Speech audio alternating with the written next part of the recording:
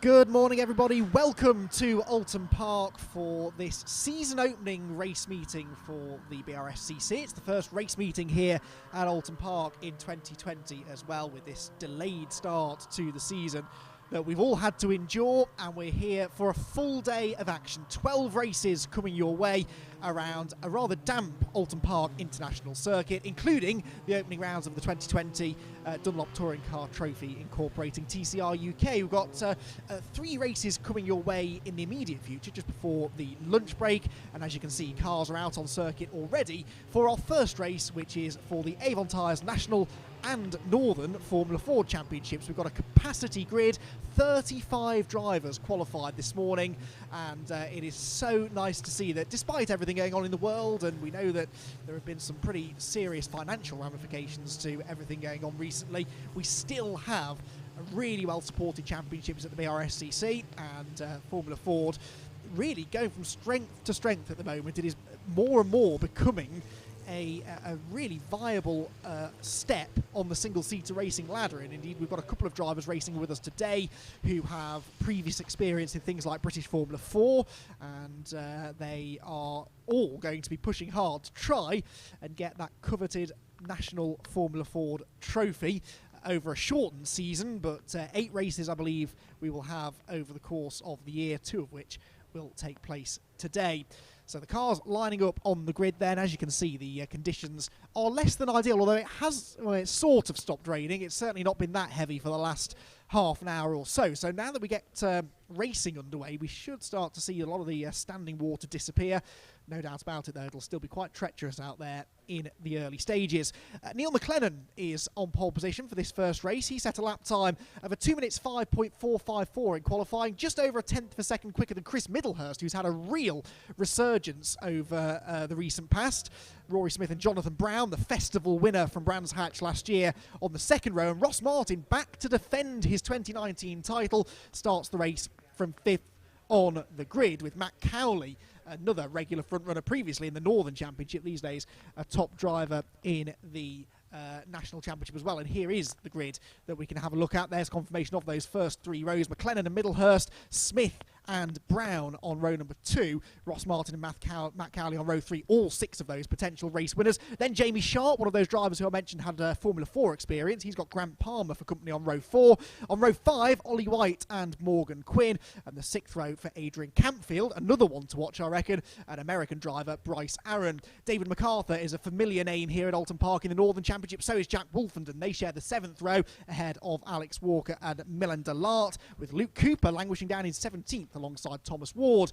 Then Rhys Lysett and Andrew Thomas. Peter Daly, chairman of the BRSCC, is on row 11 with Nigel Dolan. Then Neil Patton and Neil MacArthur. Neil Plimmer, former Fun Cup champion, running down in 25th on the grid. He is a former champion, though, of Formula Ford racing. It is a field packed full of competitive drivers in both the national and northern elements of the race. The lights, though, are out. We're away and racing for 20 minutes around the Oulton Park International Circuit. And who gets the jump off the line? It looks like a good start made by McLennan from pole position. Look at the spray, though, back in the middle of the pack. It is almost impossible to see where you're going through that first corner.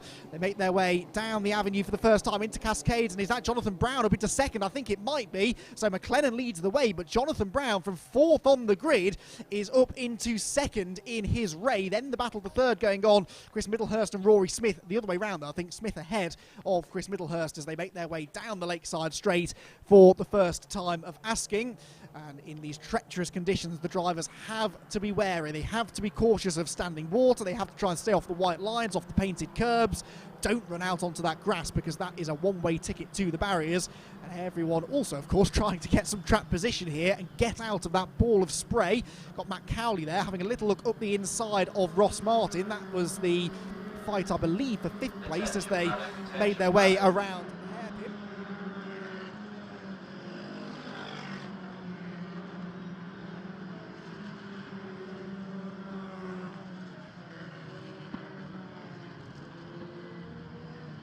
So down through the chicane they come then for the first time, and everyone just trying to survive the opening lap, I think, more than anything else. Oh, Rory Smith gets a wheel on the grass there, turning into Knickerbrook Corner. That should lose him speed off the corner, and on the run up the hill, he may be under some pressure from the car behind. Coming through, though, towards the end then of this first lap of racing of the day. And actually, apart from that little moment, I haven't seen anybody going grass tracking. No one's been off the road. It's been, we're going to pan back to a car off the road, aren't we? Of course we did. One of the northern runners, I think, there towards the back of the field having a moment at Hislops. But for the lead contenders, they are up at Druids for the first time. And Jonathan Brown, then, the man on a mission, dominated the Formula Ford Festival at Brands Hatch at the back end of last year. He won his heat, he won his semi-final, and he dominated the final, won it by a fairly comfortable margin as well in dry conditions. Now, though, in the wet, he is looking strong as well. So McLennan leads the opening lap then. Brown second, Smith third.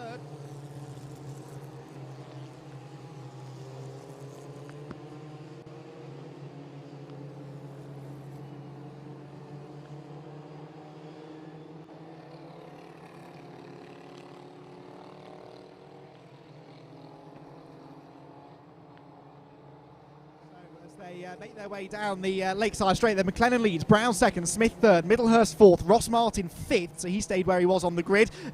Ollie White has gained a position as well. He's up to 7th position, so Ollie White, who does tend to go quite well in the wet, is continuing to do so again here at Oulton Park. And now the drivers have survived the first lap. I think we'll start to see a few of them getting a bit more racy. It's only a 15-minute race, this, remember. The Formula Ford races are a little bit shorter than a lot of other races that we tend to see on these sort of meetings. And so they've really got to try and get a move on. There's number 14 going through, a little bit further down, sorry, 41, excuse me. That is Walker down in 17th place. And he's got a real train of cars right behind him, including people like Reese Lysett, who has recently made the step across from F1000 competition. That's sort of slicks and wings motorbike engine class. This is a little bit different. He's probably got a bit less aerodynamic grip that he's used to.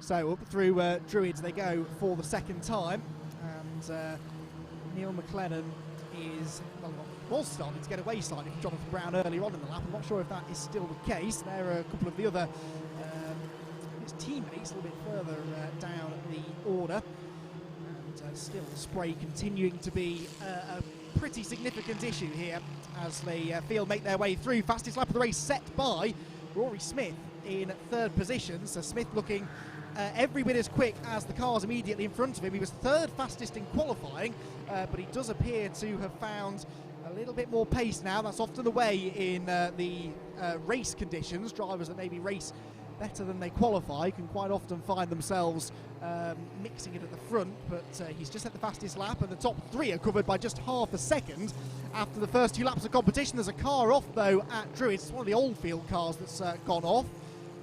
Might that be number 77, I wonder, because that car has not come through. This is the lead pack sliding its way through. Yeah, Daniel McIntosh, I believe, is the driver that we've had off at Druids. He didn't appear to have hit anything, so he should be okay to carry on. This, though, is the battle for the race lead, and Rory Smith is already into 2nd, ahead of Jonathan Brown, and now he wants the race lead away from Neil McLennan.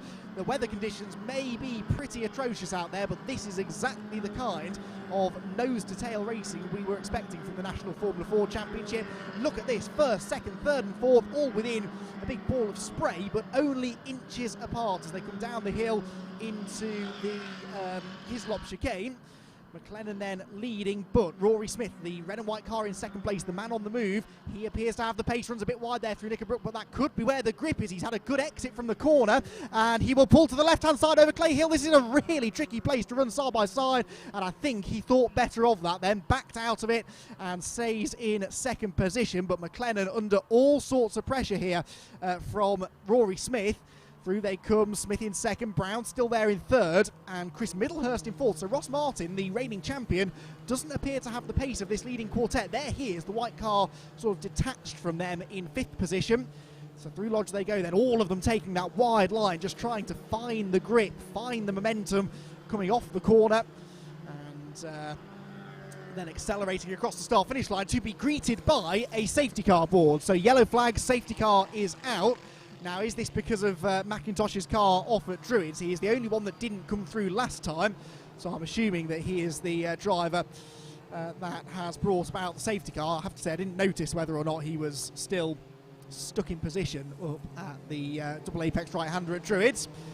That's a shame because, yes, indeed, there is McIntosh's car, so the Oldfield Motorsport driver, unfortunately, out of the race. The car doesn't appear to be damaged as such, but I would imagine he's stalled the car, and they're not always the easiest of things to start back up again once that happens, so that is the reason for a safety car. Now, it is sometimes the case in Formula Ford racing that because they're 15-minute races rather than the traditional 20-minute races, they sometimes add time back on at the end of the race as a result of safety cars, but we're pretty pushed for time today at Oulton Park. We've got racing due to run right up to the 6:30 p.m. Curfew, so it may not be possible to do that on this occasion. We'll wait and see, but the time is continuing to tick down. No, I think they've already added an extra 5 minutes on, so we're back at 12 minutes and 20 seconds remaining. And I suppose any time that gets used up now, they will aim to take out of the lunch break a bit later on. So the order then, McLennan leads the way, Smith second with the fastest lap. Some bodywork, I think, there being recovered down at the Hislop chicane. Jonathan Brown dropping down to third again after that really good start that he had. Fourth for Middlehurst, with Ross Martin, the reigning champion, in fifth. Matt Cowley sixth. Ollie White is in seventh. Jamie Sharp is eighth. David MacArthur ninth, and Bryce Aaron is in 10th position. So Bryce Aaron racing pretty well at the moment.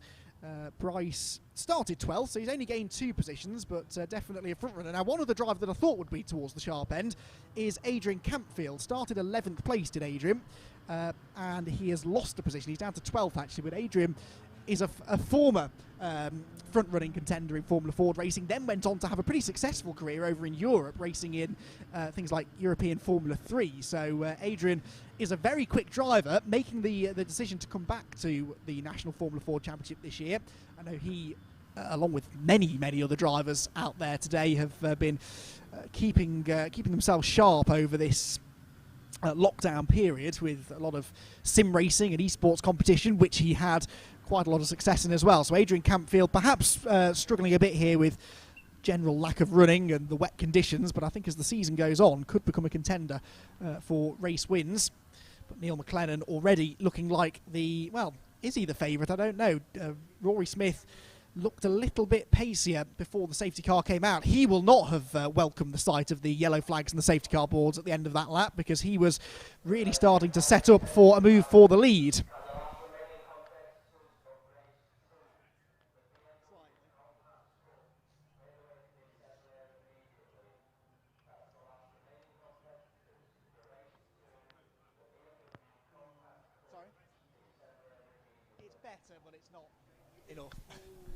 So back over Clay Hill we come then, and hopefully this won't take too long to get the car cleared out of the way. As I say, it hadn't made the barrier, so there's no significant damage done. There you can see the tow truck looked like it was in position to move it and then left the scene. So the car is still stuck at the side of the road.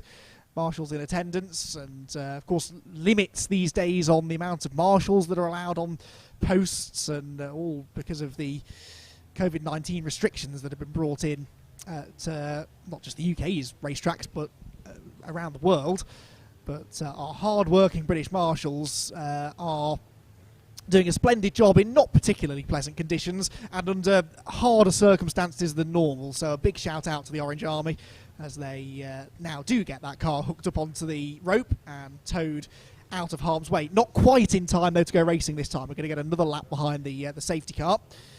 So last year in the National Formula Ford Championship, Ross Martin really was the man to beat. It was a pretty competitive season, but in the second half of the year, Ross really started to extend the margin, in the end winning the championship with a round to spare. He actually wrapped the title up at Silverstone before the final couple of rounds of the championship, and that meant that he could relax and prepare for the end of season Brands Hatch Formula Ford Festival and Walter Hayes Trophy events, neither of which he was able to win, unfortunately, which I know is something that he'll regret. And as well as trying to launch another title assault in 2020, he's going to be looking to maybe come back at the end of the season and get those two very special awards as well. The 49th running of the Brands Hatch Formula Ford Festival will take place towards the end of this year. But for now, the drivers very much concentrating on the National and Northern Championships. Don't forget, we've got the two grids combined here, which is part of the reason we've got this capacity grid, but 20 or more of the drivers out there are racing in the pro class for the National Championship. And at the moment, it looks like car number 38 is leading the northern element of the race. And that is one of the cars that started a little bit further down the field. But that's interesting. There isn't number 38 on. Oh yes, there is Andrew Thomas. Yes, Andrew Thomas in his Magal, leading the northern element of the race. The Northern Championship series that, as the name would suggest, is based in the north of the country, predominantly here at Oulton Park and at Anglesey over in Wales, with the occasional away day to somewhere like Donington Park or Silverstone, maybe down to the Midlands. But a really hotly contested championship in its own right, actually. Lots of loyal drivers who have been racing in the championship for a number of years, and it also attracts a fair few drivers that we see racing at national level who want to get a bit more track time maybe in the car. And as I said, it tends to be a championship that runs about 5 or 6 events up here in the northwest of the country.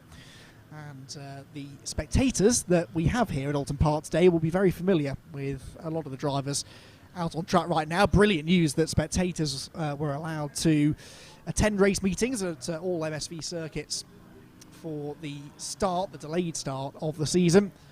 And the spectators we have got here today are, I'm sure, going to be taking cover from the atrocious weather, but as an Oulton Park regular myself, I know that it doesn't tend to put them off. It's a very well supported circuit. Lots of the locals tend to come and enjoy the racing here at Oulton Park. But today, thankfully, if you didn't fancy braving the elements, at least you've got the live stream to keep you up to date with all of the action, which hopefully will resume at the end of this lap, because I'm pretty sure that they've moved the number 77 car out of the way. Yep, the safety car's disappeared from shot. So we're going to go racing again this time, and this battle for the lead is set to resume. Neil McLennan was under a lot of pressure from Rory Smith before the safety car came out, and now that it's coming back in again, let's see whether or not Rory is able to continue that attack and maybe find a way through. We're going to have about 5.5 minutes of racing left, so that's time for another 2, maybe 3 laps. Lap times were just over 2 minutes. And so we should get another, at least 2, as I say, maybe a 3rd lap in as well. Right, leaders have gone, so McLennan accelerates. Good restart for he and Smith. Not so on his toes, though, was Jonathan Brown in 3rd, so he's going to be under pressure from Middlehurst and Martin behind him. Over the elite we come then. We are racing once again. 5 laps in the books for round number 1 of the Avon Tyres National and Northern Formula Ford 1600 Championships. And off into Old Hall Corner they go, the field streaming its way through. And the rain, I have to say, has got a little bit heavier whilst the safety car was out, so there may be a bit more standing water out there as well. But that will not deter these drivers at the front of the field from racing hard. McLennan taking the wide line there through Cascades Corner and down the Lakeside Straight, but it looks as though maybe Rory Smith was off the corner better. He tucks into the slipstream, tries to get a run down into Island Bend. It is a tricky part of the circuit to run wheel to wheel, though, in the dry, let alone in the wet conditions. And I don't think Rory Smith is quite close enough to have a go. Well, he takes a slightly tighter line in, but just looking to try and get some visibility, really. If you run in the wheel tracks of the car in front of you, you cannot see where you're going, so sometimes you will see drivers taking some slightly weird and wacky lines just to try and get a clear line of sight into the next corner. So leaders then head out of Shell through the right-hander into the Britain chicane, the first of these 2 chicanes in quick succession at Oulton Park, scrabbling for grip coming out of the right-hander there. And over hilltop we go again. Now, where does Rory Smith make his move? He looks a bit quicker, but where is he going to be able to find a way through? Down into the chicane, they're starting to stack up again here. Look, Jonathan Brown and Chris Middlehurst are back on their tail, and here comes the move. Oh, no, there's not quite room up the inside there. McLennan was taking the traditional line into Knickerbrook Corner, and Rory Smith thought for a second that he might be able to sneak up the inside, but again, discretion is the better part of valour. It may be a short season, this, but that doesn't mean that you can afford to take too many risks in the early stages. if you wreck your car now, you may not be able to get back out there again in race number 2, and because it is a short season, consistency I think will be key. 1 or 2 non-finishes are going to completely derail a potential championship campaign. So through the final turn, once again up towards the timing beam, this will be the completion of lap 6, and look at the way that McLennan is starting to stretch away again now as the field blasts past my commentary position. And well, yeah, he was quicker there. 0.7 of a second is now the margin. Side-by-side action behind, and Matt Cowley is dropping down the timing screen. Have we lost Matt Cowley, I wonder, out on track? The yellow and black car I don't think has come through, so Matt Cowley, as I said, a former front runner and championship contender in the Northern Championship, not having a great start to the season. He has come through in 23rd place, so Matt Cowley has definitely had a whoopsie somewhere on that lap, and that's dropped him out of the top 10. It elevates the number 30 machine now of Grant Palmer back into the top 10. Grant started 8th and had fallen down a few positions over the early stages of the race. Into Shell again then, and taking the wide line there through the banked hairpin. Side-by-side action here in the middle of the field. Now this looks as though it might be the number 41 car of Walker again. Alex Walker there in the Van Diemen trying to get up the inside, but the inside is not always the grippiest part of the racetrack. And the line that has the most rubber laid down in the dry, that tends to get quite slippery in the wet, so the drivers were saying that they really need to stay off that racing line, but the track's so narrow it's hard to do that. Oh, one car straight on at the chicane. Who's that? I think that is the 41 car of Walker again, isn't it? This yeah, takes the 23, excuse me, that is. So it's one of his teammate cars, and that was Bryce Aaron, who the American driver who was running inside the top 10. Bryce Aaron has straight lined the Hislop chicane. Shouldn't cop a penalty for that. I don't think he gained any advantage from that, but definitely needs to try to stick to the pre-agreed racetrack down at the chicane. And through Druids Corner.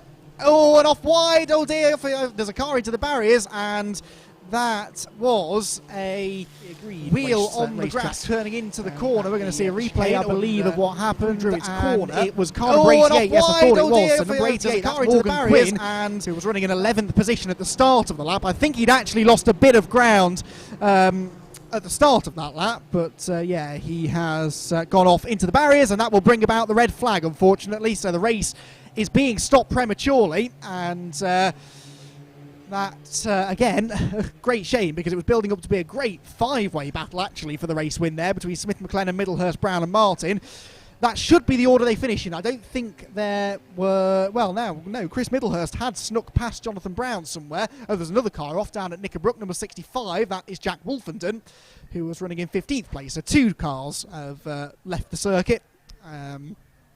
This one down at Knickerbrook, and then Morgan Quinn up at the very next corner through the double apex right-hander at Druids. New livery on that Jack Wolfenden car, I noticed. Thankfully, he hasn't damaged it, but... there's a car there with 3 wheels. I'm no mechanic, but that is not what that car is supposed to look like. I can't even tell who it is, because the entire... it's one of the Oldfield cars, isn't it? It's not been a good day for the Oldfields. And... might be car number 2, yeah, so there is a number 2, that's a start, and that is quite a lot of rear damage to the car. It is one of the Oldfield cars, and it appears to be, well, certainly going no further. That's Milan Delart, one of our international drivers racing with us, who has clearly been involved in contact. Now, was that with Jack Wolfenden, I wonder, because the 2 of them are off at the same place. Of course, what's also possible is that as he slowed down for the red flag, someone behind in the spray perhaps didn't see that he was slowing down. That is always a danger in the wet conditions. So 3 cars then off, Jack Wolfenden, Milan Delart and Morgan Quinn, and as a result the red flag has to fly. So that means that Rory Smith is being called the race leader according to my timing screen, but I'm pretty sure it'll end up being Neil McLennan, because the results should go back a lap. So it should be McLennan, Smith, Brown. All of that actually changed on the final lap of the race, though, so we'll wait and see if we can get official confirmation of the result. But that is an unfortunate way to end our first race of the day. It was an entertaining one up until that point. There's Jack Wolfenden, who will trudge back through the gravel trap, do the walk of shame in front of the spectators down at Knickerbrook. Always a popular place to watch the racing. You can see why, because there's plenty of action down at that particular part of the track. So our first race then comes to a slightly premature conclusion here for the Avon Tyres National and Northern Formula Ford Championships, but they do have another race coming up later on today. I remind you there are 3 races this morning, or before lunch I should say, because it's nearly 12 o'clock now local time. We've got the Nankang Tyre BMW Compact Cup up next, and then the first of 2 Caterham Academy races. The white group will be out there for their first race of the day. Then we have a lunch break before our first Dunlop TCT race and TCR UK race with the VW Cup later on as well. So, small break then before we get into our next race, and that, as I say, will be for the Nankang Tyres BMW Compact Cup.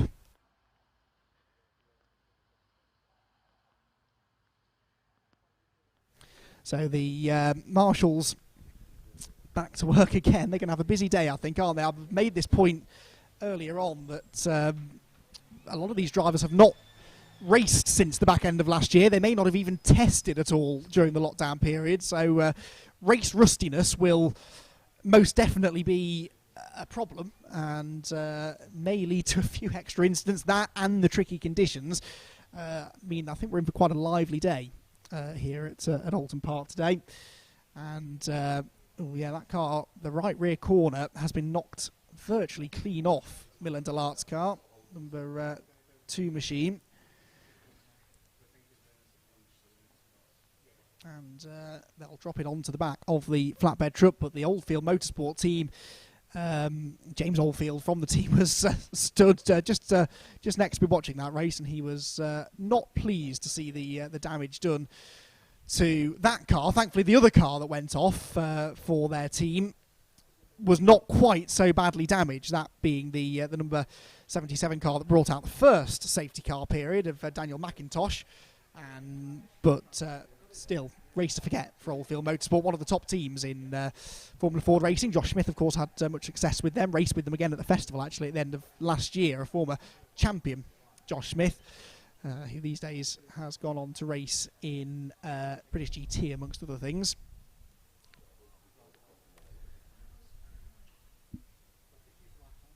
So, still waiting for official confirmation, of course, of what this result is, because the result should go back a lap, but it all changed on that last lap, so it all depends on the timing of the red flag, which is why there's a small delay, I think, in getting the result, because it hasn't been decided, quite honestly, yet. The standard protocol is that you go back to the last full completed lap, but with the amount of changing that was going on there, including in the lead group, it does lead to some complications. There's Jack Wolfenden back in his car now, just to assist with the recovery process.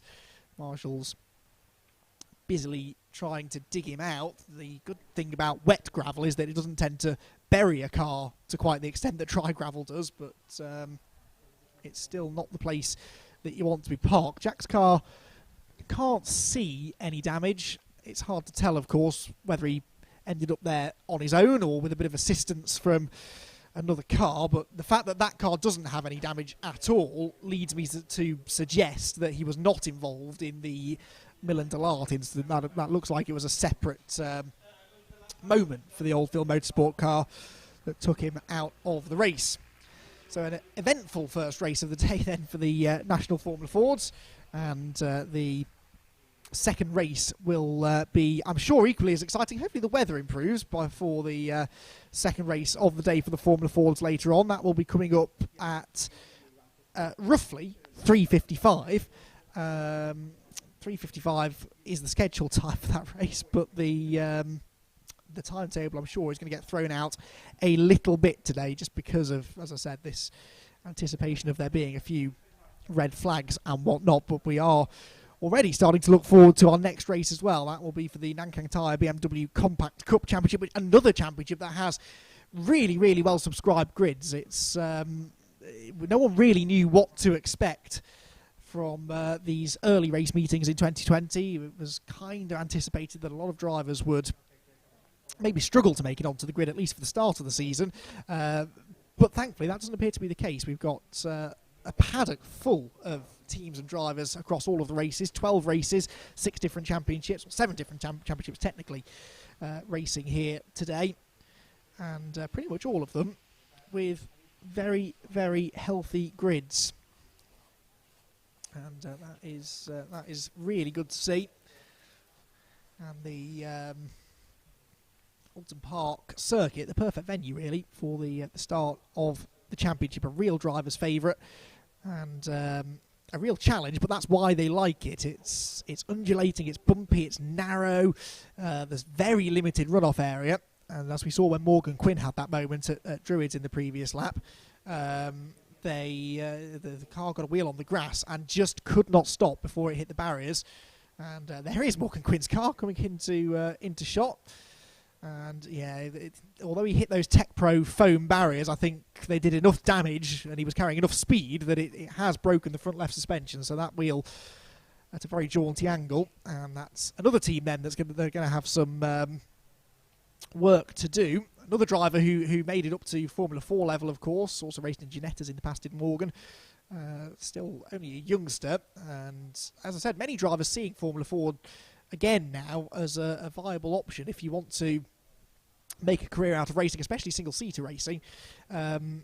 Formula Ford, because of this resurgence in grid numbers and in exposure as well, BRSTC have done a brilliant job with the National and the Northern Championship, but the National Championship in particular. And that has made it a very attractive proposition for those drivers looking to make it in the world of motorsport. And it's a snowball effect, isn't it? As soon as more drivers start to appear in the championship, it gets more and more popular, and hopefully we're heading back into another era of Formula Ford supremacy, because it is, I still maintain, one of the best breeding grounds of racing talent, because there are no aerodynamics, they don't run on slick tyres, racing is really, really close. It teaches you everything you need to know about being a racing driver, how to control the car and how to race in close quarters with each other. And that is why Formula Ford racing is and will always be extremely popular.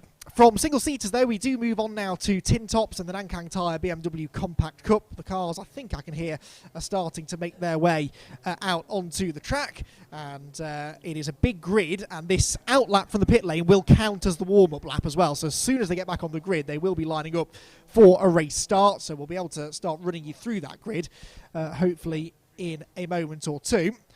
And this is a very, very popular championship as well across among the UK motorsport community, which again has got more and more competitive in recent years, and that therefore makes the achievements of the reigning champion Stephen Daly all the more impressive. He is a 3-time defending champion, going for his 4th consecutive title this year, Stephen Daly, and the Scottish driver and his KC Motorsport team, I think they're running about 10 cars in the championship this year. It is extraordinary, the effort that they've gone to.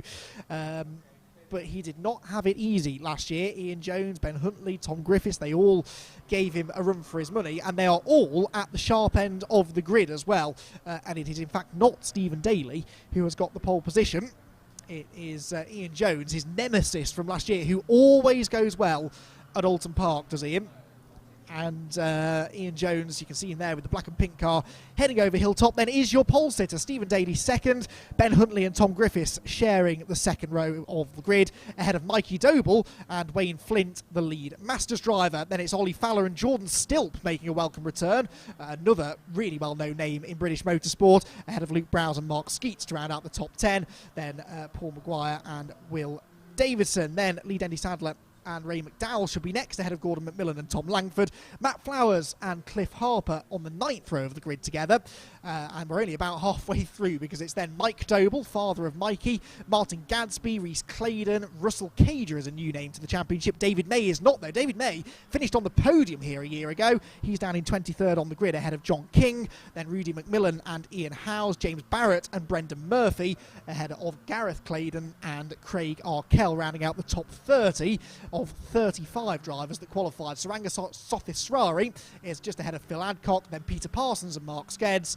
And at the back of the grid, Branko Kibrowski. Now, Tom Evans was supposed to actually be a 36th entrant, but I don't think he has made it out onto the track.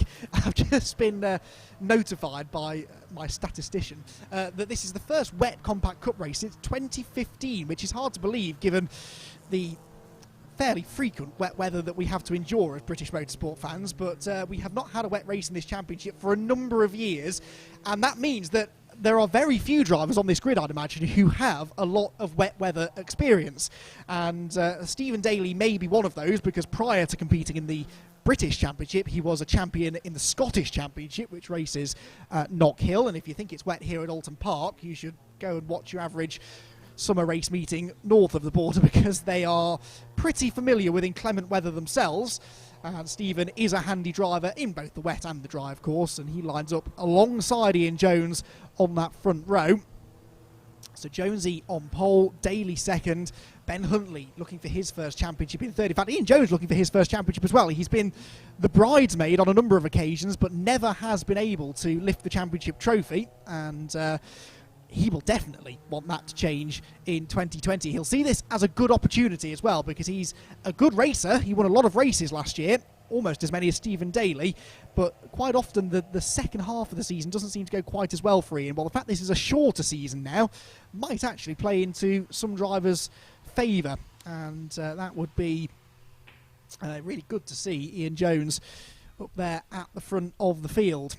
So a big grid of cars assembling, real family atmosphere in the Compact Cup Championship as well. And the Championship sadly lost a member of that family over the winter, actually. Stu Wright, a good friend of all of the drivers, all of the people who have worked on the Championship, myself included, sadly passed away in January. So the drivers, I'm sure, will all have Stu on their mind today, and they'll all want to put on a real show in his memory. And I've got a feeling they're about to, because Compact Cup racing is never dull.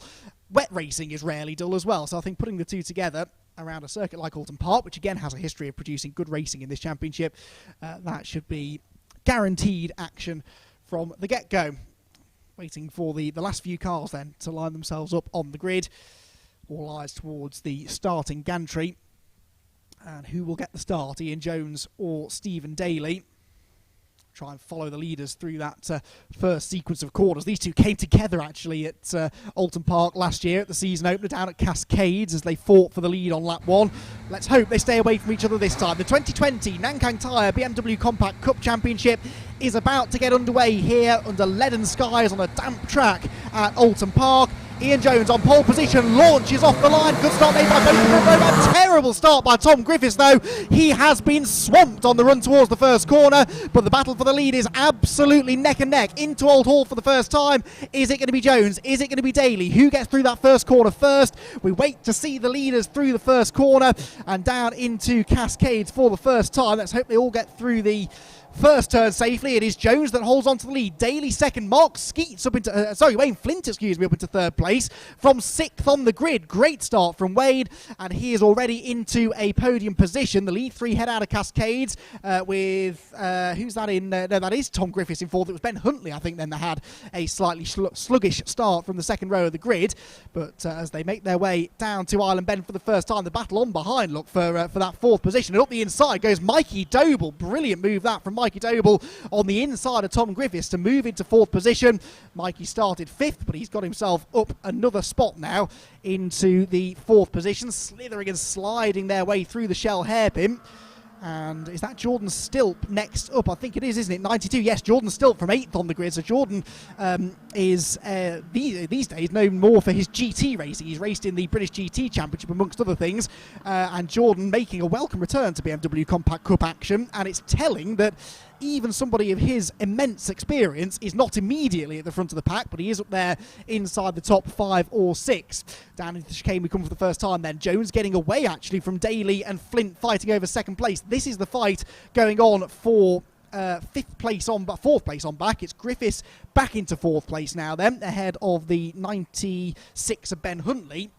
Throwing me a bit because he's got a new livery on that car for this year. They like to do this to confuse us simple commentators, but he's running in that 5th position now, just ahead of Mikey Doble and Jordan Still. Ollie Fowler appears to have lost some ground though, and there's a car off there further back. Might have been Luke Browse, but I didn't quite catch the number.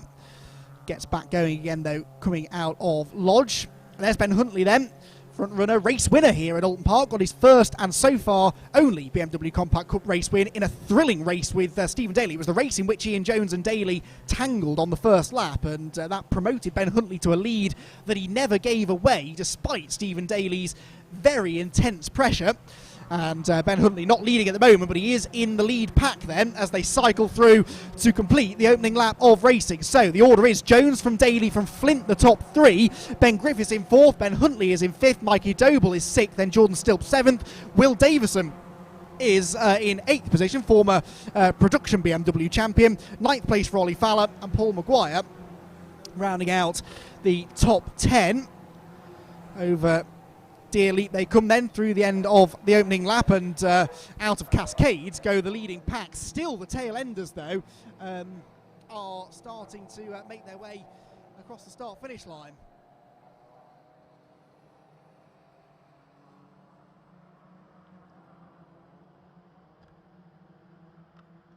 So into the shell hairpin then, and there goes Tom Griffiths under pressure from Ben Huntley, 2 of the young guns in the championship going wheel to wheel, and Huntley has found a way through. That was a textbook move up the inside, but then he gets sideways on the exit and Griffiths almost hits him and gets back up the inside once again, and Griffiths goes back through. So that was a perfect example of how the grip is not always on the traditional racing line. Huntley went in on the inside line, which worked well, but coming off the corner had absolutely no traction, and Ben Huntley ends up Griffiths with no traction. No, Huntley's got back in front actually. He's coming out of the chicane. He's managed to get his way back in front of Tom Griffiths once more, and does now make stick the move for 4th position. Top 5 maybe starting to break away slightly from the cars behind. It's still Mikey Doble, best of the rest in 6th, although he's kind of tagging along with them, isn't he, through Knickerbrook. There he is. Had a good run through Knickerbrook actually, and does now start to attack Tom Griffiths in front. And then the fight for 7th there, you can see in the background. That looks as though Will Davison, yes, still challenging Jordan Still. Car off at Shell Corner, though, and can't quite see the number on that car. It's one of 91, that is, thank you. So Craig Arkell has had a rotation coming out of the Shell hairpin. Also noticed that Rudy McMillan's coming to the pit lane at the end of the opening lap, so there have been quite a few drivers, or a couple of drivers anyway, running into difficulties at the start. So field streaming through, and Ben Huntley there straight on at Lodge Corner, very nearly ran off the track completely. He had closed right in though on Wayne Flint, so Ben Huntley is the one to watch here really. The blue and yellow car in 4th position, looks as though he's one of the fastest drivers on the track. They go across the start finish line once more with Stephen Daly setting the fastest lap. Craig Arkell's car clearly has stalled, so the marshals give it a bump start, but it's going the wrong way down the track now with the leaders not that far away, so hopefully he gets pointed in the right direction pretty quickly. He has. And Craig Arkell gets going once again. Now there's Huntley ahead of Wayne Flint. So Huntley has already made the move into 3rd, but he's sideways, he's off. Ben Huntley onto the grass. Oh, that's a real shame. Running so well in 3rd position there, gaining ground almost quicker than we could keep up with it. But he bounces his way back on the track just behind Ollie Fowler. So he's going to be down in about 10th or 11th place after that. And that promotes Wayne Flint back into a podium position again. And it rather lets these 2 drivers off the hook, I think, because Ian Jones and Stephen Daly were being caught, I think, by Ben Huntley at the start of this lap. But look at the gap they've got now over Wayne Flint in 3rd, Tom Griffiths 4th, 5th place Mikey Doble, 6th now for Jordan Stilp on his return to the championship. And 7th position for Will Davison, then Fowler, Maguire, and maybe Mark Skeets into the top 10. It all depends how much momentum Ben Huntley had lost as he bounced his way back onto the road there coming out of Cascades. Over the hill we go. There you can see the gap between the top 2 drivers and the fight for 3rd, which is intensifying again now. Wayne Flint is in 3rd position, but Tom Griffiths would quite like to take it off him. and they're all being caught by Jordan Stilp. So the number 92 car, the blue car you might catch in the background, fourth in this line, is arguably quicker than those three on this lap at the moment. About to flash through shot. There he goes. Well, he's not quite as close as I thought he was, actually. Maybe didn't get a great run through the Hislop chicane. The closest pair, though, definitely Tom Griffiths and Mikey Doble. Mikey was there or thereabouts all the way through 2019 and really started to come on song in the second half of the year. So for him, 2020 is definitely an opportunity to start winning races and maybe start fighting for a championship. He is a very enthusiastic racer, and he's very enthusiastically looking to try and find a way past Tom Griffiths, because Tom is not as quick as him at the moment. Down into Lodge they go. No way into the right-hander to go through. There is Ben Huntley, so he's actually further down the order than I thought. I think he's dropped down to about 10th place. Paul Maguire just in front of him. So the leaders go across the line, and that was side by side there, I think, between Flint and Doble. And Mikey Doble, by the time we next see the leaders, may well have himself back into a podium position. So through Old Hall they go. Is he back through? No, he still hasn't got himself past Wayne Flint. Fight for fourth, this of course, not for third. Third place is still Tom Griffiths, but Griffiths can't escape, even with the cars behind battling each other. Tom Griffiths just can't get away from them. And Wayne Flint is now actually starting to harass him a little bit more than Mikey Doble is applying the pressure onto his rear bumper. So Griffiths third, Flint in fourth, Doble in fifth. How's Mikey's dad Mike getting on? He is 20th, so he's gained a bit of ground into the top 20 now. You score points pretty much wherever you finish in this championship, but of course you really do need to be somewhere near the pointy end to be scoring the big points to fight for a championship. And all of these drivers, the majority of the top 10 drivers from last year have made a return to the championship in 2020, which is fantastic to see. Obviously, the continued support from a lot of drivers, many of whom have been racing in BMW Compact Cup for several years now.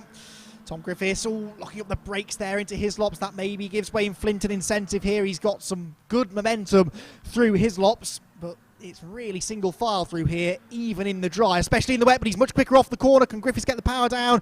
Just about.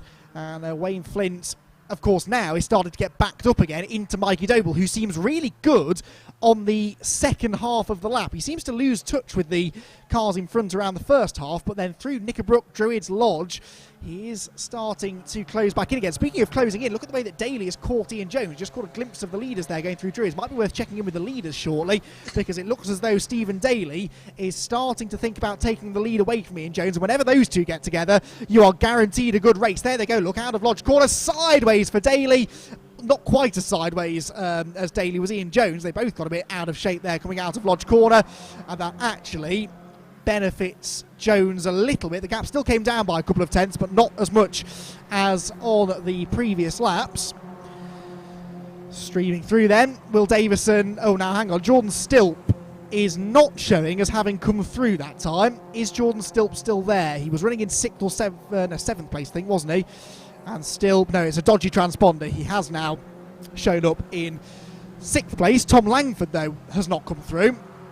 Oh, he has now down in 17th, so he definitely has been off the road, Tom Langford. He's lost quite a bit of track position on that lap. Just under 5 minutes to go, so we're into the final third of the race, and this is the battle for the lead of the race. Ian Jones has been reeled in now by Stephen Daly. The fastest lap, though, has been set by the recovering Ben Huntley down in 8th position, number 96. And Ben will be kicking himself, no doubt, at the mistake that he made down at Cascades. He nearly went off at Lodge corner the lap before, and then he did it properly down at Cascades a couple of corners later. Traffic ahead. Now that will be Craig Arkell, who had that spin up at Shell on the opening lap that they're going to put a lap on. And he sees them coming, sees the blue flags, and moves dutifully out of the way of the race leaders, who can continue their battle. And again, this gap seems to ebb and flow. At certain parts of the track, it looks as though Daly's closing in, and then Jones just stretches it again. Two very different lines there into Hislop chicane. Jones takes the tighter defensive line, Daly the wide line, which would traditionally be the quicker way into the chicane, but that is where all the rubber is laid down. That might not be where the grip is in these, I think we can call them damp conditions now. It's not really getting any wetter. The rain is falling once again though, so I think the chances of seeing a perfectly dry line before the end of the day are getting more and more remote. Over Clay Hill, there goes Ben Huntley, so his next target is Jordan Stilp, so he's found a way past Will Davison on this lap, so Huntley back into 7th, and they will start the second race, I believe, based upon the results of the first one, so the further up the order he can get himself now, the better his chance of getting on the podium in race 2 will be. These two, though, already in podium positions, but they're now starting to debate who gets the top step. Will it be Jones or will it be Daly? That's likely to be the question we're asking ourselves all year. It's definitely likely to be one of those two that will lift the championship, you'd have to say, on previous experience. Both of them multiple race winners in this always competitive one-make championship, but Jones, the one looking for his first championship title. Back through they go again then, and yeah, Ben Huntley in 7th place, still the fastest lap holder. Off has gone, is that 184 or 104? I think it must be, mustn't it? Which is, Carlin was running right towards the back of the field anyway. That's up at Ireland, I reckon, that car has been off, and that'll be Tom. Oh, that's Tom Evans then, I think. So Tom Evans did make the race, despite, I don't think he made the start. I think he may have started from the pit lane, but he's on the grass coming through Ireland. Thankfully will rejoin. Ollie Fowler there gets a bit sideways in 8th position. Paul Maguire behind him, and Mark Skeets into 10th.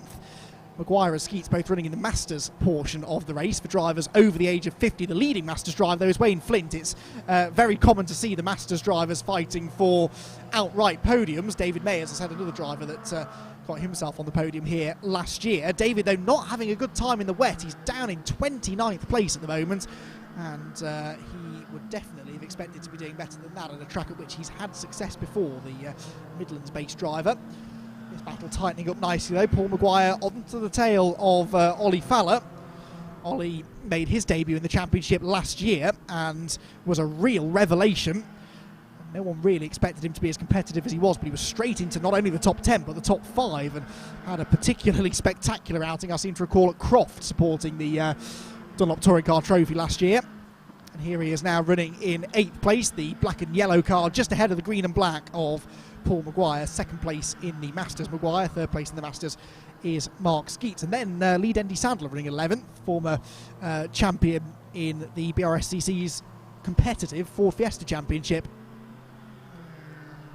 Over Clay Hill then, back towards the end of another lap. And this will be the start of the final lap of the race, I think, with Ian Jones and Stephen Daly. There's less than a minute on the clock. Here they come. Jones still not able to shake Stephen Daly, but I do wonder if maybe Stephen's going to be happy to settle for 2nd place. It's not a massive points difference between winning or finishing 2nd in an individual race, and so it might be that Daly will take the points for 2nd, given the tricky conditions out there. It's risk versus reward, isn't it, for Daly? He would love to go for the win, but it may not be worth sticking the car into the gravel, or worse, into the tyre barriers in an attempt to get past Ian Jones. So through Cascades they come then for the final time. Is there going to be a mistake from Ian Jones here, or has Stephen Daly got no choice but to settle for 2nd? Looks like Jones is getting away now, actually, through Cascades. The gap was 7/10 of a second at the start of the lap. There is a back marker in front of them, which they will catch going down into Island Bend. Or yeah, it's moved out of the way, actually, the all white car there, which is, I believe, the treble 6 car, which again does a good job of staying out of the way. With such big grids, especially in these conditions, you expect there to be a bit of a spread of pace, and so dealing with back markers often is a factor in these races. It looks as though Daly has really given up the fight on this last lap. Now, knowing Stephen as I do, that is unlike him. I know I was suggesting he might have settled for 2nd, but it's unlike him to drop back from Jones like this. Has he got a problem, or has he maybe just had a mistake somewhere out on the track? Dropping down the hill. It looks as though the cars are both running at speed, so Daly possibly has had a moment off camera on this final lap. I don't think it was going to make much difference, though. Ian Jones looks as though he's really had the measure of Stephen Daly so far throughout this race. Heads over Clay Hill once again for the final time towards Druids, and about to receive the checkered flag to win the first round of the championship, as he did in 2020 But for Jonesy, he really needs to try and put this together now into a championship campaign. His pace has never been in doubt, but sometimes can be a bit accident prone, and the last couple of years he's had 1 or 2 rounds where he's just not had the pace to fight for the wins. But Oulton Park has been a happy hunting ground for him, and it is the same here at the start of 2020. He heads through the dip over Deers Leap, and Ian Jones is going to win the opening round of the 2020 Nankang Tyre BMW Compact Cup. Stephen Daly in second position. And then will it be Tom Griffiths third? It looks like it will be Wayne Flint in fourth. Bit of a train of cars behind Wayne Flint. No, Mikey Doble. Mikey Doble got him on the final lap. Got fourth place away from Wayne Flint, who still wins the Masters part of the race. Ben Huntley in sixth. Jordan Stilp in seventh. Ollie Fowler should be in eighth, ahead of Paul Maguire ninth. And Mark Skeets to round out the top 10. So an entertaining race then. And great driving there by Ian Jones. Didn't really put a foot wrong in that one. All of the rest of the field coming through as well. Remarkably little incident actually in that one, certainly compared to our Formula Ford race that we had earlier on, with multiple cars throwing themselves at the scenery. We only had a couple of spins in that one, no one with any serious damage, which is good news, because the last thing these drivers want now more than ever perhaps is a crumpled race car and an expensive repair bill. So good to see the drivers minding their P's and Q's generally, but Ian Jones gets the race win. So I believe we're going to be able to have a look at some of the highlights of that opening round of the championship. The second Ian Jones on pole position, launches off the line. Good start made by both of them. A terrible start by Tom Griffiths though. He has been swamped on the run towards the first corner, but the battle for the lead is out the run into another corner. The early battling was really going on from about fourth place on back, as Ben's immense experience. He's not immediately at the front of the pack, but he is up there inside the top 5 shell at the back. Might have been Luke Browse, but didn't quite to break away. One or two drivers had moments down at the chicane on the opening lap, but generally most of the drivers managed to keep it between the white lines. Ben Huntley was very entertaining to watch, particularly in his battle with Tom Griffiths around the midway point. Got up the inside move, but then he gets sideways on the exit, and Griffiths almost hits him out of the hairpin. Also noticed that Rudy McMillan's back through. Craig Arkell had a spin at the same part of the circuit moments later. Across the start-finish line once more, with Stephen Daly setting the fastest lap. Craig Arkell ahead of Wayne Flint, so Huntley has already made the move into third, but he's sideways, he's off. Ben Huntley onto the ran out of traction. Top 2 drivers back in the top 10 third, which is intensifying again now. Wayne Flint is in third position, but that meant that Wayne Flint quite like to take it off him. Griffiths had Mikey Doble caught like winning races for third place. Doble start fighting for quicker than Griffiths, but couldn't find a way through. Enthusiastic racer initially, and he's very enthusiastically looking to try and find a way past podium position. Though Wayne Flint was pulling away at that point, he would eventually fall behind both of those drivers by the flag. Leaders continue to stretch their legs. Racing, we saw Griffiths getting ahead of Wayne Flint, like position on that lap. Just under 5 minutes to go, Daly was mounting a final third of the race, and this is the battle quicker than for the lead tail of Ollie Fowler. Race before Ollie made his debut in the championship last year. Maguire a good job of staying out of the way with such big grids, especially in these conditions. You expect the margin on the final lap of the race. It is the same here at the start of 2020. He heads through the dip over Deers Leap, and Ian Jones is going to win the opening round of the 2020 Nankang Tyre BMW Compact Cup. Stephen Daly, Ian Jones is by a reasonably comfortable margin, certainly in Compact Cup terms. So entertaining racing then from the Nankang Tyre BMW Compact Cup. Congratulations to Ian Jones for getting the first race victory of the year, as he did last year. But let's see whether or not he's able to continue that throughout the rest of the day. They've got another race coming up later on, remember. So we will momentarily bring you the correct result for that race. But it was Ian Jones who got the race win. Stephen Daly in second place. And lots of good battling going on further behind them as well. One more race coming your way before lunch, by the way. That will be for the Caterham Academy Championship. Scott Woodward is going to step in and give me a bit of a break for that race, and then we'll be back after lunch with a full afternoon of racing action. The first race after lunch is the opening round of the Dunlop Touring Car Trophy and TCR UK. Here is your Nankang Tyre BMW Compact Cup result. Ian Jones with the win, Stephen Daly second, and Tom Griffiths in third. Mikey Doble is in fourth, Wayne Flint fifth, and Ben Huntley in 6th, Jordan Stilp 7th, and Ollie Feller rounds out the top 8. And I think I'm being gestured to that it's a top 8 grid reversal for race number 2 later on, so we're going to see a slightly jumbled up grid. I know it's the top 8 we can see on the graphic. Right, I'm with you now. So there you are, the top 8 finishers at the end of that race in very tricky conditions indeed. So no reverse grid for race 2. That's a good idea though. Maybe we'll go and suggest that to the championship coordinator. So that is it for the BMW Compact Cup by the looks of it. Caterham Academy time next, and we'll take a brief pause so we can hand over to Scott Woodwis, who's here to talk you through all of the action.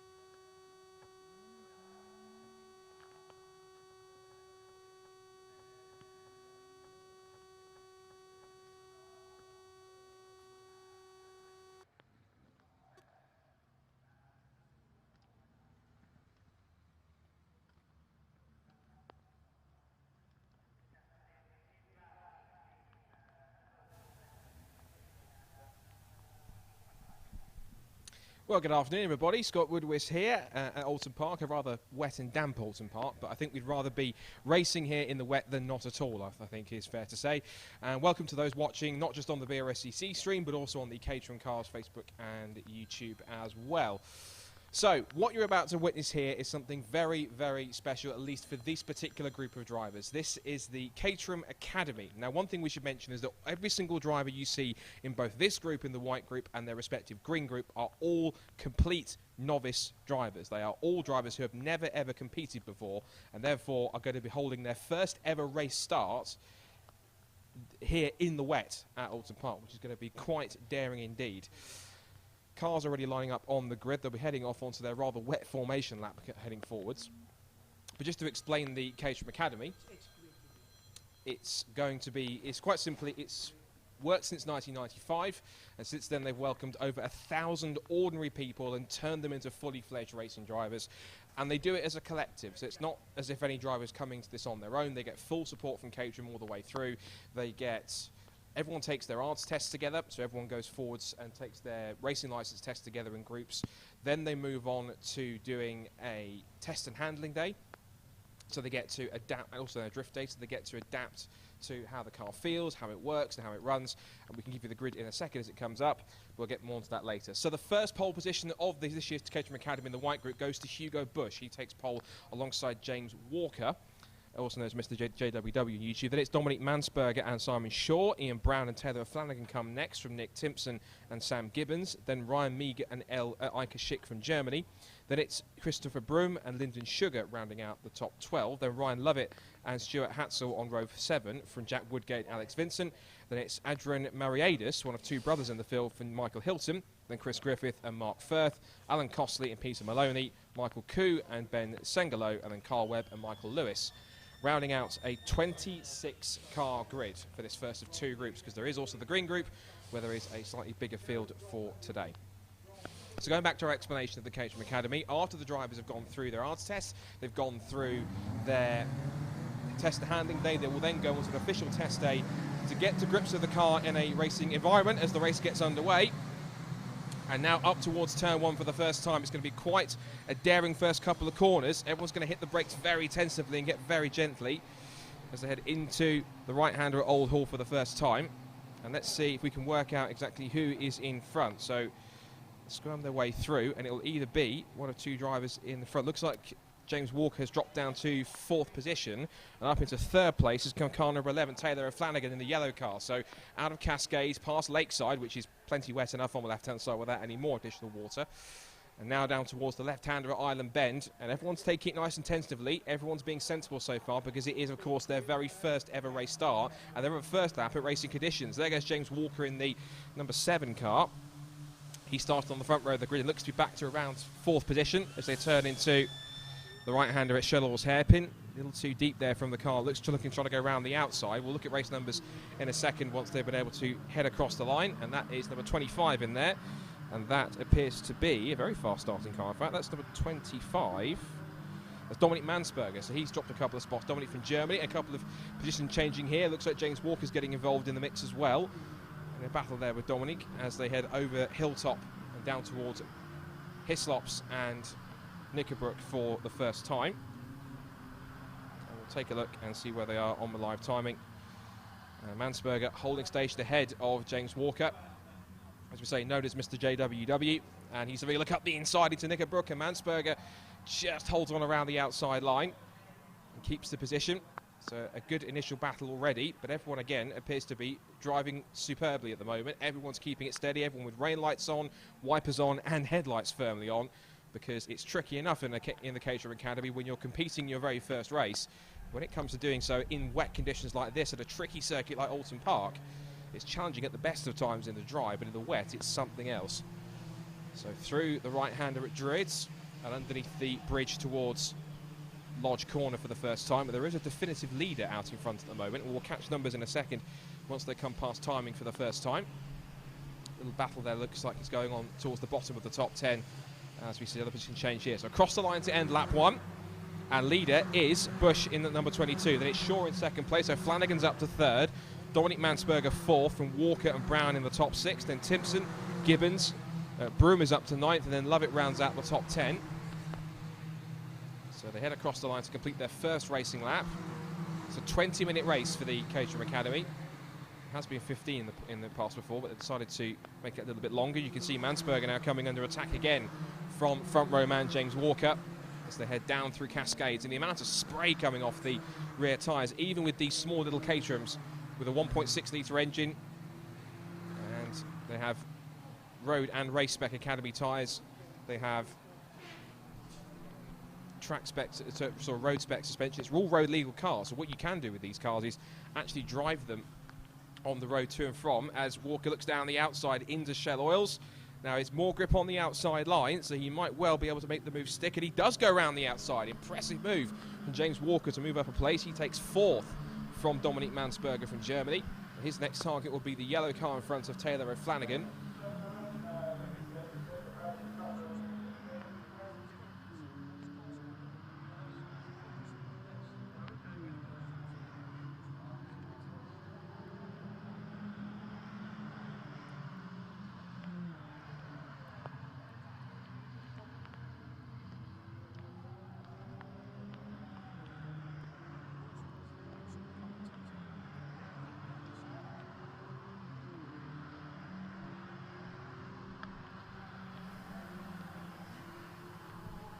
So there's been a bit of a change there, as we saw on the screen. Looks like there was Taylor O'Flanagan and James Walker were having a great scrap heading down towards the Hislop chicane for the second time. We're seeing the rest of the field heading through, and you can see the different confidence levels there between the drivers in terms of their pace levels. And there's Walker again having another look up the inside, and there's contact. He clips the right rear wing of Taylor O'Flanagan, and Taylor might not totally appreciate that, but he's going to hold on to 3rd place anyway. Bush's lead when he came across the line first time by was 1.5 seconds, so he's been able to extend that a little further. So out of Lodge Corner, across the line to end lap number 2, and we'll check what the lead gap is now for the number 22 of Hugo Bush. Across the line goes Hugo, and the gap is now up to 1.6 seconds. The fastest lap of the race does go to James Walker. That's the first flying lap at racing speeds. So Walker appears to be the man who, in pre-season testing at Castle Combe, did appear to be the man in form, but it looks to me as if he's certainly living up to that, but not just in the dry conditions, but in the wet as well. And he's having another dive up the inside, this time into Cascades, and with so much confidence on the brakes, James Walker makes it through into the left-hander at Cascades, in now to a podium position. And the next target is going to be for second place, Steve Shaw in the 86. There is Hugo Busch. And now already you can see Flanagan trying to come back up the inside at Island Bend. Dominic Mansperger in the black and green car behind number 25 is not too far away.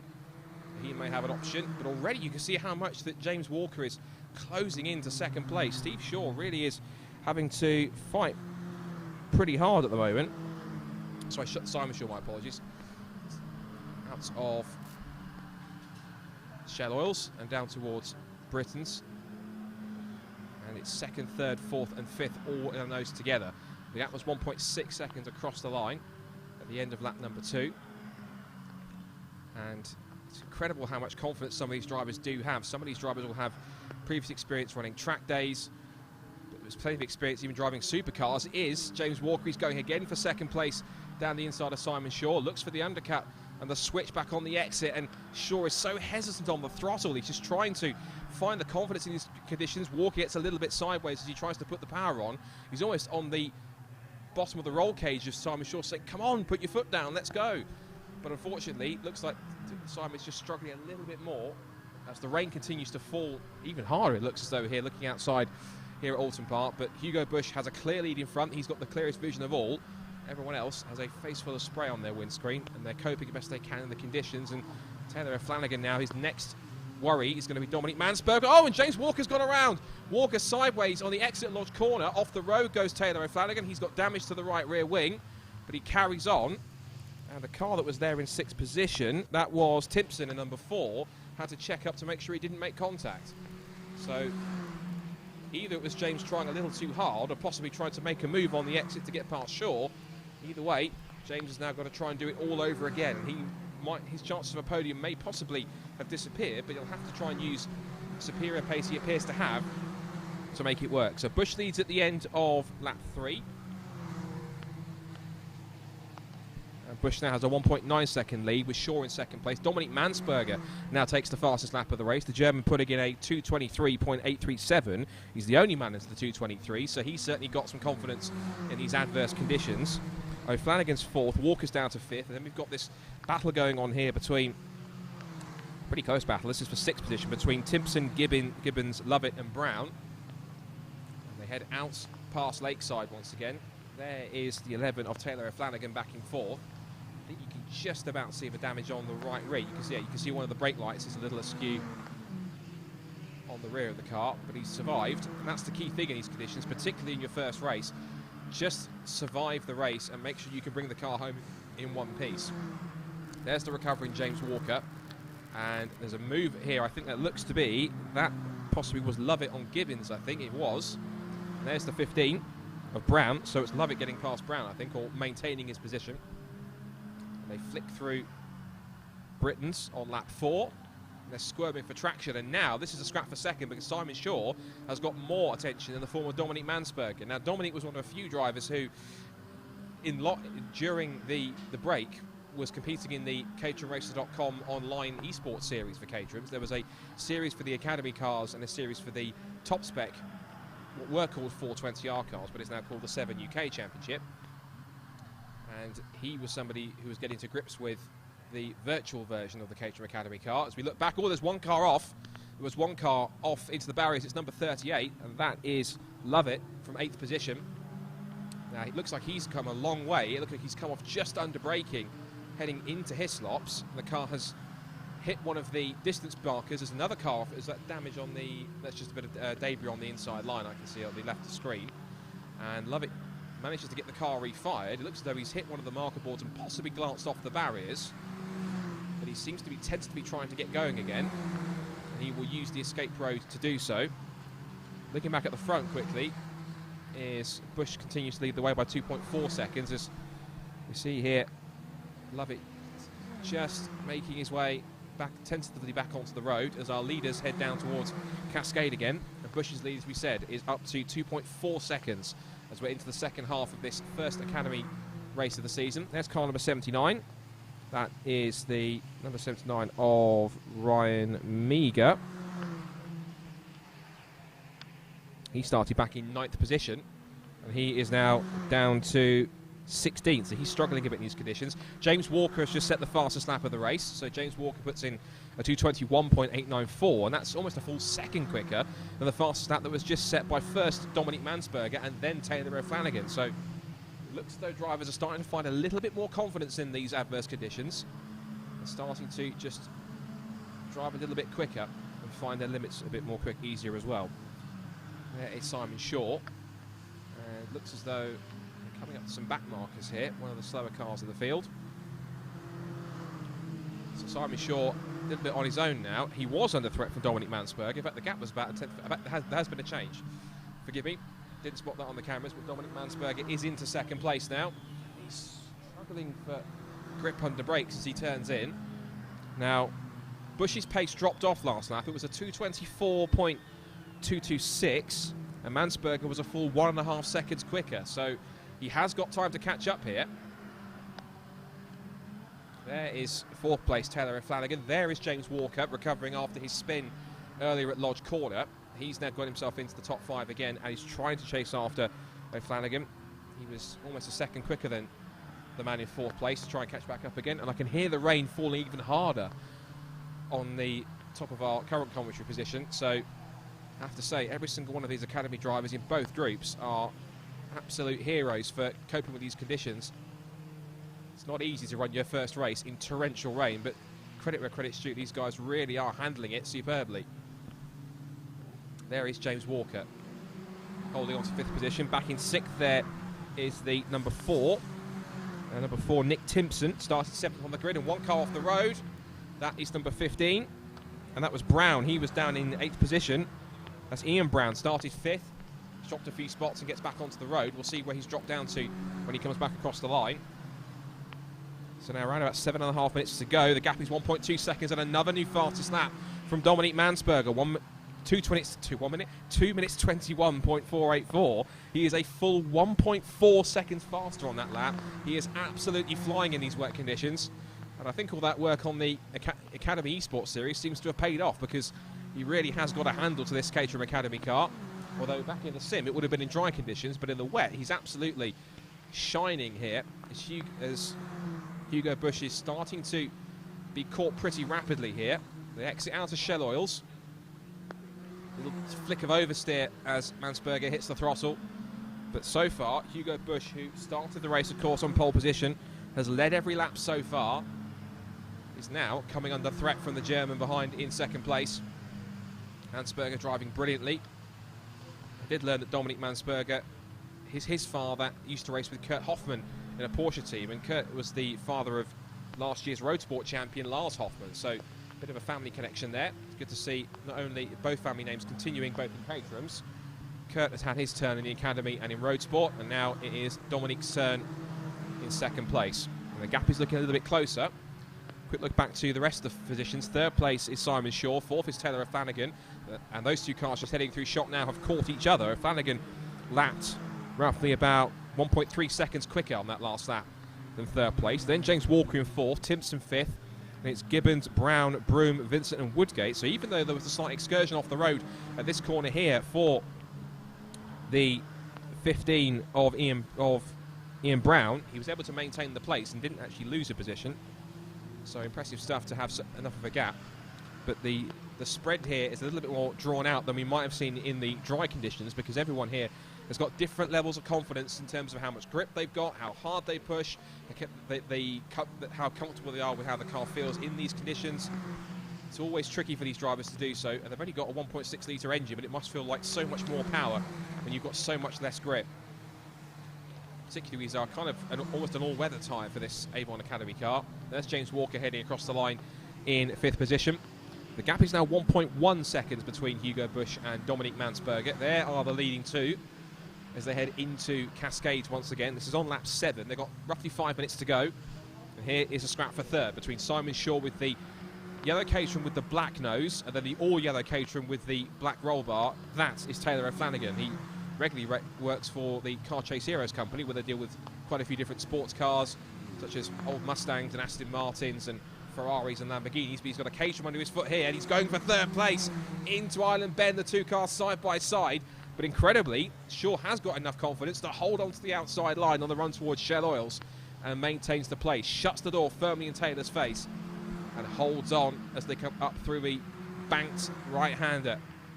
Hug the apex and fire out the other side. And you can see here that O'Flanagan has really got his tail up now. He wants to see if he can pick up a podium place on his very first race. And 2 different lines into the Britain chicane. And now up over the crest of Hilltop and down towards the chicane. You can see that the 2 leaders have closed up a little more. And look in the background, because James Walker's also charging along, and he will be benefiting from this battle, because the harder these 2 fight each other, the easier it's going to be, not only for the leading 2 to carry on pulling away, but also for James Walker to get himself involved, as Simon Shaw just finding a little bit too much oversteer than he would like. And they are crawling out there in these wet conditions as James Walker continues to apply the pressure up over Clay Hill and under the bridge, under the canopy of the trees. And let's see if O'Flanagan's got anything to try and make a move. There are the top 2, nose to tail.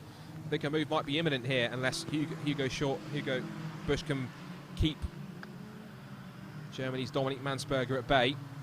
And still, Shaw holds on in front of O'Flanagan. I wonder if he's possibly just biding his time a little bit. And they are side by side on the sprint now down towards the right-hander at Lodge. And with the inside line and the better run into the corner, it is 3rd place for Taylor O'Flanagan. But is Simon Shaw going to get him back on the exit? He's going to try and put himself alongside. He might get squeezed towards the pit wall.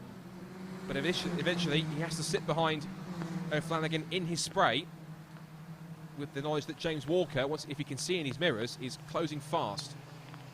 So here are some more back markers, and up the inside for the lead, side by side with 2 leaders into Cascade, and Dominic Mansberger takes the lead from Hugo Bush as they turn into the left-hander, and they were just coming up on some back markers. Now how quickly they can dispose of them might be key. Mansberger powers past. So too, by the looks of it, has gone Bush. And now the German has a chance to run with clear air here. 2.5 minutes to go in this first race for the white group of the Caterham Academy Championship for 2020. And this is their first ever competitive event, because it would have originally been at a sprint. Traditionally, the Academy drivers run at a competitive sprint at an event like, or a venue like Aintree or Kerborough. But because of the delay in racing due to the pandemic, it has meant that they've had to amend the calendar slightly, and it's meant that Oulton Park here in these very, very tough conditions has been their first ever race. I'm sure they would have preferred it to be dry, but as we've mentioned, they are really showing a credit to and an example to their fellow drivers in the green group of how to handle these wet conditions safely but also confidently. As Dominic Mansberger comes up to put a lap, whoops, and that's the number 20 going around. That's Griffith in the number 20, back in 23rd position. He decided, having no pass of being lapped, and decided to exit stage right onto the grass. So he's going to try and recover himself. There'll be a yellow flag down there, so if there's any battles for 3rd place backwards, they might have to just back off and hold on for another lap. There's more back markers coming up here. Try and pick out who they are. I imagine that will be the 70 of Hilton and the 88 of Michael Koo, and the 70 was of Michael Hilton. He started 18th. Michael Koo in the 88 started 23rd, and oh goodness me, you can see that Dominic Bush was pushing there. Big sideways moment exiting Lodge corner, Druid's corner, but into Lodge he turns and he's getting sideways again. I suspect he's either struggling for grip or he's having fun out there, because he might realise that Dominic Mansberger has got this run. So on to the pit straight. Last lap board goes out. That might be one of the most satisfying things that these drivers will have seen so far. The most satisfying thing, I'm sure, will be the checkered flag. But then some of them might be having so much fun out there in the wet conditions, they might not want to stop. Now this will be crucial. There are lots of back markers they're coming up to here. Now I imagine that is probably, and that first one they'll come up against, it's probably around about 20th place, number 34, which is Alan Costley, started 21st. Dominic Mansberger carves his way past the slower cars in the field. The blue flags waving furiously to ensure that they do indeed move out of the way. There was 3rd place. That was Taylor O'Flanagan, who is quite comfortably pulled away from Simon Shaw. The gap, looking at it last time across the line, was 3.7 seconds between 3rd and 4th. And in the back markers now, you can just see that Hugo Bush has started to close in a little more. He's not as far away as he was when they crossed the line. It was 2 seconds, but that's not 2 seconds to me. So I think either Hugo's having more confidence in the getting past the back markers, or it's Dominic getting a bad deal trying to get through them. And this is not where he wants to be caught. He's got 3 slower cars in front of him, trying to pull his way around them, pick his way through in these adverse conditions. This is so nervy for somebody who's only in their first ever race. But they come over the crest of hilltop towards Hislops for the final time. And this race victory might not be settled just yet, and that's not going to help Mansberger either. That's the 74 of Lewis, who's in the way as a back marker. He's going to have to try and move as if he possibly can. And Mansberger dives up the inside, but Lewis won't open the door and let him through. The blue flags are waving furiously. And this may possibly give an opportunity for Hugo Bush to get through. Then nose to tail for first and second. Bush looks to the outside line. Mansberger moves across. You might not see him. It's almost 3 abreast. Goodness me, over Clay Hill under the bridge. Is it going to be Mansberger or will it be Bush as they come up towards the right-hander at Druids? And it is still Mansberger in front, but Bush is right underneath him, underneath the roll cage of the number 25 as they turn through the right-hander, exiting Druids and on towards Lodge for the final time. And up towards the final corner. It has been an exceptional race for these drivers in their first ever race, so well done to each and every one of them that will make the checkered flag. But Dominic Mansberger is about to make history in his racing career because he's about to win on his debut in his very first race. Dominic Mansberger heads to the checkered flag and wins the first race of the season in the Caterham Academy White Group for 2020. A brilliant wet weather performance to climb up through the order and pick up the victory. Hugo Bush, who started on pole, finishes in second place. Taylor Flanagan gets third. Fourth place for Simon Shaw, but only by 0.3 of a second from James Walker. So Mr. JWW with a top 5 on his debut in the wet. What a drive. Next up across the line is set to be the rest of our top 10. There's quite a big gap back to them. We're just waiting now for car number 4, which is Nick Timpson. Across the line comes Nick. And he picks up 6th position. Brown will pick up 7th, ahead of Gibbons in 8th, and it's Broom and Vincent rounding out the top 10. And you have to admire the wet weather skill of these novice drivers to be able to handle their cars like that. There were 1 or 2 spins, 1 or 2 incidents, but they all seem to have managed to get through to the flag pretty well. I think one car that didn't make it was the 38 of Lovett after his spin down at the entrance to the Hislop chicane. But the rest of the field making their way through. And be sure to give them plenty of support if you're watching on my live stream, because that was a tough one for your first race. I think if you wanted to do your first race at Oulton Park in the pouring rain in the Caterham Academy car, must be quite tricky. So we're going to take a look at some of the highlights from our first Academy One Group race official test day. Bush with a fantastic start in a racing environment as the race leads underway. Everyone appeared to get away cleanly. And now up towards turn 1 into Knickerbrook and Mansberger. The early battles here, so Dominic Mansberger around the outside line, scrapping with James Walker. Big sideways moment in these very tricky conditions. Walker was also having great battles here with the 2 yellow cars of Simon Shaw and Taylor Flanagan.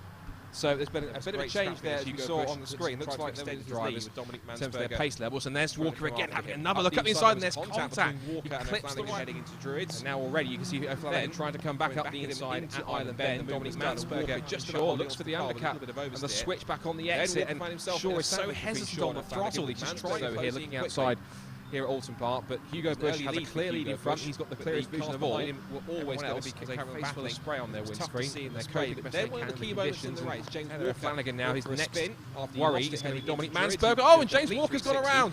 Walker avoided by 3, so he's certainly got some confidence in these adverse conditions. More battles further down the order. Walker's down to 7th and 8th and 9th positions. Getting to grips with the virtual version of the Caterham Academy car. If you look back, there's one car off. Problems for the 38. There's one car off into the barriers. It's number 38. The grass at Hislops. Managed to recover, trouble-free, headed back to the pits. That's where he would stay for the rest of the race. Do so. 79.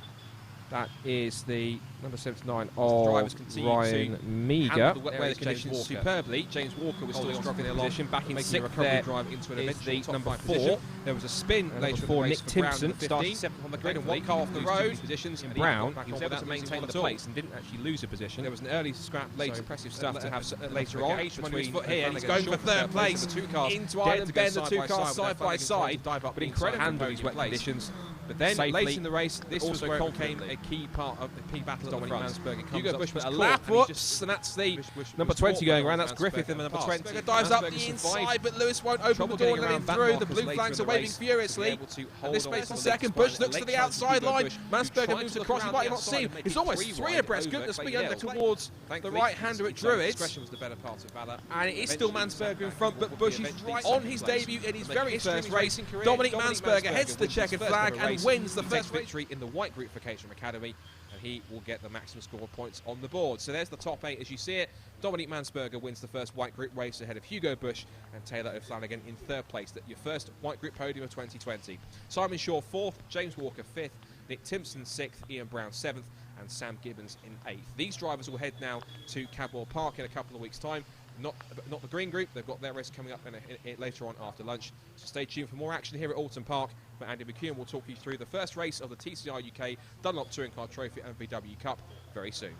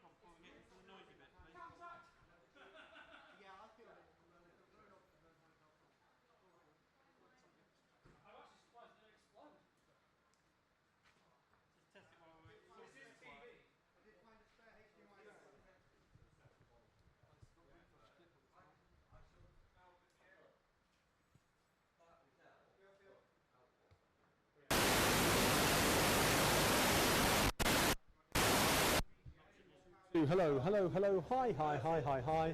Right, is that normal speaking? Yeah, hello, welcome to Oulton Park. We're racing again. Life is happening, life is good. Is that too loud for you? We'll manage it. Don't worry. We'll be listening to it as it goes out. We're going to go out. We're going to go out. We're going out, so keep your eye out, yeah?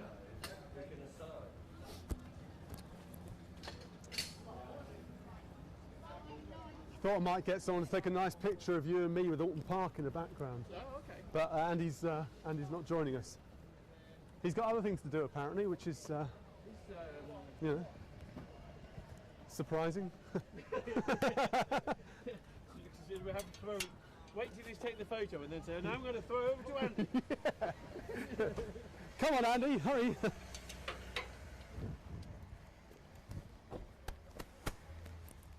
Yeah, so something like this, somewhere here, I'm guessing. Yeah. It's a weird moment, isn't it, when there's nothing on track and there's, and I can't.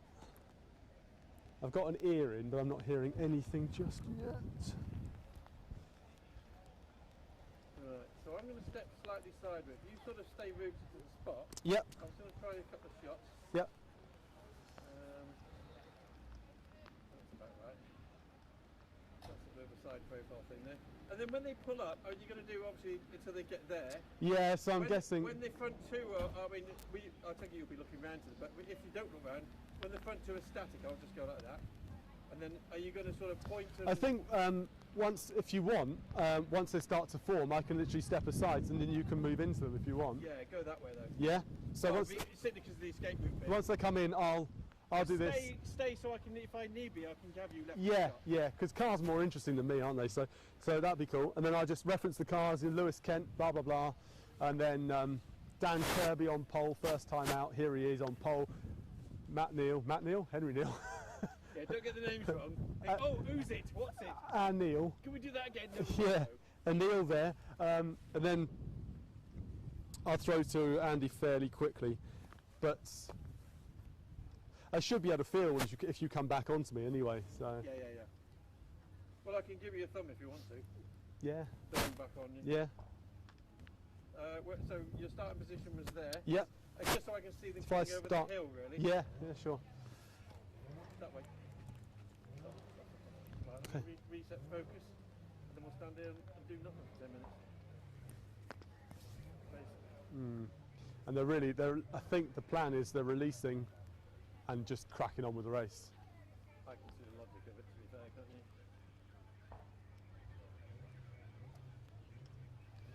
you? Yeah, I thought the rain sort of stopped a bit, which is, well, it's still raining, but it's not as bad as it was, which is good. So weird not having a handheld. It is, isn't it?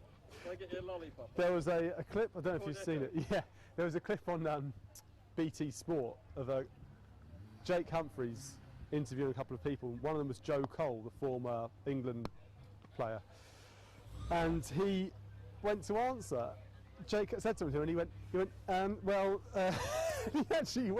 took his mic up, but he didn't have anything in his hand. And it's very bizarre.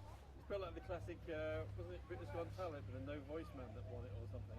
Oh, really? Did you ever see that? No. Yeah, the guy that won it last year had no voice, so he used like almost like a Stephen Hawking thing. Oh. And it told jokes, and he's very disabled and stuff like that. But he's doing over, so Deck went over to, when he's won it and everything else, he said, so, and he put the mic away too. It reminds me of the guy who, George from Rainbow, they did a university tour and some decided they were going to attack him, so they jumped and they punched George in the face, but of course that's the guy's hand. If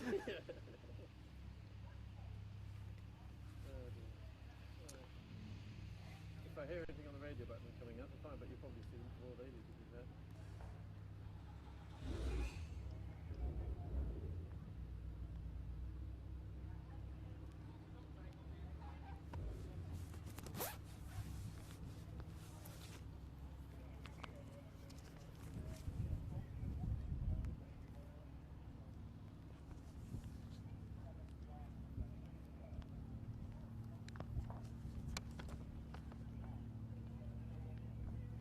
Barry to Kimmy on the radio. Yeah, just check the monitor. It's going to start with this sort of framing with the cork, and then we're going to go wider on the front two on grid. Is the framing sort of work all right? Okay, cool. Thanks.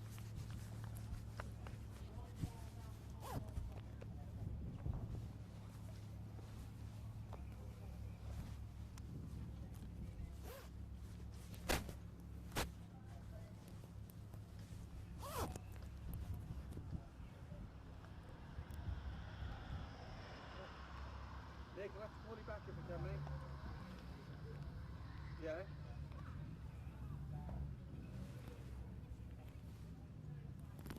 Okay, mate. I'll come back. Are you able to check with Kim whether or not Andy's standing by? Live audio. Go on, sorry, say it. Can you able to check with Kim that Andy's ready to go whenever I throw to him?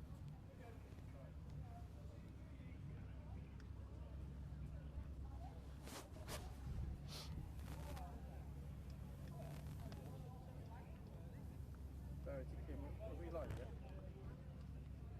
Right, can you just confirm to me that Andy's ready to be in position so Bryn can throw to him?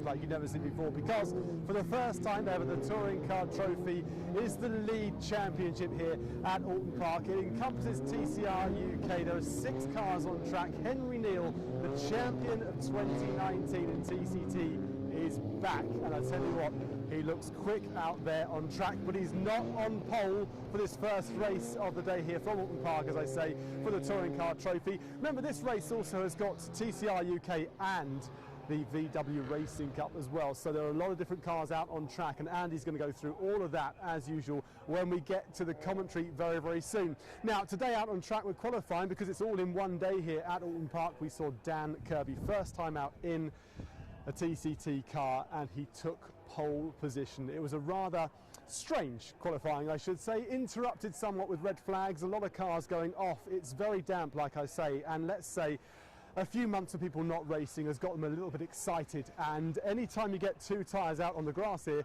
you're going to go off into a barrier, a sand trap, or anything else you might find around here at Oulton Park that could get in your way. Now, looking back all the way along there, we're going to have quite a lot of cars on this grid, 6 of them from Touring Car Trophy, and then of course the VW Racing Cup, and those are going to be slightly divided on the grid. They all go at exactly the same time. We're going to see a lot of action, particularly near the end of the race when the Touring Car Trophy cars start to catch the VW Racing cars, and hopefully they have a sort of gentleman's agreement that's going to mean the VWs move out of the way. Now, cars you would have seen over the last few years. I mentioned Henry Neal. He is starting a little bit back for him, 3rd on grid for Neal. He's starting a little bit back from the lead, Dan Kirby, but Lewis Kent, this is one driver who is really determined to win TCR UK. He's entering into some European rounds and WTCR as well in 2020. So it's very, very exciting for him to see if he can make that step up one more on the podium. 2nd last year to James Serkington. He's hoping to lead the way in TCR UK this year and make the ultimate step for him into WTCR. Now, as we start to see the cars forming, Dan Kirby leading the way. This is a driver we know more as a team principal when it comes to British touring car, but he is here leading the way, first time out in a TCR car, and looked pretty fine. And as we glance over to the other side, or a little bit further back there, we can see cars not quite sure what they're supposed to be doing. They're not sure where they're supposed to be forming at the moment.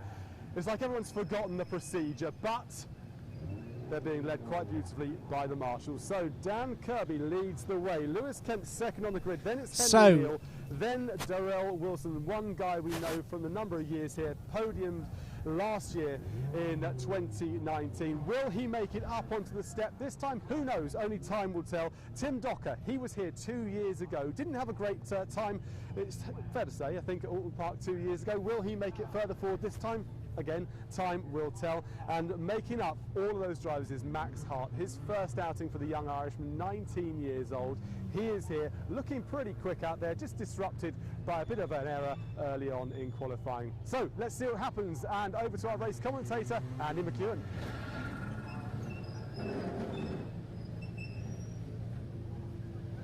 Thank you very much, Bryn, down there on the grid, ahead of our first Dunlop Touring Car Trophy race of the year. It's always an exciting time, this, and a delayed start to the season as well, of course, meaning that we really don't know what to expect ahead of this season opening of the grid. On your screen now then for our first race of the year, it is Dan Kirby, a remarkable effort that in a very wet qualifying session, his first appearance in the championship, and he sticks the car on pole position alongside Lewis Kent in 2nd. Henry Neal and Darrell Wilson on row number 2. Tim Docker and Max Hart making up that 3rd row of the Dunlop Touring Car Trophy element of the grid. Only one non-TCR car in amongst them, which is, of course, Henry Neal. In the VW Cup, it's Bradley Kent and Richard Gilbert who share row 1. Josh Coggan and Liam Griffin on the 2nd row, ahead of Mark Wakefield and Jeff Oulton. Then it's Andy Wilmot and Oliver Brown, Anthony Prendergast and Will Butler, with Kieran Griffin and Paul de Hadre at the back of the grid. Some interesting names there in the VW Racing Cup, which we'll get to in a bit more detail in a moment. So as Bryn was outlining there, the grid looks a little different this year compared to how it has in the past. We obviously have missed the first 4 or 5 months or so of the racing season because of the COVID-19 lockdown, etc., etc. As a result, lots of different championships all want track time at the same event. So to save a bit of space, the decision's been made to run the VW Racing Cup alongside the Dunlop Touring Car Trophy, and it kind of fits because these are more or less all the same kind of 2-litre engine, tin tops, front-wheel drive. Not as quick as the TCR and NGTC cars that race in the Touring Car Trophy, so they are really very much as a separate class, but sharing the track time essentially with our Touring Car Trophy entrance. And that is going to make for some interesting racing, I think, because they're 20-minute races. That means that the front-running TCT cars are definitely going to catch the back of the BMW Cup pack at some point, and that should spice things up in the second half of the race, I think, especially in these tricky conditions. It's very wet. There isn't too much standing water on the racing line, but offline it is very, very treacherous indeed. So having to go offline to overtake back markers is an extra challenge that the drivers will have to deal with. But lots of unknowns here. Dan Kirby, a new name to the Touring Car Trophy, but a very, very successful driver in lots of other sort of one-make championships, mainly rear-wheel drive, things like Ginettas and Porsche Carrera Cup that he has had success in, regarded as one of the top amateur drivers in the UK. But here he is, ahead of some much more experienced touring car racers, people like Lewis Kent, Henry Neal, Darrell Wilson, who have been racing in front-wheel drive touring cars for a long time now, and Dan Kirby, on his first appearance in very tricky conditions, managed to put the car on pole. What a good-looking car it is as well. It's being run by the PowerMax Racing team, one of the top British Touring Car Championship outfits, and Dan Kirby, who himself is a BTCC team owner for the Trade Price Cars BTCC team, looking like a really strong contender here for the TCR and TCT class honours. In the VW Cup, Bradley Kent has the pole position and had it by quite some way as well. He was 2 seconds, just over 2 seconds actually, quicker than Richard Gilbert, who is in the first of those 2 green Golfs you can see. They look like TCR cars, but they're not. They're built to VW Racing Cup spec. The second of those is Josh Coggan, who was one of our championship contenders in 2019. Then, fourth on the grid in the VWs, Liam Griffin, another driver with BTCC experience from about 9 or 10 years ago or so. He raced in the BTCC immediately after having competed in the VW Racing Cup, but it's been 10 years since he last raced in the championship, and here he is back again in a Scirocco. I believe it's the same car that he competed in 10 years ago, and Liam Griffin straight away on the pace, 4th quickest in qualifying, but it was, as Bryn was mentioning earlier on, a slightly truncated session, and definitely a disrupted session. We had 2 red flags, the first of which was because young Irish driver Max Hart, making his first appearance in the Touring Car Trophy, went off up at Lodge Corner and got stuck in the gravel trap and did make some contact with the barriers, but without too much damage being sustained. He therefore starts at the back of the Touring Car Trophy grid. After that red flag was dealt with, they sent them back out. They got another 4 or 5 minutes in, and then another red flag came out. We never actually got to the bottom of what that red flag was for. I think one of the VW Cup cars ended up stopped at the side of the road, and the second red flag brought an early end to the qualifying session. And I know a couple of the drivers have said that definitely hurt them a little bit. Henry Neal was saying, for example, that he really lost his rhythm in that qualifying session, because in the wet it takes you a good few laps to get to grips with the grip levels, where the standing water is, getting yourself a bit of clear track, because visibility is difficult in these conditions with the spray. And by the time he'd done that, the red flag had come out, and that very much affected Henry Neal's session, so he tells us anyway. I mean, that is pretty high on the list of racing driver excuses, but I'm inclined to believe him. We know he was a front runner, won the Touring Car Trophy, of course, in 2019. So here we go then, the start of a new season of racing. The cars are lined up on the grid here at Oulton Park. Round number 1 of the Dunlop Touring Car Trophy, incorporating TCR UK and the VW Racing Cup, is about to burst into life. Dan Kirby and last year's runner-up Lewis Kent share the front row. Lights go on, the revs will start to rise. Who will win the race into Old Hall Corner? That could be crucial in these conditions. Getting ready for the lights to go out, which they do now. Good start made by Dan Kirby. Bad start made by Henry Neal. As the rush towards the first corner begins, Tim Docker already being overtaken by some of the leading VW contenders. And it is side by side. Lewis Kent looking up the inside of Kirby. Can't get through into Old Hall. And Dan Kirby will lead the field through the first corner. Kent goes second. Right out over the curbs. Henry Neal's even wider. And Darrell Wilson comes through into third place. A brilliant start for Darrell Wilson. The Vauxhall Astra into an early podium position. In the VWs, it looked like Richard Gilbert had got himself ahead of the pole sitter Bradley Kent, interestingly, so a change for the lead, I think, in the VW Racing Cup element of the race. The TCT cars, though, head out of Cascades, and there is Bradley Kent going a bit slowly, actually, out of Cascades, so looks like maybe there's an issue there for our top VW Cup entrant. So Dan Kirby then heads through Island Bend into the Shell hairpin. That was a real spirited effort by Lewis Kent to get the lead away from him at the start, but it didn't quite work. There's Wilson opportunistically slipping into third ahead of Henry Neal. Then it is Max Hart, and there the top two VW Cup entrants, the two green cars, Richard Gilbert and Josh Coggan. There is Bradley Kent. So Bradley Kent, the number 44 car, well down the order. He's down in about 5th place, I think, of the VW Cup runners, and he will not be happy with that because he was considerably closer, quicker than everybody else in qualifying. Not at the moment, though, able to keep that pace up in the race. Right, fight for third place then. Henry Neal in the newly re-liveried, the Halfords liveried Honda Civic, the NGTC car, one of his dad Matt's former BTCC cars. He's got a good exit there from Knickerbrook Corner, pulls alongside Darrell Wilson, and he will sweep back through into a podium place over the crest and into Druids Corner. Not a place you see a lot of overtaking in the dry, but in the wet, if you get a really good run out of Knickerbrook, get better traction than the other cars, then you should be able to power past on the run up the hill. There is Kent. Now, I'm assuming Dan Kirby is still in the lead, although I haven't seen him for a little while. I think he is still out in front ahead of Lewis Kent. No, I don't think he is, actually. Let's wait. Let's try and get a shot of the leaders here, because I think... No, he is. He's just that far ahead. Dan Kirby has already completed the first...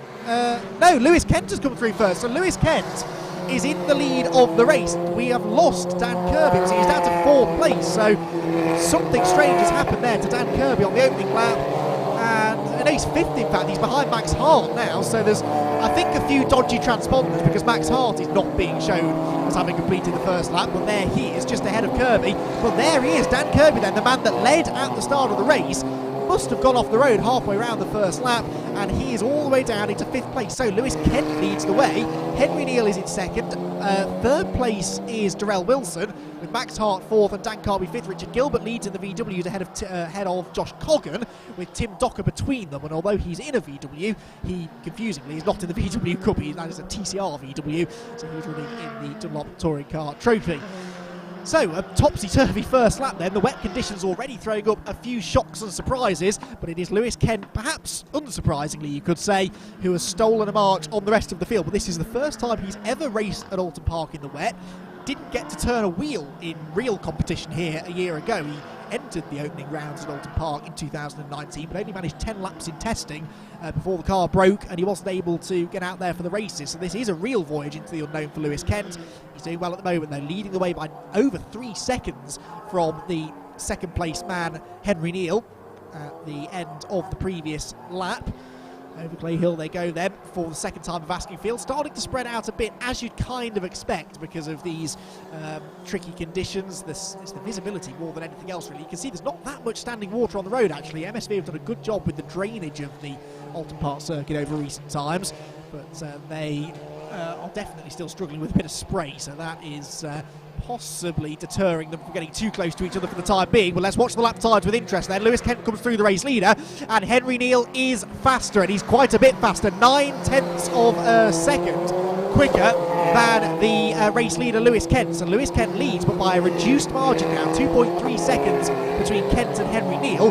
Darrell Wilson falling back in 3rd now, ahead of Hart and Kirby. Tim Docker is ahead of Richard Gilbert now as well. So we do finally have some separation between the Touring Car Trophy cars and the VW Racing Cup machines. Out of Cascades they go. There is Lewis Kent then, the leader of the race. And Lewis Kent with a new sponsor now, Blockcoin, which he was educating myself and Bryn about earlier on. It's a new form of cryptocurrency apparently. Can't pretend to fully understand it, but Lewis and the team very happy to have them on board. Bryn was saying they help him hopefully race in not only the TCR Europe Championship, but also the WTCR Series at the legendary Nordschleife in Germany a little later in the year. For now, though, he's got an interesting situation on his hands, because you can see looming ever larger behind him is Henry Neal. But Henry Neal is not a TCR car, and whilst everyone is competing for the Touring Car Trophy this year, that's a change from last year. All of the cars, regardless of whether they're TCR or NGTC, are all competing for the same championship, but there is a separate championship specifically for TCR cars, and that kind of is the one that we think Lewis is targeting. So how hard will he want to race Henry here, given the fact it's race one of the season, it's wet, it's slippery, and he's probably going to be happier not getting involved in any shenanigans at this stage of the year. We saw Henry get involved in just those shenanigans a year ago, didn't we, with Ollie Taylor here in Oulton Park. And Lewis, I'm sure, would like to avoid a repeat of that, battling with the Honda driver this time around. So there we've seen the TCT field come through. In the VWs, Gilbert had less than a 1 second advantage over Josh Coggan at the end of the previous lap, with Andy Wilmot into third place, actually. So through go the leading two. Now, where's Darrell Wilson? Darrell Wilson's vanished now, so we've lost the green Astra somewhere. And that is the car that was running in third place. So where has Darrell Wilson gone? Frantically looking at all of the monitors we've got, I can't see a sign of him. So Darrell Wilson has gone a-missing somewhere on the track from a podium place, unfortunately, somewhere on the third lap of the race. There he is in the barriers at Shell, so that's an easy mistake to make. We saw cars going off there last year in the dry. Very easy to lock up those front brakes, and Darrell Wilson has gone straight into the Tech Pro barriers, and that might require a safety car, because that is right in the firing line now should anybody else make a similar mistake. So we'll wait and see whether or not we do get a pause in the proceedings. But Darrell Wilson out of the race, and that promotes Max Hart onto the podium now in his first ever race in a TCR machine. Whilst meanwhile that lead gap continues to come down. A second a lap quicker is Henry Neal than Lewis Kent. The gap is 1.2 seconds now, so by the end of this lap, in fact forget that, they're close together already, I think, the top two. We're following the leading VWs, but there are the overall race leaders. Henry Neal has caught Lewis Kent, and they are nose to tail now going through Knickerbrook Corner, so game on. We're not even halfway through the race yet, and Lewis Kent has some serious defending to do if he wants to keep the Touring Car Trophy champion from last year at bay. There is the fight for third as well, an all-Cupra affair between Max Hart and the recovering Dan Kirby. So we've got a couple of little battles starting to spring up now, as well as in the VW Cup, of course, where we've got some close action at the front there between Gilbert, Coggan and Wilmot, I should say, the top three. But here, quite rightly, we're focusing on the overall top two, out of Lodge Corner, through the dip, and back over Deersley once again. They flash past me, and the lap times, I think, are going to suggest that Henry Neal is continuing to close. Yes, the gap down to half a second, but now Henry is getting a face full of spray.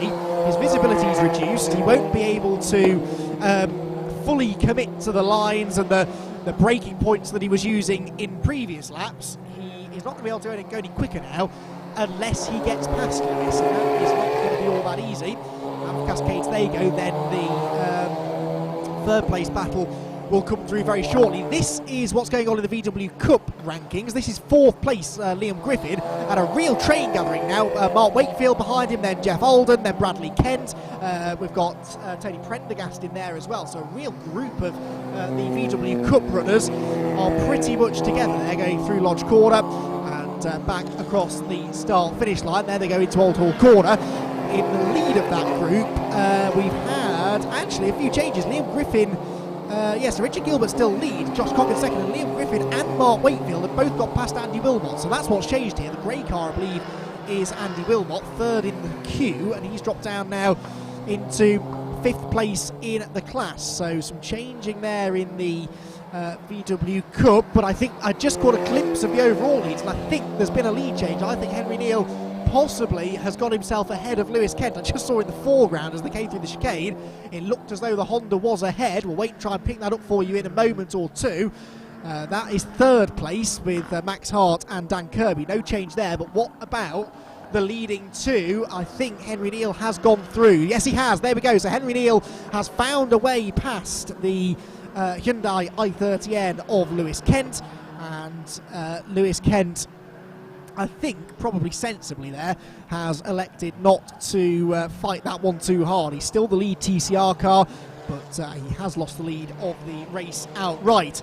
Back to the VWs now then, and through comes Liam Griffin in the yellow car. Mark Wakefield there with a new livery on his machine as well. It's always the case at the start of the season.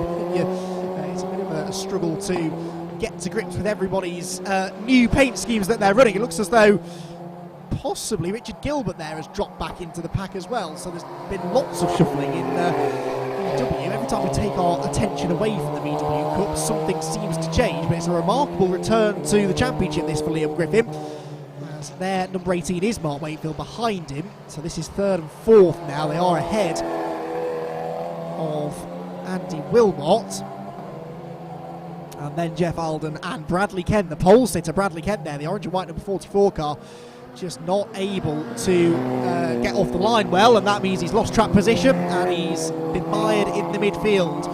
Right, third place battle then in the Touring Car Trophy, and this is Dan Kirby looking to try and use his experience here to find a way through. He has a lot more experience of racing, not necessarily in front wheel drive cars, although he has got some front wheel drive experience from a number of years ago in a Renault Clio. Max Hart, though, comes from single seaters, and 12 months ago he was racing Formula Fords here at Oulton Park, and now he is in a Cupra TCR. I believe that might be the car actually that took James Turkington to the title in 2019, and now it's another Irish driver, Max Hart, who is at the wheel. Max, just 19 years of age, gets very sideways there through his lops, did well to catch that. That was some really good car control. Hard to pass through there as well, so I suppose as long as he didn't go off the road, there was no real opportunity for Dan Kirby to come through. But yeah, Max Hart was a finalist in the Motorsport Ireland Young Driver of the Year last year. Also went and raced actually in Malaysia in the Asian Formula 4 Championship and finished on the podium on his debut with absolutely no testing. So there's no doubt about it, Max Hart is a real talent, and he is currently holding on to that third position. So things calming down at the lead here though in the VW Cup. There is still plenty to talk about. That's Jeff Alden in the green Golf chasing down Andy Wilmot, I believe that is, in car number 21, the grey and yellow VW Scirocco, and Alden's on the grass coming out of Knickerbrook. Did well to gather that together, but look at the speed it loses him up the hill, and Bradley Kent is now closing in to try and take advantage. Oh, so easy to understeer wide there through Knickerbrook corner. The apex is right on top of a little hill, and with these front-wheel drive cars, especially in the wet, you do tend to lose front traction. Let's see what happened to Jeff Alden. The yellow car in the foreground there is Liam Griffin, Mark Wakefield right behind him. And Liam Griffin is some 5 seconds behind Richard Gilbert and Josh Coggan, the top two. There you can see Josh Coggan, the second of the green Golfs. Then Griffin and Wakefield only 8/10 of a second apart. So this is the fight for third place in the VW Racing Cup. Has been a long-time supporter of the TCR UK and Touring Car Trophy as well. They've been on the support bill on a number of occasions, but now they get to share that act. Providing us with lots of close battles, but the wet conditions, they do add an extra dimension to this. It's not as easy to overtake in the wet in some ways unless you can really find the grip, and that's why you see the drivers searching around the track trying to find where the grip is in these wet conditions. If you can find that bit of traction coming off a corner like Cascades, for example, you can gain a good half a second or so down the next straight alone. So we're going to keep yellow flags out at the Shell hairpin for now. So no safety car needed for the Darrell Wilson car that's off the road. And Darrell will be, I'm sure, kicking himself about that, because I was going to say he was confident when we spoke to him before. He's always confident, as Darrell Wilson, but he was especially confident about this race. He seemed to be going well in qualifying. I reckon he could have gone quite a bit quicker as well, probably for the red flags and a bit of traffic. So, yeah, shame to see him in the barriers before the halfway point. Well, we are flying by actually, less than 6 minutes to go. Bradley Kent taking quite an interesting line there out of Knickerbrook, using a lot of the apex curve, kicking up the dirt on the apex. Good battle behind them actually, isn't there? That's between Tony Prendergast, Kieran Griffin, and the number 34 car, which is right behind them as well. And number 34 is Ollie Brown. Ollie Brown, a new name I think to the championship. It's a nice little tussle going on for 9th place in the VW Racing Cup part of the race. There they are, those 3 cars. The white car just at the head of the queue, sliding its way into Lodge Corner. Liam Griffin holding on to his 3rd place now in the VWs. Turns through Cascades, heads out of Old Hall, back down the avenue with Mark Wakefield, another race winner from last year in the championship. Most of the front runners from 2019 sticking around for another year in the VW Cup. So there then is Max Hart, who, I was about to say, seems to have got the better of Dan Kirby, and perhaps that is the case, because Kirby makes the mistake down at the chicane, has to take to the escape road. There's no penalty for that, because it's kind of self-penalising. Look at the time that he lost from his little bit of auto testing he had to do through the plastic barriers there. And so that just takes the pressure off Max Hart for the time being, with Dan Kirby unable to stick with him. Leaders then come through. What's the gap like? Well, 157.29 for Henry Neal, 57.50 for Lewis. And at the moment, there has been a bit of a drop of pace over recent laps. They're both, Lewis Kent lapping about 7/10 off his previous best lap time. Henry Neal is lapping about 1.5 seconds slower than he was earlier on. So that tells me one of 2 things. Either Henry Neal is struggling with tyre wear, or, as is more likely, he's decided to just back off the pace a little bit as he tries to just conserve the tyres more than anything, because the track is drying. It's not raining anymore. It hasn't rained for a while, and whilst we're not going to get a dry line before the end of this race, the wet tyres definitely like the track to be a bit wetter than this, so this will be an interesting dynamic now. Which of those 2 is conserving their tyres the most? There is still time for this to change, of course, should one of them start to run into tyre difficulties. Back to the VWs meanwhile. These are your top 2, the 2 teammates. It's the 2 green Golfs of Richard Gilbert and Josh Coggan. Probably would have put your money on Coggan to be the quicker of these 2, but Richard Gilbert really making a step up in performance this year, and the 2 green machines make their way through Old Hall Corner, still separated by just over a second now. It's 1.1 seconds between the 2, but it's much the same as it has been for the duration of the race. Cascades once again, and head along the Lakeside Straight as the 3rd place car there in TCT heads through in the foreground. Max Hart. These 2 are 5.6 seconds ahead of Liam Griffin now, he's suddenly raced away from Mark Wakefield. Wakefield is now 3.2 seconds back, so 3rd place seems a bit more secure for Liam. But the race lead, perhaps less so, because whilst these 2 may be teammates, I think they're probably going to be willing to race each other here. I don't imagine there'll be too many team orders here. So if Coggan feels he's quicker than Gilbert, just be able to find a way past. Down the hill they come. You can see visibly how much less standing water there is, how much less spray is being kicked up by the cars. These Dunlop tyres really do a very good job of dispersing the water from the track surface. That's why, in a way, it's not really good for the tyres, because the more water they disperse, the harder they then have to work. If it starts getting dry, there is that danger of overheating. Back to the race leader now though, Henry Neal, 2.1 seconds clear now, so he's taking about 0.3 of a second of a lap out on Lewis Kent. But now look, there is traffic, and he's going to catch the VW Polo ahead of him at the worst possible place. That looks like Will Butler in the number 70 car, and yeah, it's just single file through Britain. You can't get past someone there. And look at the time that lost Henry Neal. Lewis Kent is definitely closer now. Now Will Butler move out of the way of Lewis into the chicane? No, he's going to hold them up both equally, isn't he? He's going to turn into the corner just ahead of Lewis. Henry Neal, there you can see really pulling away again now. Kent in second, Gilbert not in third, sorry, not Gilbert, Will Butler there not in third, but going a lap down to those around him. Dan Kirby still fourth, and it's a case of what could have been for Dan. Made a really good start, but somewhere around the first lap went off, and we'll try and find out between races what happened to him. Leader though coming through to start what should be the final lap this time. There are 30 seconds left on the clock, and Henry Neal has managed this gap nicely so far. And he ended the season in winning form last year at Donington Park, and now here he is at Oulton Park, going just as strongly. He crosses the line onto the final lap. The last lap board is indeed out, and Lewis Kent 2 seconds back, so he gained about half a tenth that time around. Lewis is pushing. Look at the way that Lewis's car was sliding around there, going down into Cascade. So Lewis Kent has not given up on this, and that really shouldn't surprise me because Lewis is a real fighter.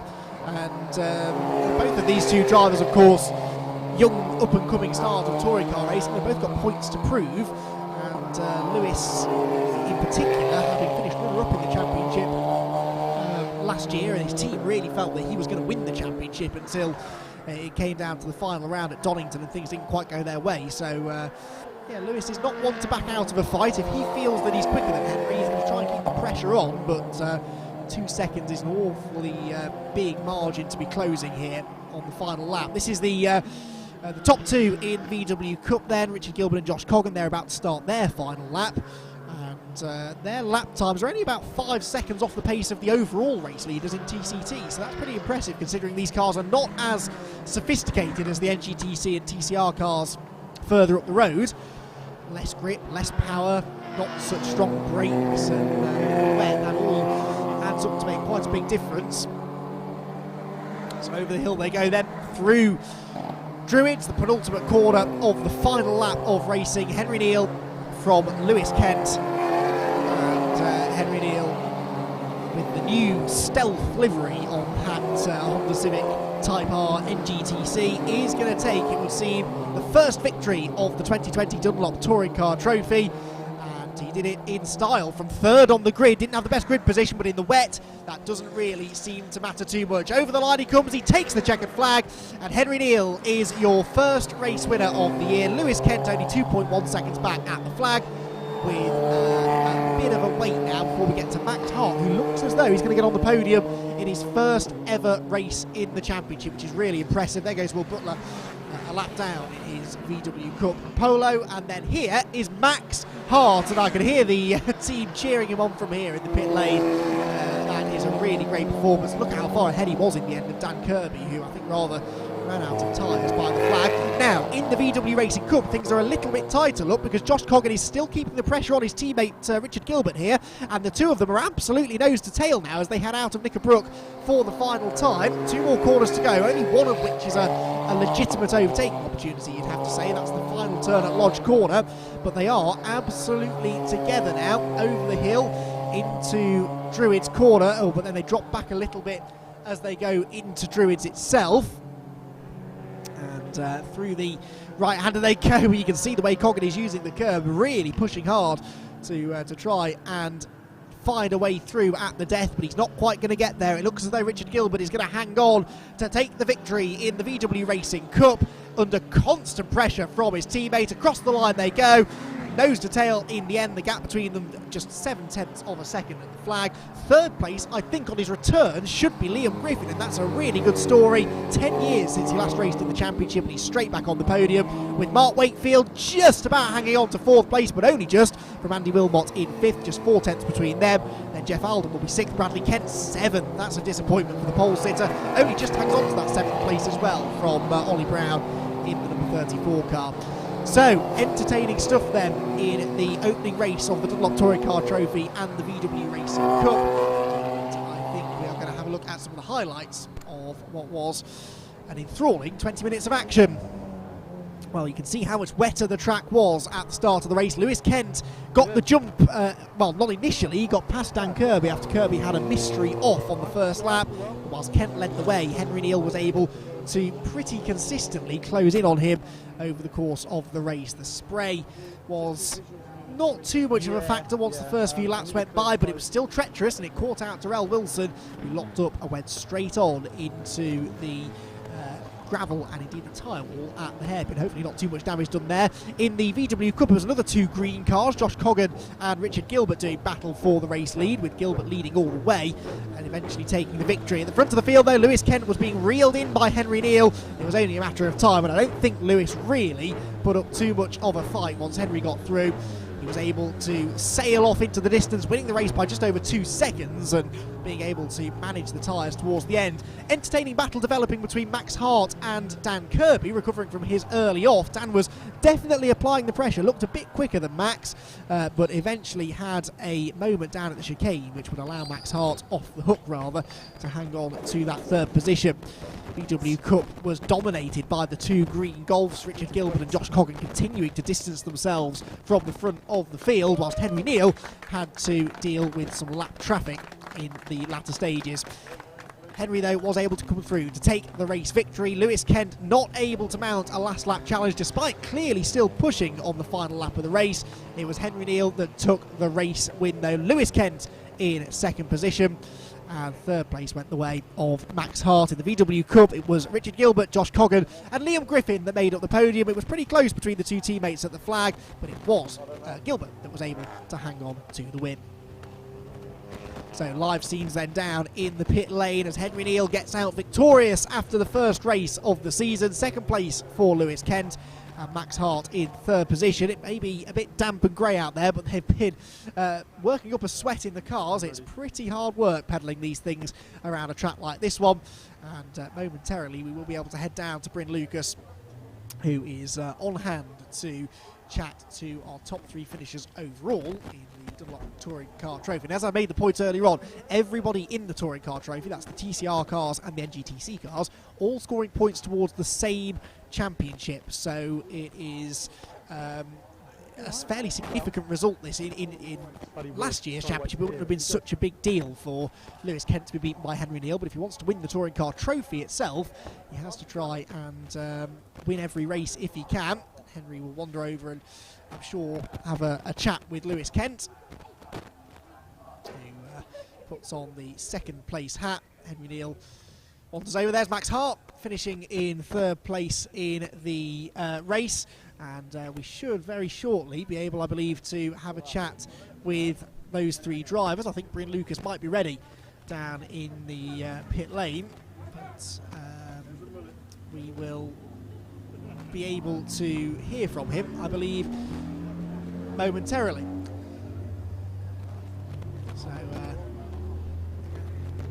there is Henry. I believe Bryn is in place to get the interviews now for us. Henry's still posing for pictures. We've got to wait for. He's got his priorities right, hasn't he? He gets the photo taken next to the car as the race winner. There's Will, his brother, younger brother, also a pretty handy racing driver. And he is there to celebrate with his brother as well. I don't know whether his dad Matt is on hand this weekend. But I think we are more or less ready now to make our way down into the pit lane.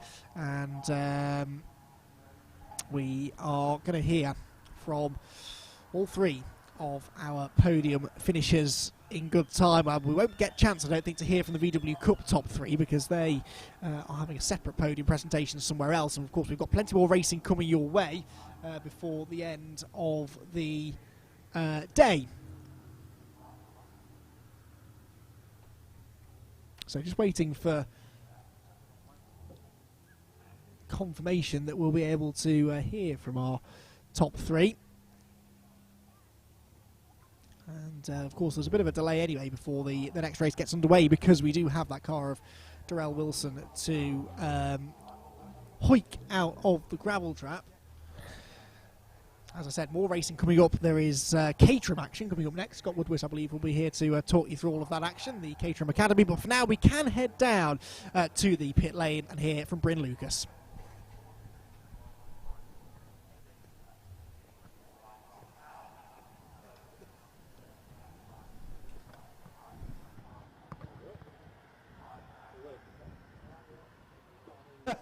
No, I saw you were showing it off, but look, that was a really good win. I mean, picking up where you left off yeah, man, last it's season. a bit better start to the year than last year.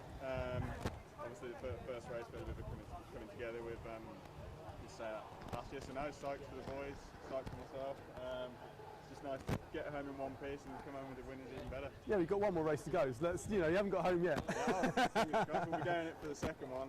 Obviously, we're getting a load of weight in, which obviously does hurt us quite a bit, but yeah.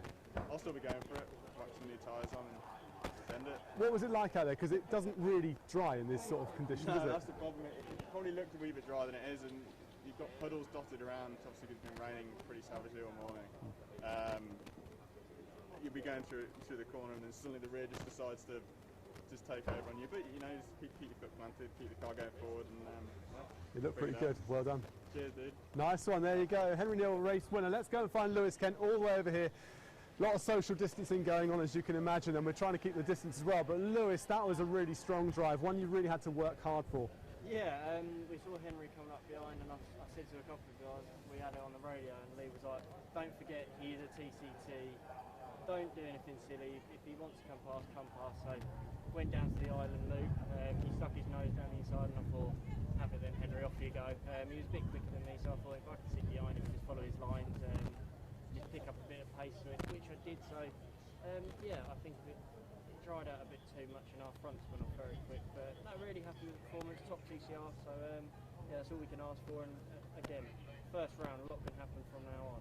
Yeah, I think a younger Lewis Kent, I mean you're still young, but a younger Lewis Kent 2 years ago would have probably thrown that away. Yeah, young Lewis Kent 2 years ago would have been on the brakes trying to stop him come past and probably chucked it in the gravel with Darrell, but an older, mature Lewis actually used his brain for once. So yeah, no, we're really happy with what the boys have done with the car. Car feels good, just get that little bit of front end more towards the end of the race, and I'm sure we can put a good battle up with Henry in a minute. You look great out there, well done. Thanks very much. There you go, very, very happy Lewis Kent. Let's march over to the left-hand side now and catch up with Max Hart. Now, Max, let's spin you around so we can see your beautiful car as well in the background. But qualification didn't go well for you at all. You really only got, what, 2 laps in, not even that, and here you are, 3rd place.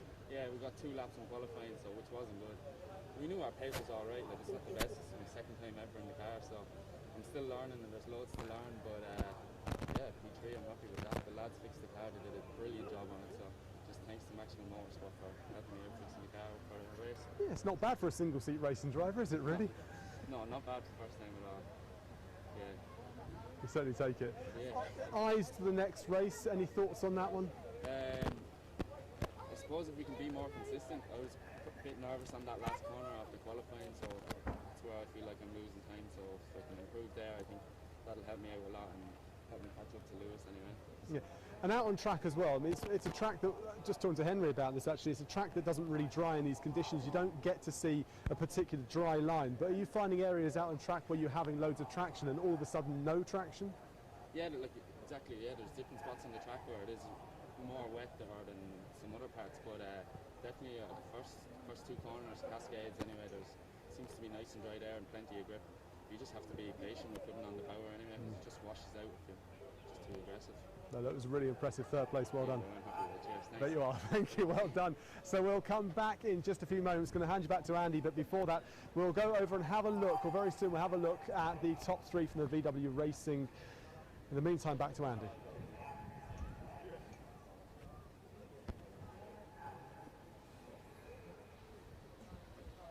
I think.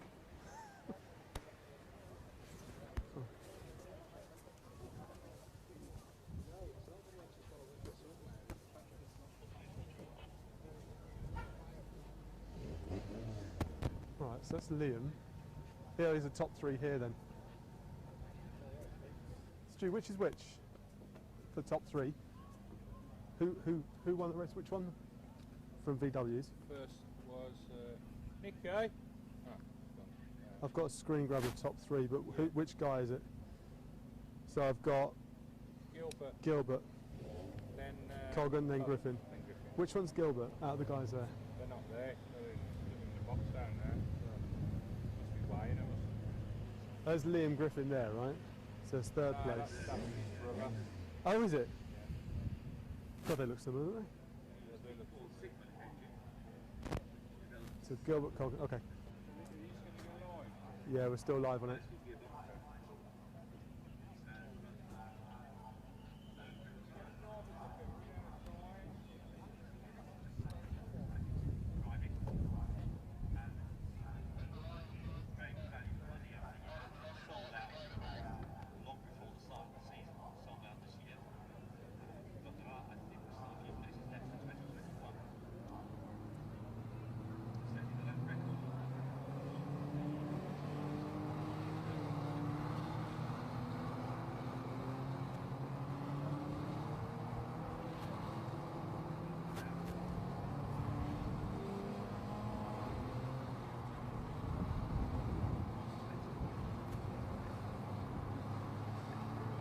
Harry, have you got any program?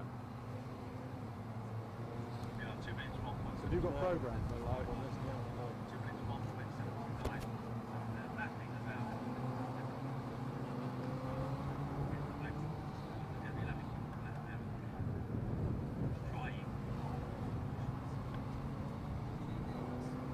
Do you know which one Richard Gilbert is?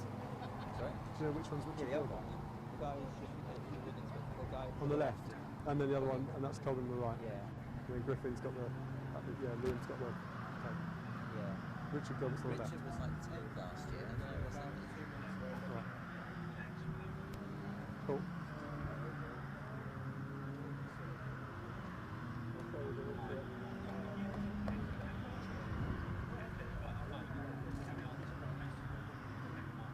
Are we live?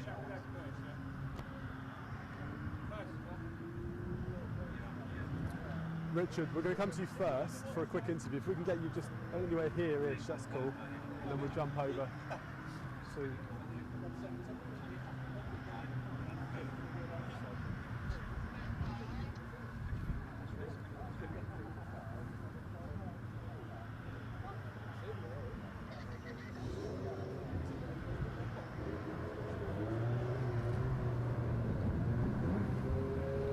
bring them over. Could you bring number 2 over? Could you bring Josh Cobb and get Josh and then Liam lined up so you can just bring one in the next one, next in? Yeah, we're good.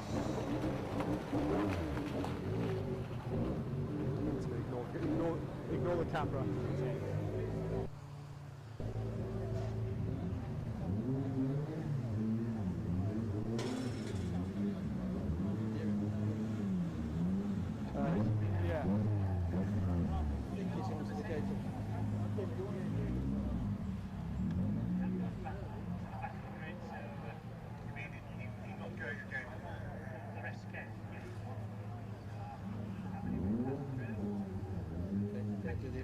Yeah, cool.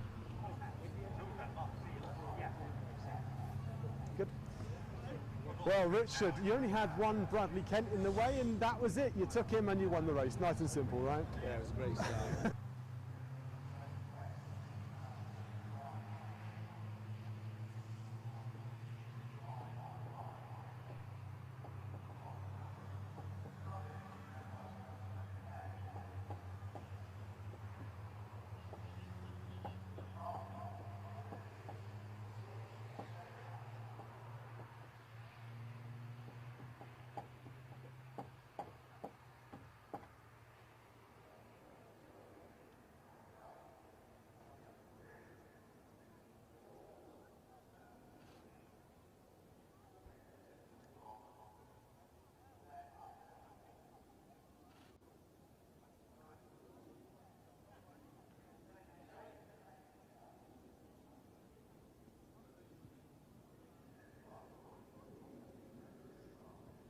Yeah, but yeah, just glad it's over.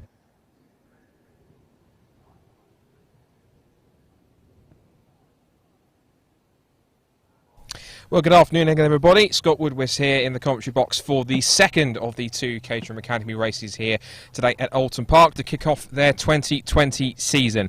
We saw the white group out on track in very treacherous weather conditions. Now it's the turn of their counterparts in the green group, and you have to argue they are in a slightly better position given the fact that it is a much drier track and it has stopped raining. So cars are on the grid. We'll be getting the grid on the screen very shortly. And the 5-second board goes up. So you might be possibly get set to go underway very shortly. So it's Chris Skillicorn on the front row of the grid on pole position on the left. Alongside him on the right is Tom Cockrell, and away they go. Everyone's slithering away from the grid, but Chris Skillicorn on the left from pole position looks to have possibly got the lead, although possibly from the second row of the grid, it might be Andy Lund in the black and orange car takes the lead. They're side by side into Old Hall Corner for the first time. The rest of the field tussling around. The blue, white and orange car there is Rob Oldland as they head through in car number 71. They're all scrabbling for their own little bit of real estate on track, but they all appear to have got through cleanly. And it is Andy Lund in car number 2 who leads the way, and already we've got someone very sideways in the middle of Cascades. I can't quite see the number 97's around, so is 21, so that's Denishan Erkan's around. 56 is involved as well. 56 is Mika Lazarus, And there's a replay there of what happened. Also getting caught up there was the 97. Looked as though possibly there was a spin there for Oulton, and that got other cars caught up. Meanwhile, number 44, Chris Skillicorn, back into the lead as they head down towards the right-hander at Shell, and also attacking behind him for third place was Tom Cockrell in the red and white car. He's going for second on the exit of Shell as they head out of the 180-degree banked hairpin and onto the run to the first of the 2 chicanes. So up towards Britain's for the first time. Skillicorn leads the way. Lund in second place. Cockrell in third. And this is another shot of the replay of what happened. And there you just see Denis Oulton spinning around and kicking up a lot of water. There was number 97. Gwyndaf Jones was also involved in that too. And 56 was spinning in sympathy there. And that was Mika Lazarus, who started back in 7th. Change for second. Andy Lund loses the position to Tom Cockrell, who's now back into the place he started, although Lund wants to try and force the issue and go round the outside of the second part of Hislop, so that would have put him on the inside for Knickerbrook, but looks as though that Cockrell firmly shut the door on that move. And all the while, Chris Skillicorn, on what is clearly emerging to be a drying line on this still damp Oulton Park circuit here in Cheshire, is starting to run away here. Now, Chris Skillicorn, as we see the rest of the field coming through, he's another one of the drivers which competed in the aforementioned CaterhamRacer.com series earlier on. He competed in lockdown as well. Oh, there goes Andy Lund. Off goes the number 2. A complete 180-degree spin. He hits the edge of the gravel trap. Now, if he can get it back going again, that would be very impressive. Here's a live-action replay. Just turns into the corner. The back end steps around, and away he goes. Now, he's managed to recover. Oops, and somebody else trying to get up the inside on corner exit, just managing to avoid him. But at the end of lap number 1, as they come across the line, Chris Skillicorn leads the way. It is in second place, Tom Cockrell. And then back to third place, it is a number 31 of Gould. So Colin Gould, who started back in 6th position, up 3 spots from where he started, which is good to see. 4th place goes to Griffiths, 5th to Duckworth. There's been more shenanigans at the final corner, involving, I think, Andy Lund. So Lund, who started on the second row of the grid, is having a bit of a struggle here in these very tricky intermediate conditions. And everyone just trying to find their feet here and tippy-toe around the corner. There's cars 12 and 97. 97 is the red car that we saw spinning earlier on. And that was, if I can find him on my sheet here for a second. 97. Come back to that in a second because I was looking down my timing screen. Meanwhile, here come the leaders. At least some of the front-running cars in the mix. There is car number 16. Bruce Duckworth started in 8th position, and Duckworth at the moment is running in 5th place, following in the wheel tracks of car number 9, James Griffiths, who's had a great start on the opening couple of laps. He's up to 4th place and started back in 11th, so some great progress made by James Griffiths on this opening lap to make up a quite staggering 7 places. So he's in the side of the top 5 and looking to try and make up more places if he can, as he wiggles his way out of the Britain chicane and up over Hilltop. And you can definitely see it's not totally dry, but it's much drier than it was earlier on. You may remember, if you saw the white group cars out on track, the conditions were not the best for them. You see a move going on behind them here. That's a switch for position, and that is between, if we catch the numbers on the side, 98 and 96. So that is Hall and Mott switching places, and Hall got very sideways on the exit there, and Mott had to watch on and possibly look for an opportunity to repass. So very close battles, and another close battle going on behind them. That was between Hapgood and the silver and purple car. Whoops, and a spin for number 6. That is the number 6 of Eels in the almost Marlborough-looking livery car. Marcus Eels, who started back in 17th place on the 9th row of the grid. Now, has he beached the car on the wet grass? The answer to that looks to be, thankfully, no, although he had to kind of hold on. And here's the replay in slow motion. Waltzing in graceful harmony, I call that. Round goes Marcus Eels. And he was very quick to keep the car rolling off the circuit, which meant that he wasn't on the racing line to bother the other car. So good, quick thinking and sharp driving there from Marcus Eels to keep himself offline, to not get anyone else involved in his own little incident. There's car 99 getting a slide on, and so is Ian Hapgood behind him as well. Car 99 is Toby Boyes, who started back on row 8, 16th place on the grid. And if we look on the timing screen, Boyes is now up to 10th place. So Chris Skillicorn has the fastest lap of the race, the first flying lap in this race, 2 minutes 20.807. He's at least 4/10 quicker than everyone else, but Skillicorn and Cockrell really are the class of the field, because everyone else is lapping in the 2:26s or slower, whereas the top 2, Skillicorn's first proper flying lap was the 2:20.807, and Tom Cockrell was 2 minutes 21.279. So by far and away, these two cars are the quickest out there in this green group in these mixed conditions. You watch here, the battle continuing here between this is 4th and 5th. So this is now Griffiths ahead of Duckworth, and Duckworth looking for a dive into Shellaw's hairpin. Here he comes, late on the brakes. But the outside line in these adverse conditions is a little better. It's a little grippier because if you're offline, you usually go onto the part of the circuit where there's been quite a lot of rubber that put down. When you combine water with rubber, it gets very slippery. And so drivers always tend to use what's called the karting line by taking the route off what would be the traditional racing line in the wet, and that in turn can allow them to pick up much more speed and grip. And so what you might find sometimes is a driver might be going deliberately wide in order to get better traction off the exit of the corner and to possibly try and complete a pass. So looking back here to this ongoing scrap for 4th, Bruce Duckworth trying to find a switch here. Looks as though the Duckworth did get through temporarily as they're both slithering around in these very slippery conditions. And one thing I can tell you for a fact is when it comes to track conditions, a driver either wants it fully dry or fully wet. You never want it in between because it makes the car a nightmare to set up, and you're really on a knife edge when it comes to grip and setup parameters. When trying to find the right balance, it's never easy at all. So credit where credit's due to all these new drivers who, I have to remind, are in their first ever race, and they're certainly taking to it with aplomb. So credit where credit's due for everyone for surviving so far. 1 or 2 mishaps as, whoops, car 98 gets very sideways. That is the 98 of Hall. James Hall has started back in 12th, so this has been quite a topsy-turvy order so far in this race. Just going back to the front of the field.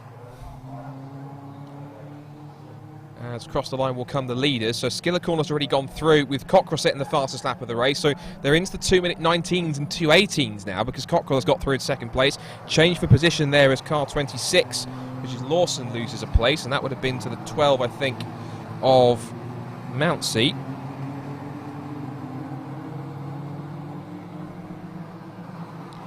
So Ronald Mountseat starting back in 16th place. So lots of drivers yo-yoing up and down the field, and they're going through now. Looks to be car 10. That's Richard Brooks, whose father Tony used to run a Jaguar XJ220s at Le Mans and in European GT racing. Oops, there's a car off there at 29. Car 29 is having a bit of difficulty. Car 29 is Andrew Bergbaum, and it's always 3 abreast into the apex of a left-hander here, and that's there in the mix in the middle of that battle. It's car number 2, Andy Lundy, started in 4th, and he's now having to fight his way back up through the order, down in 17th place. So he's had even more strife since we last saw him. He dropped around about the top 10 last time, but he seems to have had more problems. And now he's just made his way through past car number 12 of Ron Mountseat.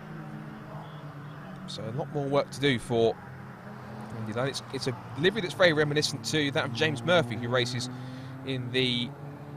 He was racing in a 270R variant of this car last year. And we should quickly explain, whilst we've got a gap, that this car effectively is the same car that you would find competing in many ways as the Rotorsport Championship and the 270R Championship and the 310Rs, but the drivers keep the same car as they move up the Caterham ladder, which keeps the cost effectiveness of the package once you buy the initial Academy season for your first year, and then you upgrade the car based on what it needs for certain categories to be able to make it through. So over the course of the next few seasons, the cars will have slightly uprated suspension, they'll have uprated tyres and brakes, have a little bit more horsepower.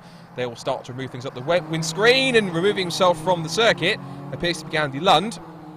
He really is finding it difficult in these tricky conditions. He finds a bit more space. I think the term is over-enthusiastic when it comes to him, I think, but credit where credit's due, he is definitely giving it a good go. There's a good battle developing here towards the front. This is between, looks to be, that's the number 9 of Griffiths, and this also charging back here appears to be Denishan Erkan, who was the man who spun at the exits. They're all over the place behind him. I'll try and catch who that car was that was having a bit of a slide there. It might be the 99 of Boys, I think, that was having a spin. I did see Boys on the number plate, but here comes Erkan having a look up the outside of Griffiths for 4th position, heading into Oulton corner. You have to give them a lot of respect for finding the limits here, and a couple of them are even heading over the curbs and pushing a little too hard in some aspects, but you only learn by finding your limit and getting out of your comfort zone, and they are certainly out of their comfort zone at the moment as Denishan Erkan gets very sideways again at the base of the hill at Cascades Has to sit back as he continues to chase the number 9 of Griffiths. Griffiths, as we say, running in 4th position after starting back in 11th, so great progress through the field in these early laps. Quick check-in with the leaders as we watch this battle for 4th. In fact, we'll come back to the leaders in a second because Denishan Erkan goes storming up the inside through Island Bend and gets the move done under brakes before he even turns into Shell Oils. And Denishan is another driver who's been competing in the esports Caterham races, so he, along with the likes of Chris Gillicorn and others from the Green Group, has certainly been improving their skills virtually. There is the 99 of Boys, and I think that's the number 8 of Duckworth behind him as well, so he's in the mix there too. Also in there is Rob Oulton, another esports racer. He's owned, this is his 4th Caterham, because he's also owned 2 different specifications, so he's certainly a fan of Caterhams, and he's decided to take the plunge and buy an Academy car and go racing, so he certainly understands how to handle a Caterham on track, and he might not have experienced it in these tricky conditions, but he'll certainly have plenty of running and owning and possibly even track driving some Caterhams. A little wiggle there from another one of the drivers towards the bottom of the top 10. And Denishan Erkan has really checked out getting past Griffiths into 4th position. I was going to check in with the leaders for a second because Chris Gillicorn has a lead now of only just under a second and has just taken the fastest lap of the race back again. So they're getting quicker all the time as the circuit continues to dry out. It's 2 minutes 16.930 as number 98 of Hall flashes through the shot. He's being tailed down by both Boys and Duckworth. So this is the scrap that's going on for 5th down to 8th position as Erkan decides to run away to try and chase the top 3, but he's got a mammoth almost sort of 31-second lead gap to make up. But across the line comes Denishan Erkan, and he's 13 seconds back to a podium place. So battle for 5th position he's on. And there goes Hall, who had his nose in front, but Griffiths comes back on the inside through Old Hall Corner, and I think he's managed to make it through.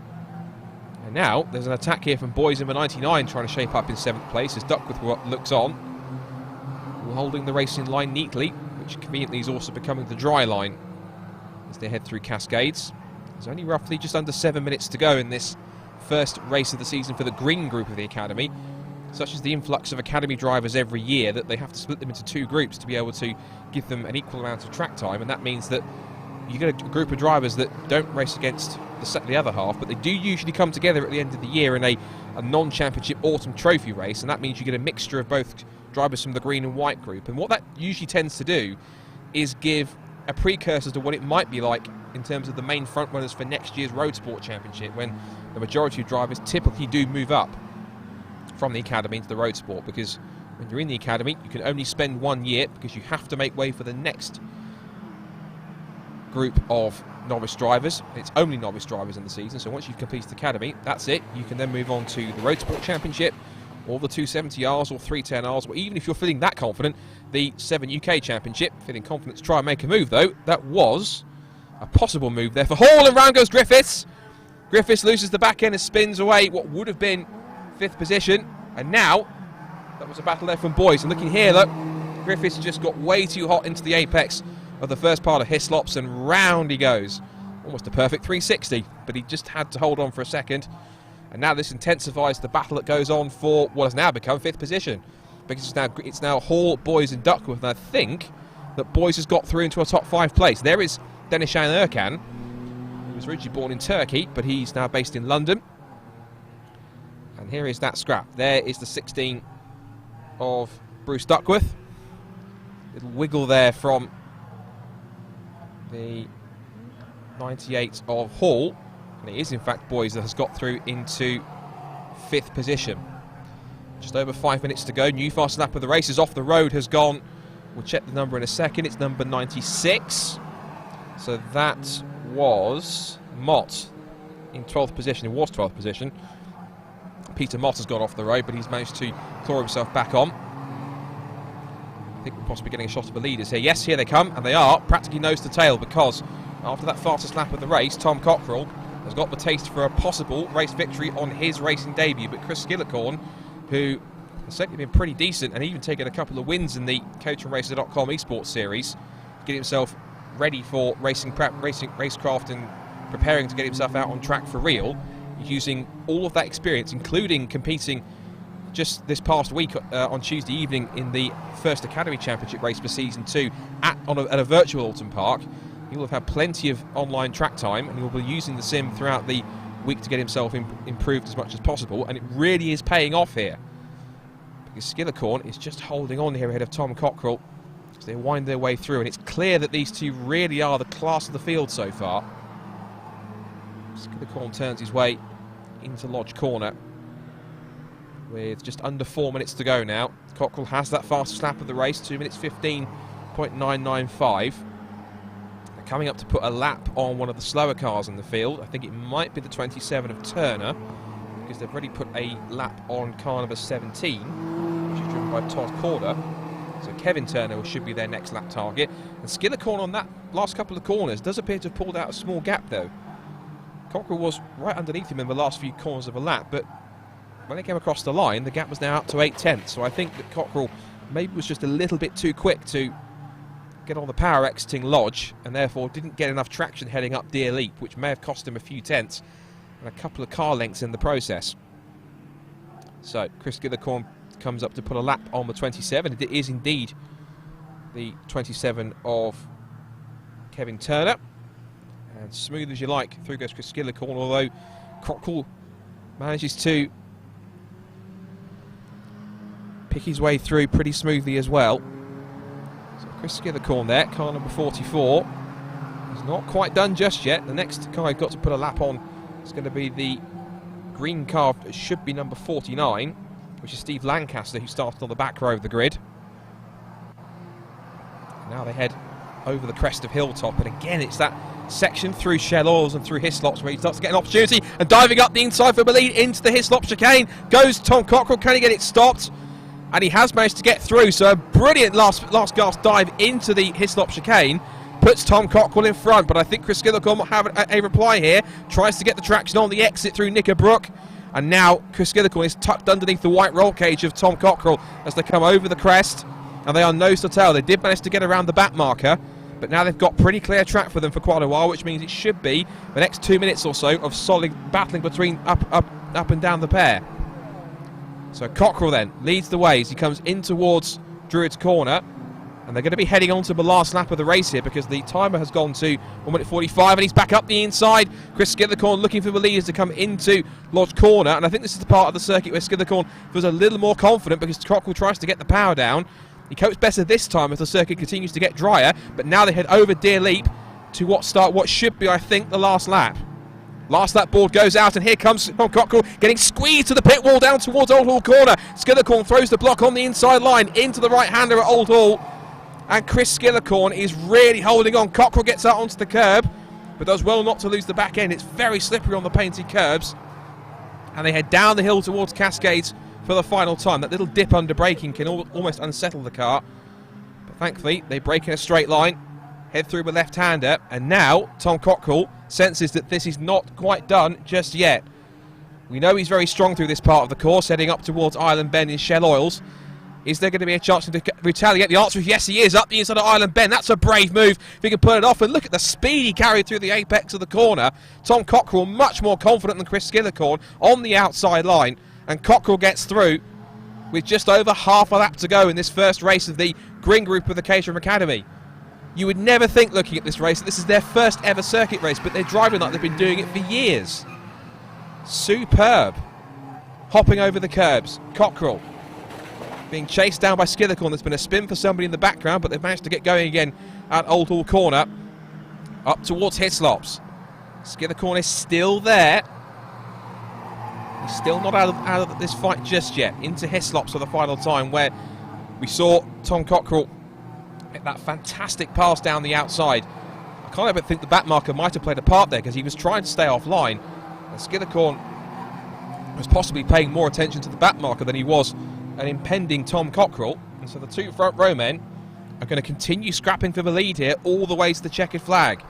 There are only a few corners in it yet as they come up to put a lap on. I think that's possibly the number 6 of... looks to be, I think that's Marcus Eels. Oh, and off the road goes Chris Skillicorn, off the road in second place. Oh, and also Cockrell's gone off as well, I think. They've both gone off the road. So hitting strife at Druids with two corners to go. This is the last lap. This is the replay here. So they both turn into Druids, and they both go in way too hot. Skillicorn spins, almost holds it, but once you're on the wet grass, the car just speeds up and you're almost a passenger. But in the end, after that small scare at the end, Tom Cockrell wins a brilliant first race in his first outing to kick off the green group for the Caterham Academy. Second for Chris Skillicorn. He comes across the line 3.5 seconds back and an intense couple of laps at the end. And now we wait, because there's a large gap back to third place, where we should see, I believe, Denishan Erkan. Here come a couple of the back markers across the line. But Denishan Erkan, whilst we're watching that lead battle, has moved up to third place. There's been a bit of changing around in the rest of the top 5 and the top 10. So Denishan Erkan, the poor marshal waving the checkered flag, his arm must be getting tired, because he's waiting for a third place car and it doesn't seem to be turning up.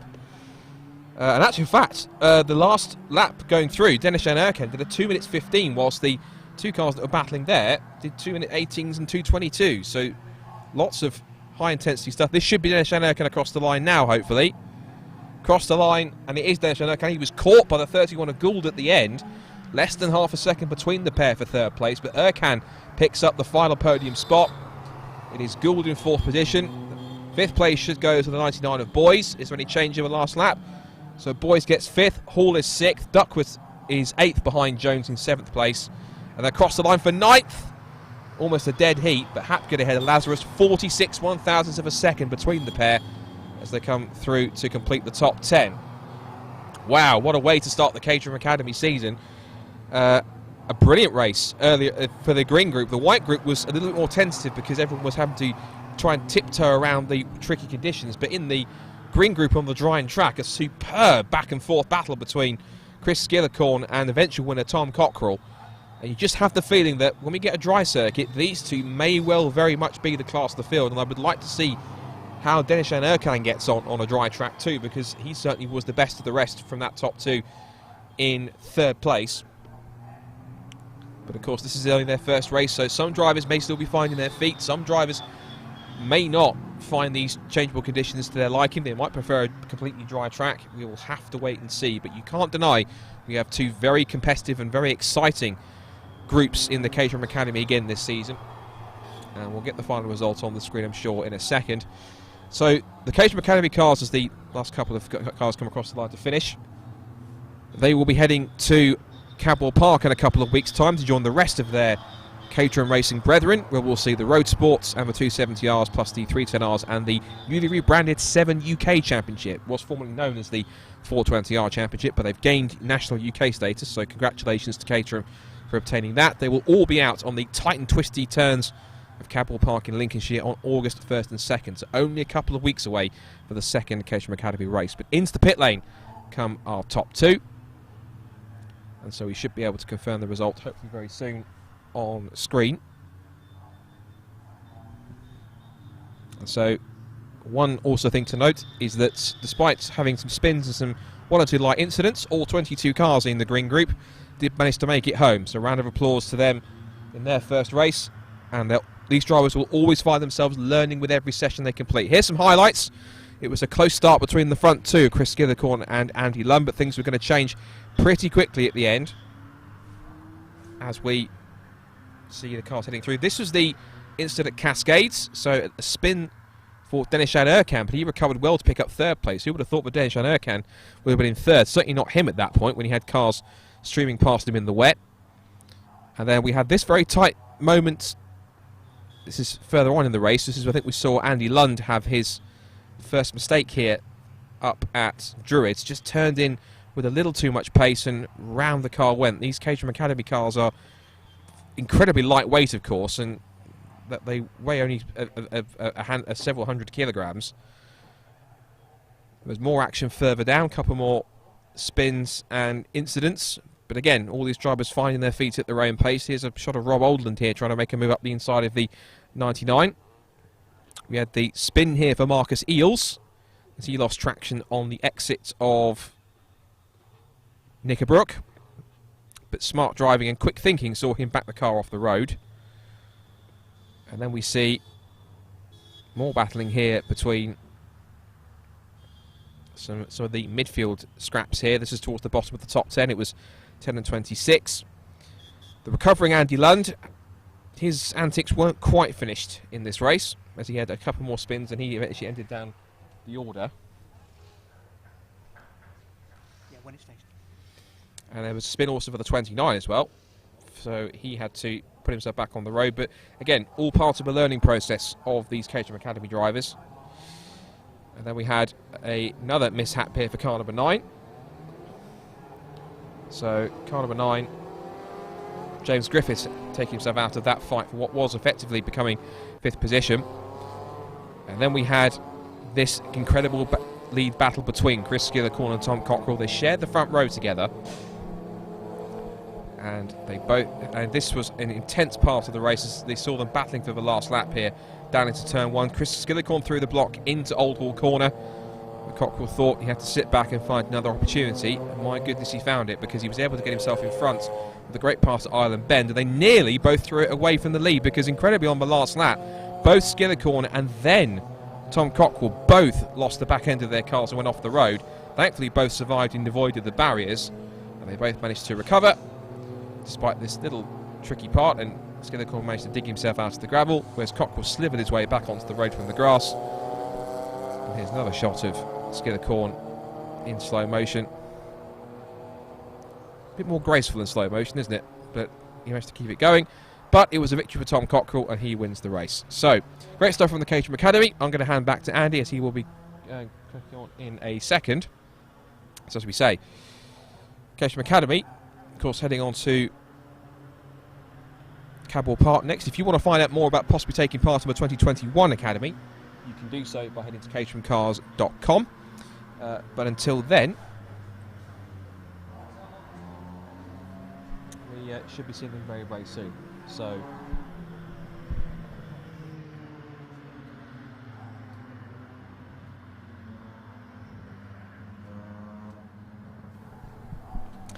moving swiftly on from Caterham Academy, we are going on to the Hyperdrive Stxr Challenge. So it'll be remaining with myself, Scott Woodwiss, on commentary, and quite pleased for that, because this is a championship which has grown exponentially over the win. So it's great to see the grid has grown so much in the Hyperdrive Stxr Challenge. And because what we have here is a multi-class championship which is dedicated mainly to Ford XR and ST models, hence the name Stxr Challenge. Sponsored by Hyperdrive. You can also see Automech Motorsport, Demon Tweaks, Polybush and Crown Windows and Home Improvements. So thank you to all of them for supporting the championship. But it's an incredible entry here for this first round of the 2020 season, which means that we will see more than 20 cars on the grid and a big influx of entries from the class that was introduced 2 years ago, Class D, for the more contemporary Ford Fiesta ST150s, the Mark 6 variant. And there's quite a few drivers that have crossed over from other classes, such as Class B for the Escort XR3Is, and particularly Class A for the Group N specification Fiesta XR2s, like the cars you're seeing on screen right here. So qualifying, of course, earlier this morning took place in wet conditions, and we'll be able to give you the grid very shortly. I can give you an idea of who is where before it comes up on the screen. But this is a championship which it made its first appearance at Autosport Show in January this year, the first time they've ever managed to attend on the BRSCC stand, and it really seemed to inspire a lot of people who maybe might not have known about the championship before, but it has been a very long-standing championship since the 1980s. It really was. It inspired the genesis of what we now know as the Fiesta Championship, which of course at one point was a BTCC support series back in the glory days of the 90s in the Super Tourers. But it's great to see that the STXRs, or the XR cars, are still very much in racing service. And as you can see on the front row of the grid, it is a pair of Class D cars on the front row. So Mark Robinson has pole position in car number 69. He will start alongside last year's overall champion William Heslop, who has moved up to Class D. And then alongside them will be Steve Poole and Sam Beckett behind him. Now you'll notice that the front row of the grid is empty, and there's a very good reason for that, because very sadly, whilst we're waiting for racing to get back underway, we very sadly lost a very good friend of the Stxr Challenge, the very long-standing paddock member, the assistant championship coordinator and former racer in the championship, Ken Meller. He was very much loved and adored by the Stxr paddock and indeed the Northwestern Centre personnel. He was always very helpful, always very much involved. And as a tribute to him, the front row has been left empty in his honour. He's very much missed, and I know every single car in the paddock is also running a very special Ken sticker as well in his tribute. So I'm sure that everyone here will be racing for Ken, and I'm sure that he would have loved to have seen this championship as it stands here this afternoon to do so. So Mark Robinson on pole, William Heslop alongside it, Steve Poole and Sam Beckett, followed by Chris Grimes and Christopher Rowlands, Justin Roberts and Greg Spate, Lee Barron and Chris Jones. All set for 15 minutes of Stxr Challenge action here at Oulton Park. Who's going to win the sprint down towards turn 1 on an ever-drying track? Lights out, and we are racing, and a great start from pole for Mark Robinson as they tear away from the line. Look at this. Fantastic sights. We see 25 Stxr machines heading down towards turn 1, side by side between William Heslop around the outside looking for the lead. Mark Robinson in second place. Heslop was a little sideways, it looked like, as he turns to turn 1. Oh, they're all over the place. One car off the road is Steve Poole in the Class A Fiesta. He gets back onto the road but bounces his way back on. But the leaders head through. Christopher Rowlands and the red and white car is in third position. Fourth place has gone to Greg Spate in the leading Class A car. He was in the fight for the title last year with William Heslop and Adam Brown. So he's had a bit of a colour change. It was black and green last year. Now it's black and red. And the rest of the field pouring its way past Lakeside towards Island Bend. But look at the lead that already these two have. Mark Robinson chasing down last year's overall and Class A champion William Heslop as they turn up towards Shell Oars for the first time. Third place for Christopher Rowlands. Fourth for Greg Spate, the leading Class A car. And it's great to see some of the more contemporary ST machines getting up there and taking the fight to the older XR cars, and the Class A cars are very much in the mix. There's Chris Jones, good to see him back in the championship, and he's also ahead of one of the newcomers, Alec Townley. And he's being under threat from one of the graduates from Class B, Lee Barron. So he and his sibling Lewis have moved up in a pair of STs. And there are no fewer than around 14 or 15 STs in Class D in the mix. As up to third place comes Greg Spate. Nicely slots in under brakes ahead of Chris Rowlands. Just behind them is the 29, that's Chris Grimes in his Fiesta ST. Turn their way through. Rowlands a little sideways and wide on the exit of Knickerbrook, and he slots in as Chris Grimes says thank you very much. And through into position he goes. So under the bridge, over Clay Hill and back towards Druids for the first time. And it is nose to tail between Heslop and Robinson as they turn in through Druids. Third place for Spate, fourth for Grimes, fifth for Rowlands. Sixth place now, we'll catch the number, that is for, not quite sure yet, but seventh place there is Justin Roberts. Now he debuted that car last year at Mallory Park, but it's good to see him back in the mix now. Side by side for position, that's a scrap with the 96, and that's Sam Beckett, who's also making one of his debuts this weekend. Lots of great racing. Look at Chris Jones, he's been away from the championship for several seasons, but he's certainly come back with aplomb, and certainly hasn't forgotten how to race that Escort. He's the top car in Class B, of which there are only two. The other car's Jason Hennifer in the background. He's battling mid-pack. But now as they come up towards Old Hall Corner for the end of lap number 1. So leading the way is going to be William Heslop in the lead of the race. It's Robinson second, Spate is third, Grimes fourth. Rowlands going to dive up the inside from Sam Beckett. He really is taking to the Stxr Challenge very quickly indeed, because he's up the inside of Christopher Rowlands. And Rowlands possibly starting to fall backwards towards the bottom of the top 10, because he's now under threat from Justin Robertson with number 70. Whoops, there goes to 67 around. That is Paul Green, I believe. He's towards the back of the field now, back in what should be, I think, 24th place. Sam Beckett in the 10 Sport Performance Fiesta. Under threat once again from Chris Rowlands as they turn through Shell Oars on lap number 2. You can see that Greg Spate in the older XR is starting to run away from these STs, but it's brilliant to see this new class has inspired so many drivers, not only those existing in the championship, but new ones externally to join in and take part. Effectively, these STs are not to be confused with the same specification that you might see in the BRSCC Fiesta Championship, or indeed in the junior counterparts in the Fiesta Juniors, because these cars are built more to Group N specification. Because while the Fiesta Championship cars might have more sophisticated suspension, they might have more dedicated exhaust and an ECU remap, these cars very much simply have the bare minimum that they need in order to be able to race, and so that's what makes them very cost effective, and that's why it's inspired so many people to get involved. And Class D has positively exploded this year in 2020 after it made a quiet debut in 2018, grew some steam in 2019 with a few more cars crossing over, and then more and more cars have been in build over the winter, and this extra break has allowed a few more to be ready. So it's great to see 24 cars out, and I know from Championship Coordinator Dave Fairclough there are more cars out there for across all the classes, so it's very likely we'll see around 30 cars, if not more than that, heading throughout the rest of the 5 race meeting season. Great battle developing here towards the end of lap 2. This is for 4th place between Rowlands, Beckett and Grimes. But no, that's back in, forgive me, that is actually 6th position. So Rowlands now under threat from Roberts and Lee Bowron, and Chris Jones is in there leading Class B.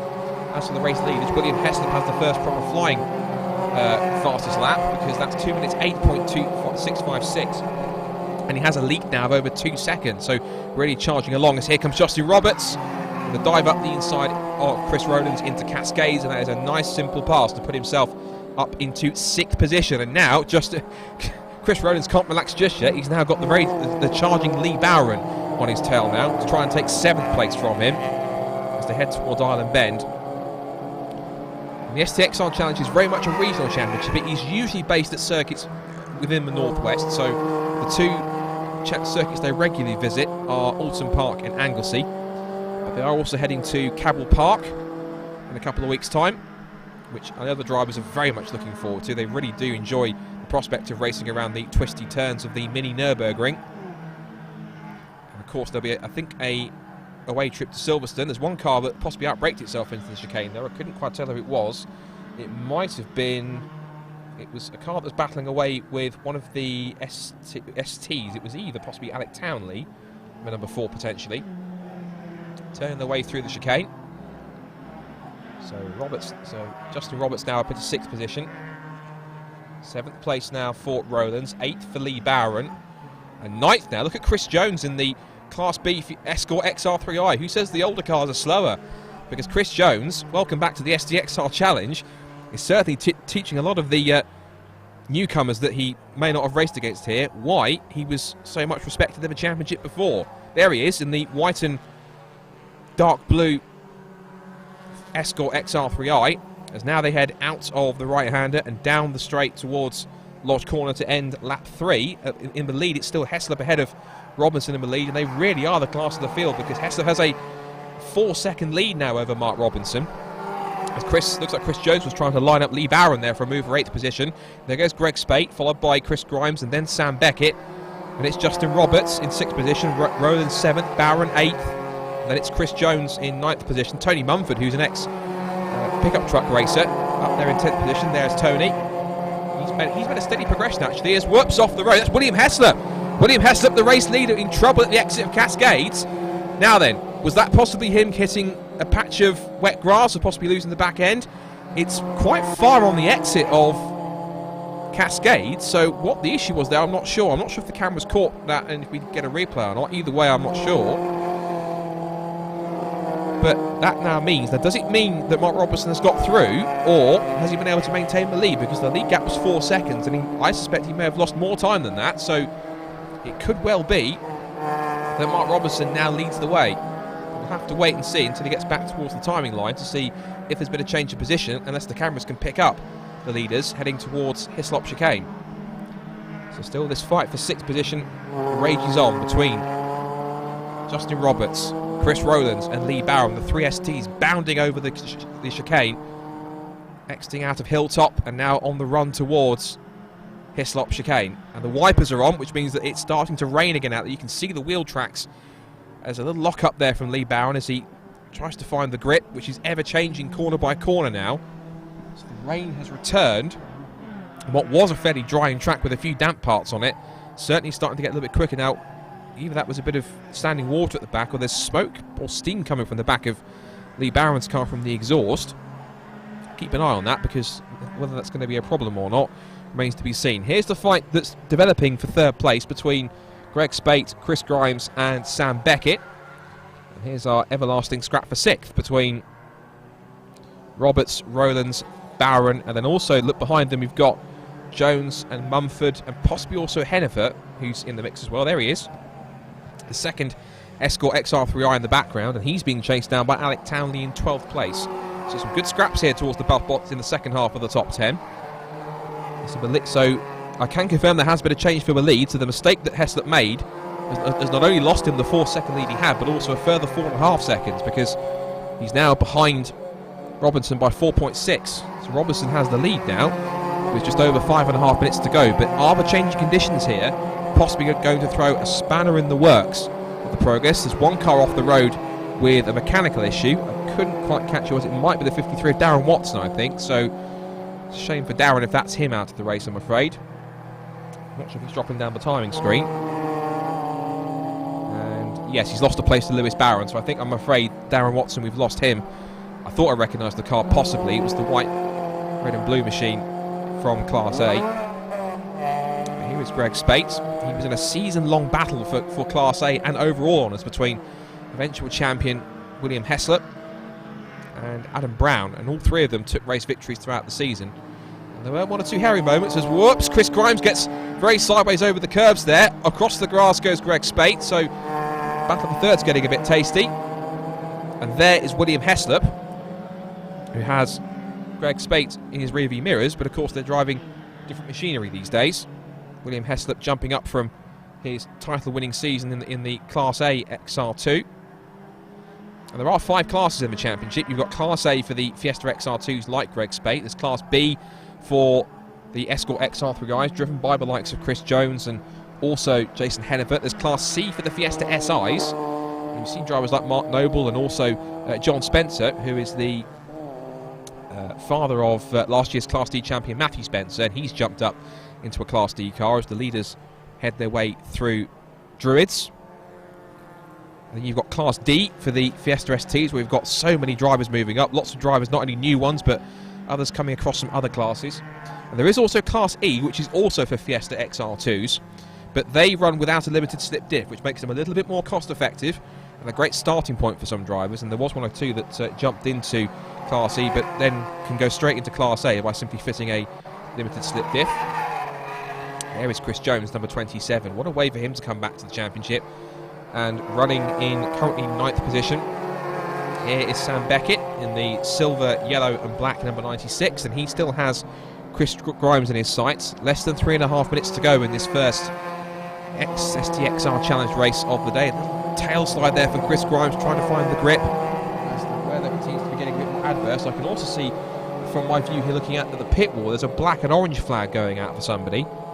Now, who it is, I'm not sure. I did mention that we saw Lee Barron's car was smoking a little bit. I didn't quite catch if that's possibly for him or not. I can see the flag, but I can't actually see who it's being held out for. So all I can tell you is someone either has a car that's either too loud or carrying a bit of bodywork or is smoking.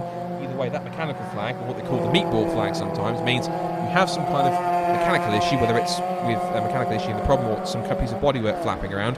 You need to come into pit lane in order to have that resolved if possible. So fight for third is closed up a little bit now between Spate, Grimes and Beckett. And the lead gap has stayed pretty static between this man, Mark Robinson, who continues to lead with wipers ablaze as he trundles his way through Knickerbrook. And William Heslop will hold on to second place at the moment. Now, lap time wise, Robinson has the measure over Heslop in these changing conditions. He was 0.3 faster last time around. There's not long to go yet. In fact, next time by is going to start the last lap. Now, if you look here, this part of the circuit, you can see with the cover of the trees, there is a dry line on the racing line heading into Druids, but then as soon as they come out of the canopy of the trees, it starts to get damp again. So that's what we mean by ever-changing conditions, particularly in the rain. There's third, fourth and fifth sweep through shot, Spate, Grimes and Beckett. Now then, what's happening for sixth? Roberts is still showing at the time when they came across the line.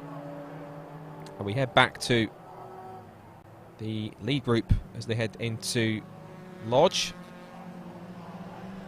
Little slide there from Chris Grimes, and the weather's getting much worse now, looks like. You can see more rain coming down as we head on to the last lap. There's about 1 minute 23 to go. Lights ablaze for Chris Grimes in fourth place. You can see the conditions are getting worse. The vision source is getting a little bit misty as well as Mark Robinson turns his way into Cascade for what will be the final time. And all he has to do, touch wood, is keep the car on the road. And victory in the first race of the season for the Hyperdrive STXR Challenge will be his. There it is, last lap on the screen. And for Mark Robinson, this will certainly be a brilliant way to start off the year. So Mark, who has competed previously in Class A in the XR2, decided to switch up to Class D for the STs. And what a decision it has proved to be, because he really has taken to this new car very quickly and showing his skills here as he flicks through his Britons and out towards Hilltop for the last time. The lead gap has gone back out again to 5.4 seconds. So whilst Heslop had the initial advantage, that earlier spin seems to put him on the back foot, and because of that I think maybe he was anticipating the race to remain dry, and possibly it could be a difference in setup that's working here in Robinson's favour. He may possibly have gone for a slightly more wet setup, which is certainly working wonders for him as he heads out of Knickerbrook up toward Clay Hill. You can see how much more the rain's coming down as, whoops, a little bit of a mistake there again for William Heslop. So I think possibly he may well have, I think, a different setup that's not working for him as well as that on Robinson's car. But as they come down towards Druids for the final time, Robinson has this one pretty much sewn up. He's got to get to the checkered flag first, but heads through Druids with one more corner to go. There's Heslop. This is a new car for him, so he will certainly be learning this all the way, and he'll be looking to improve on that in race 2, where he looks set to start on the front row again. But second place in the new car is certainly going to give him a lot of confidence. Greg Spate looks to be holding on to third ahead of Chris Grimes and Sam Beckett as they flash through shot, but up to the checkered flag. Mark Robinson wins the first race of the season in the Hyperdrive STXR Challenge. A brilliant drive from pole, and he will be delighted with that performance. Second place, last year's defending champion William Heslop in his first race in the ST, and he picks up a victory with a second place both overall and in Class D. Third will go to Greg Spate, who wins Class A as a result. Fourth goes to Chris Grimes. Fifth goes to Sam Beckett to round out the top 5. Sixth place will go to that man Justin Roberts across the line. Seventh to Christopher Rowlands. Eighth, and the Class B victory looks to be going to Chris Jones, so welcome back to the championship. He kicks it off with a win. 10th goes to Tony Mumford. In fact, no, actually changed. 8th position actually. Looks as though it was Steve Poole who had that mistake at the beginning. He managed to claw his way back up to 8th, so he had a storming second half of the race to get himself back through the field. 9th went to Chris Jones, who also took Class B victory. And then Tony Mumford rounding up the top 10. 11th goes to Alec Townley. Paul McHugh was 12th. 30th for Jason Hennefern across the line. Lofstad and Lewis Barron. Look at that, 0.061 of a second between the two of them. And then it's Matthew Spencer, last year's Class D champion, 16th. Across the line goes Matthew Morton. And I think Lee Barron didn't make it to the end. He looks like he's pitted with about a lap to go. But an exciting and intriguing first race in the Hyperdrive STXR Challenge, and it is a top score for Mark Robinson in race number 1 of 2020. It is William Heslop with second place, Greg Spate is third, Chris Grimes is fourth, and Sam Beckett in fifth position. Great drives from Chris Grimes and Sam Beckett in their first races in the championship to collect top 5s as a result. And Chris Grimes will also, of course, be on Class D podium as well for that race. Last couple of cars across the road, that is John Spencer and also the 64 of Clapton. Still got a couple more cars to finish, I think. Possibly fifth. But that might have been it actually, because we lost both Lee Barron and pit lane. Adam Bizzle also was another car which we lost out as well. Paul Brattel looks like he stopped on track somewhere, and as did Darren Watson, who I think may have even got going here. But I think there he is. Yes, Darren Watson did get going, and he's the last car to cross the line, and he finishes in 21st place. So, one down for today for the Hyperdrive STXR Challenge. Another one will be on the way very much later. I'm sure it's going to be an incredible one, and if the weather gets worse or better, it may well change the result, and possibly William Heslop might go away from this first race thinking about potential setup changes. We didn't quite see what caused the spin, but I suspect potentially it was the changeable conditions which caused him to run a little wide and lose the lead as a result. But I wonder if he comes back for race 2 with a different setup based on what the weather's doing, maybe he might be a little bit closer and a little bit more stable on track to give Mark Robinson a bit more of a run for his money this time by. So Andy will be back on the microphone shortly for our next race of the day. And you can see the cars in the background making their way into pit lane. Of course, Mark Robinson leading the field in. Just to recap then. Class winners, we should mention. Class A, of course, was won by Greg Spate, car number 5. Class B was won by Chris Jones. And Class D, of course, was our overall race winner, Mark Robinson. Let's also have a look at other class winners in the mix as well, from ones I can recognise. So Spate was first in Class A. Look at Steve Poole was second. And I will have a look and see if I can find the third place driver in a second. I can tell you the Class B and D results in terms of the top 3. It was definitely a top 3 of Mark Robinson, who won Class D as well as overall. Second place with William Heslop, third for Chris Grimes. And then it was Class B going to Chris Jones on his return, and second place going to Jason Hennefert, the only 2 cars in the field in that class, and both cars made the flag.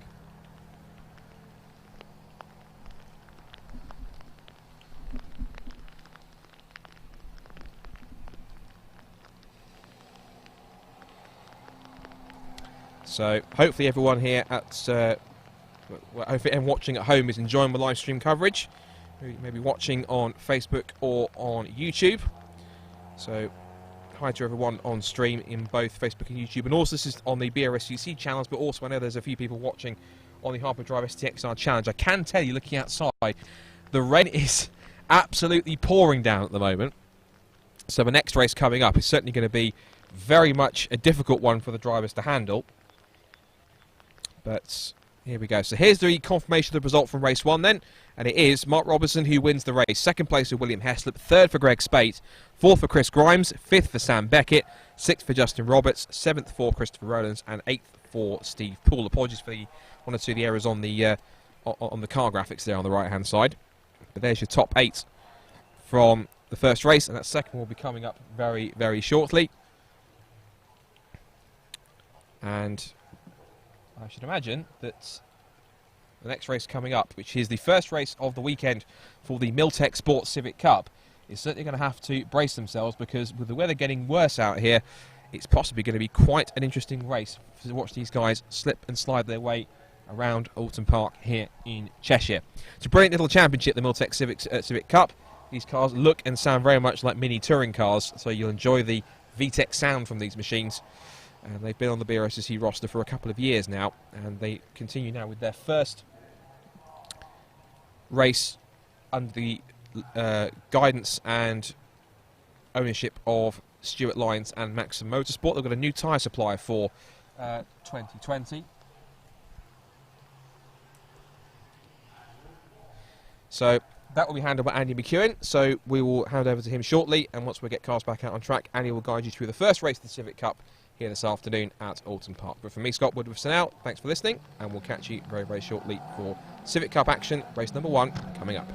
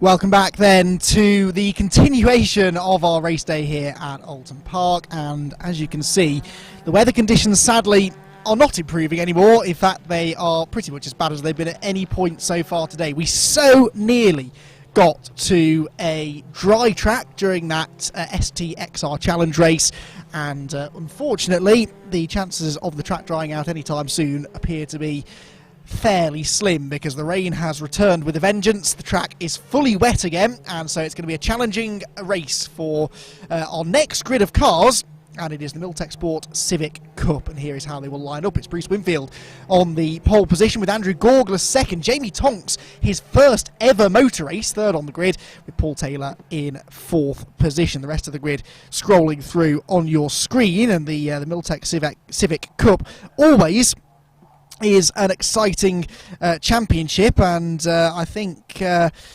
two races that we're going to get today are going to be pretty dramatic. 17 cars entered in total, all the way down there to Sam Barrett at the back of the field, and you can see the cars starting now to make their way onto the grid. The top two drivers from last season, Lee Deegan, the champion, Daniel Reason, the championship runner-up, have both elected to move on to other things for 2020. That's kind of opened the door for some of the nearly men from last season to maybe challenge for a championship, and Bruce Winfield was third place in the championship in 2019, and as a result possibly starts as the favourite. But Andrew Gorgler is familiar to Civic racing. He's been doing it now for a number of years, and he should, I reckon, be in contention for some race wins this year as well.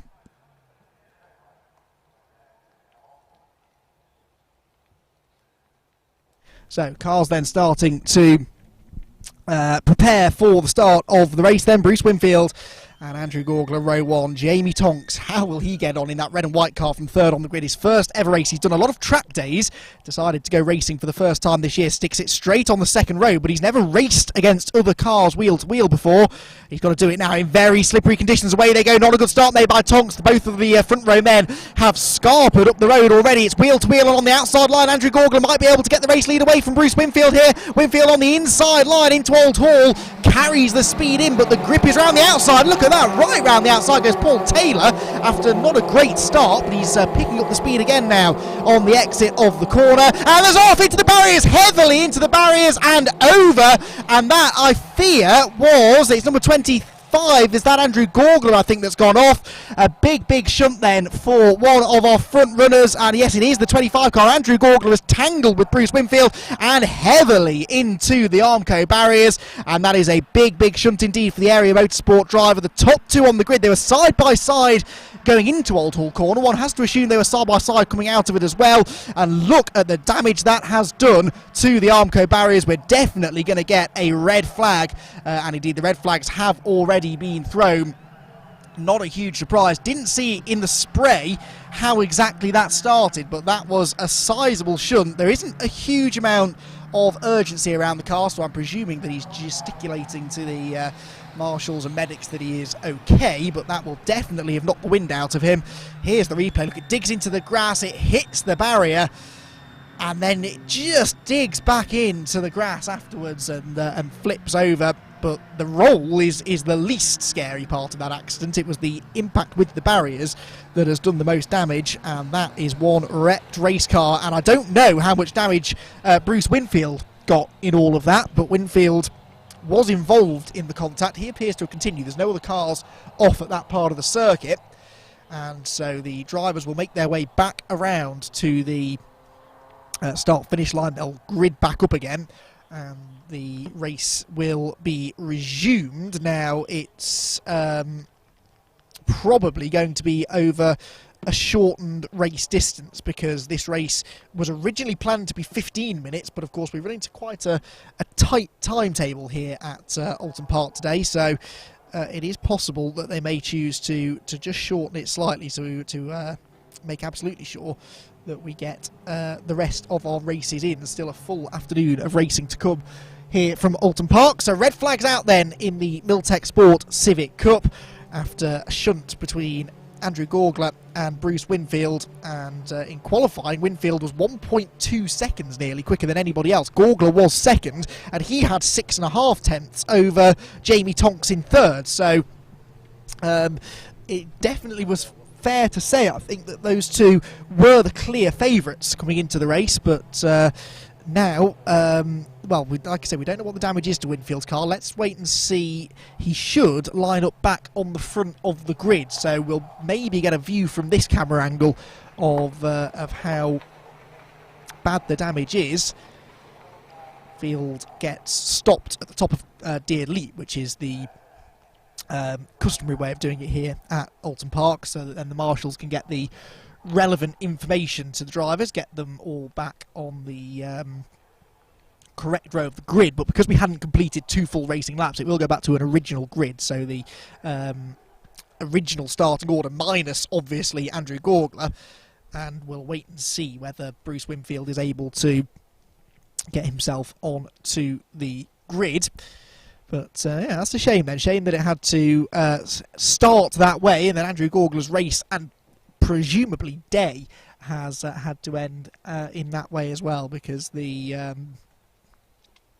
that car looked fairly badly damaged. It may be difficult to get it back out on the track again for the second race later on.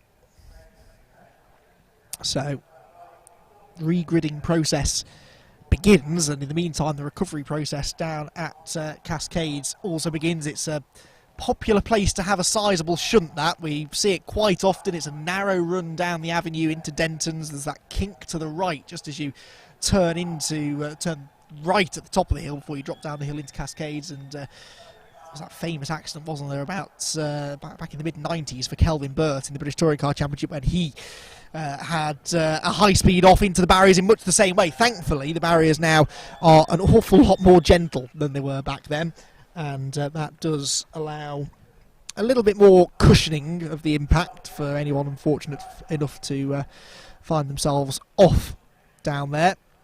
But those Armco barriers, if you hit them at speed, do have a tendency to bounce you back into the air.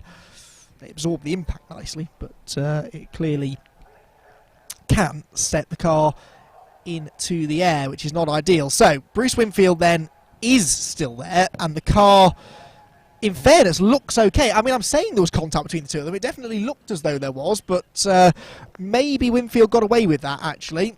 I'm sure if there was contact, it wasn't intentional. It's just one of those racing incidents. But he will line up on pole position then. The second space on the grid that should have been occupied by Andrew Gorgler quite clearly will not be. And Jamie Tonks gets another opportunity now to try and start from third on the grid, except it's now basically second on the grid. And as I was starting to make the point before the race started, he's a bit of a track day specialist, but when he calculated up how much it was going to cost him to do a season worth of track days, I mean, he would do about 30 or 40 track days a year, apparently, and when he calculated how much he was spending on track days, he realised, well, hang on a minute, I could do a full season of racing for that money. So he got his racing licence, and he is right up there in that white and red car, third place on the grid. And Jamie Tonks in car number 4, who was one of many drivers to get lap times disallowed in qualifying for missing one of the 2 chicanes, but that doesn't tend to gain you any time, to be honest, anyway. It's just a matter of procedure. You're not allowed to keep that lap time if you don't take the correct course. 4th on the grid, Paul Taylor, who is a former VW racer, also did a round of the TCT last year as well, and he is 4th on the grid in the black and blue car. Alistair Camp, who was formerly better known for racing in Ford Fiestas, but now is racing in the Civic Cup to a pretty high level as well. And he is 5th place with Ben Mills in 6th. A bit further down the order, a couple of potential front runners, you'd have to say. David Buki won, 8th on the grid, car number 51. Dave Buki is a former race winner in the championship as well, podium finisher on a fairly regular basis over the last year or so. He qualified down in 8th place. Chris Coomer has been a front runner as well. He's 9th. Oliver Barsby down in 11th. The wet qualifying session that we had this morning has really mixed things up, and that is it always makes for fascinating racing, but obviously with a few people out of position, there is a sense of urgency to get the to get to the front of the field straight away, although the accident, as it happens, took place between the top 2 drivers on the grid. And another interesting name as well, a bit further down the order, George Alp Williams, car number 5, youngest driver racing with us in the Miltech Sport Civic Cup. And James Alp Williams, I was speaking to his father earlier on actually, and Alpy, as he's known, is just 16 years old, youngest driver on the grid by quite some way, and he has had a bit of a rough time of it of late. Actually had a birthday during the lockdown period, which of course he wasn't really able to fully celebrate. So he I'm sure was already not really enjoying his lockdown period, and then unfortunately lost his grandfather just this week as well, and he and his dad are both here this weekend despite that, and they are really racing with heavy hearts, but they said, you know, we could have sat at home and, you know, sat thinking about it and not being very happy, or we can come here and get stuck in and race in his honour. So that's very much what they're doing. And George Hart Williams qualified some way down the order, but it is his first ever race, and he is faced with some pretty treacherous weather out there, lots of standing water, and of course the longer the cars sit on the grid now under this red flag delay, the worse things get, because the rain is continuing to fall heavily and the cars are not out on track circulating to clear the water away. So the marshal's not showing any sign of moving just yet.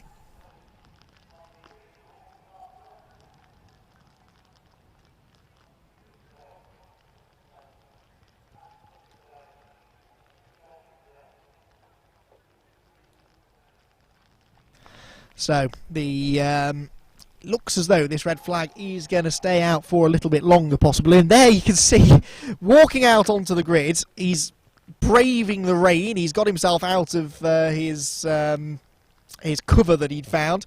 It is Bryn Lucas, our presenter and roving reporter, and he I think is going to try and have a word with a few of the drivers down on the grid. And we should probably throw to him pretty quickly because he's just stood there getting wet at the moment. So Bryn, over to you.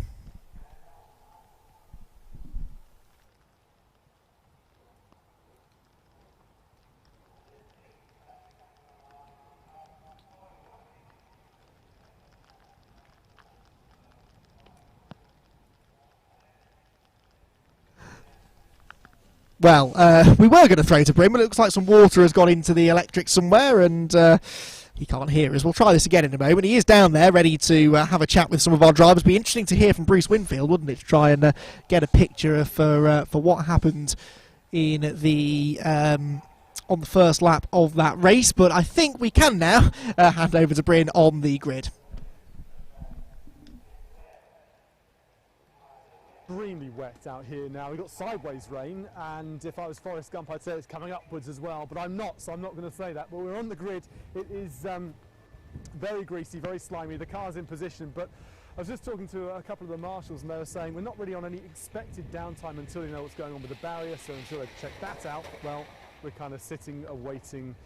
It's a bit of a waiting game unfortunately here, but you see Bruce Winfield in the lead, and in the lead he's now on pole position for the restart. This is a guy who is widely tipped, I think it's fair to say, for the championship. This is a guy who missed out last season just by a few points and was really pushing the entire way. It'd be really exciting to see what he can do here on track for a full race, but we're going to come to that in just a bit. Of course, naturally, race times are going to be slightly affected throughout the course of the rest of the day. We're on a single day here at Oulton Park, and when that happens, everything gets condensed slightly. We've still got the next round of TCT and the TCR UK race coming up, and a second race from the Civics. Hopefully we'll get to it, and of course remember curfew here at Oulton Park 6:30 this evening, so we'll hopefully get as many races thick and fast between now and then. Heading down the grid, you can get to see these Civics up close and personal. They are quite nice looking cars. You've got the different versions as they've moved through the eras. I myself had one of these that you're looking at right now, and I have to say it was a beautiful car to drive, really tucked in on the corners. You thought it might understeer, but no, tucked in beautifully. The front five seem quite a long way ahead. We've got spaces galore appearing here on track. One car at the end of the pits, not quite sure who that is. I'm sure Andy could tell us though. He would be able to give us the lowdown on who's at the end of the pits waiting to start from there, come restart whenever that may be. A lot of the drivers keeping their doors open trying to get some cool air in, if you can believe that. It is, well, it's not warm. I don't know what's wrong with them. I know they've got race suits on and that kind of thing, but as we move all the way down here, you can just see the vast array of the cars that we have out on the grid, flapping doors trying to get air in. We might try and get a few words from some of the drivers if we can do, but it's quite hard to do so under current restrictions to coronavirus. And I've got this little pole here, but it is hard to stab around. I'm not sure if we can venture much further actually, because we might be at the end of our range. Let's turn back around. And Barry's doing a great job trying to keep nice and dry, and I'll move this way around. Is that easier for you, Barry? Maybe it is. The rain is less sideways from this direction. Well, we are on the grid. We are kind of in a weird downtime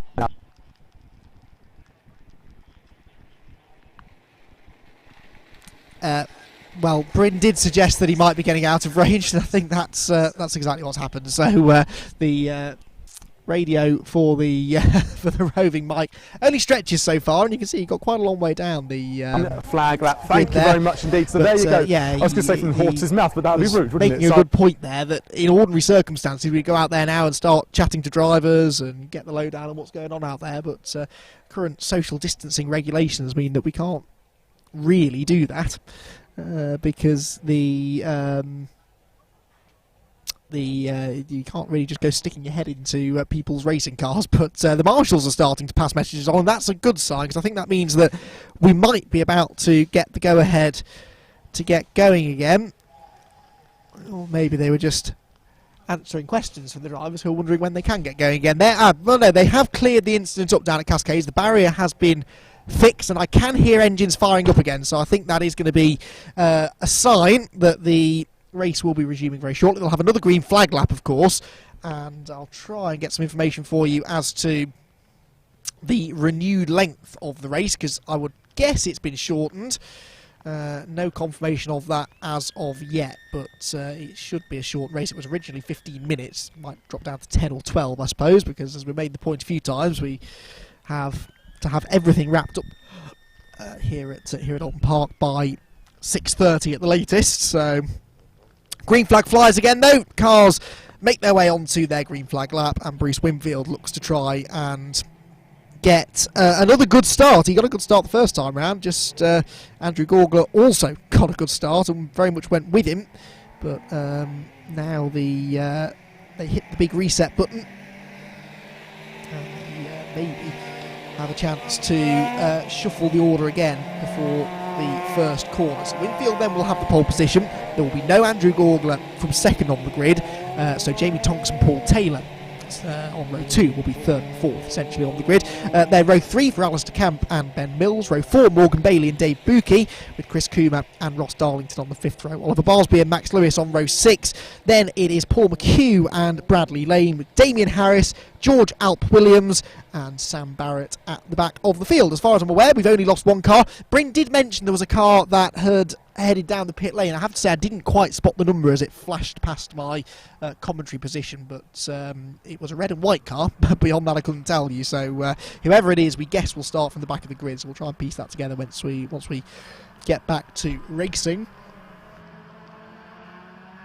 So there is number 45, Alistair Camp. He does like bright colours on his cars, and that Area Motorsport squad have put together another very, very good looking machine for him this year. Area Motorsport are arguably the top team really in the Miltech Sports Civic Cup.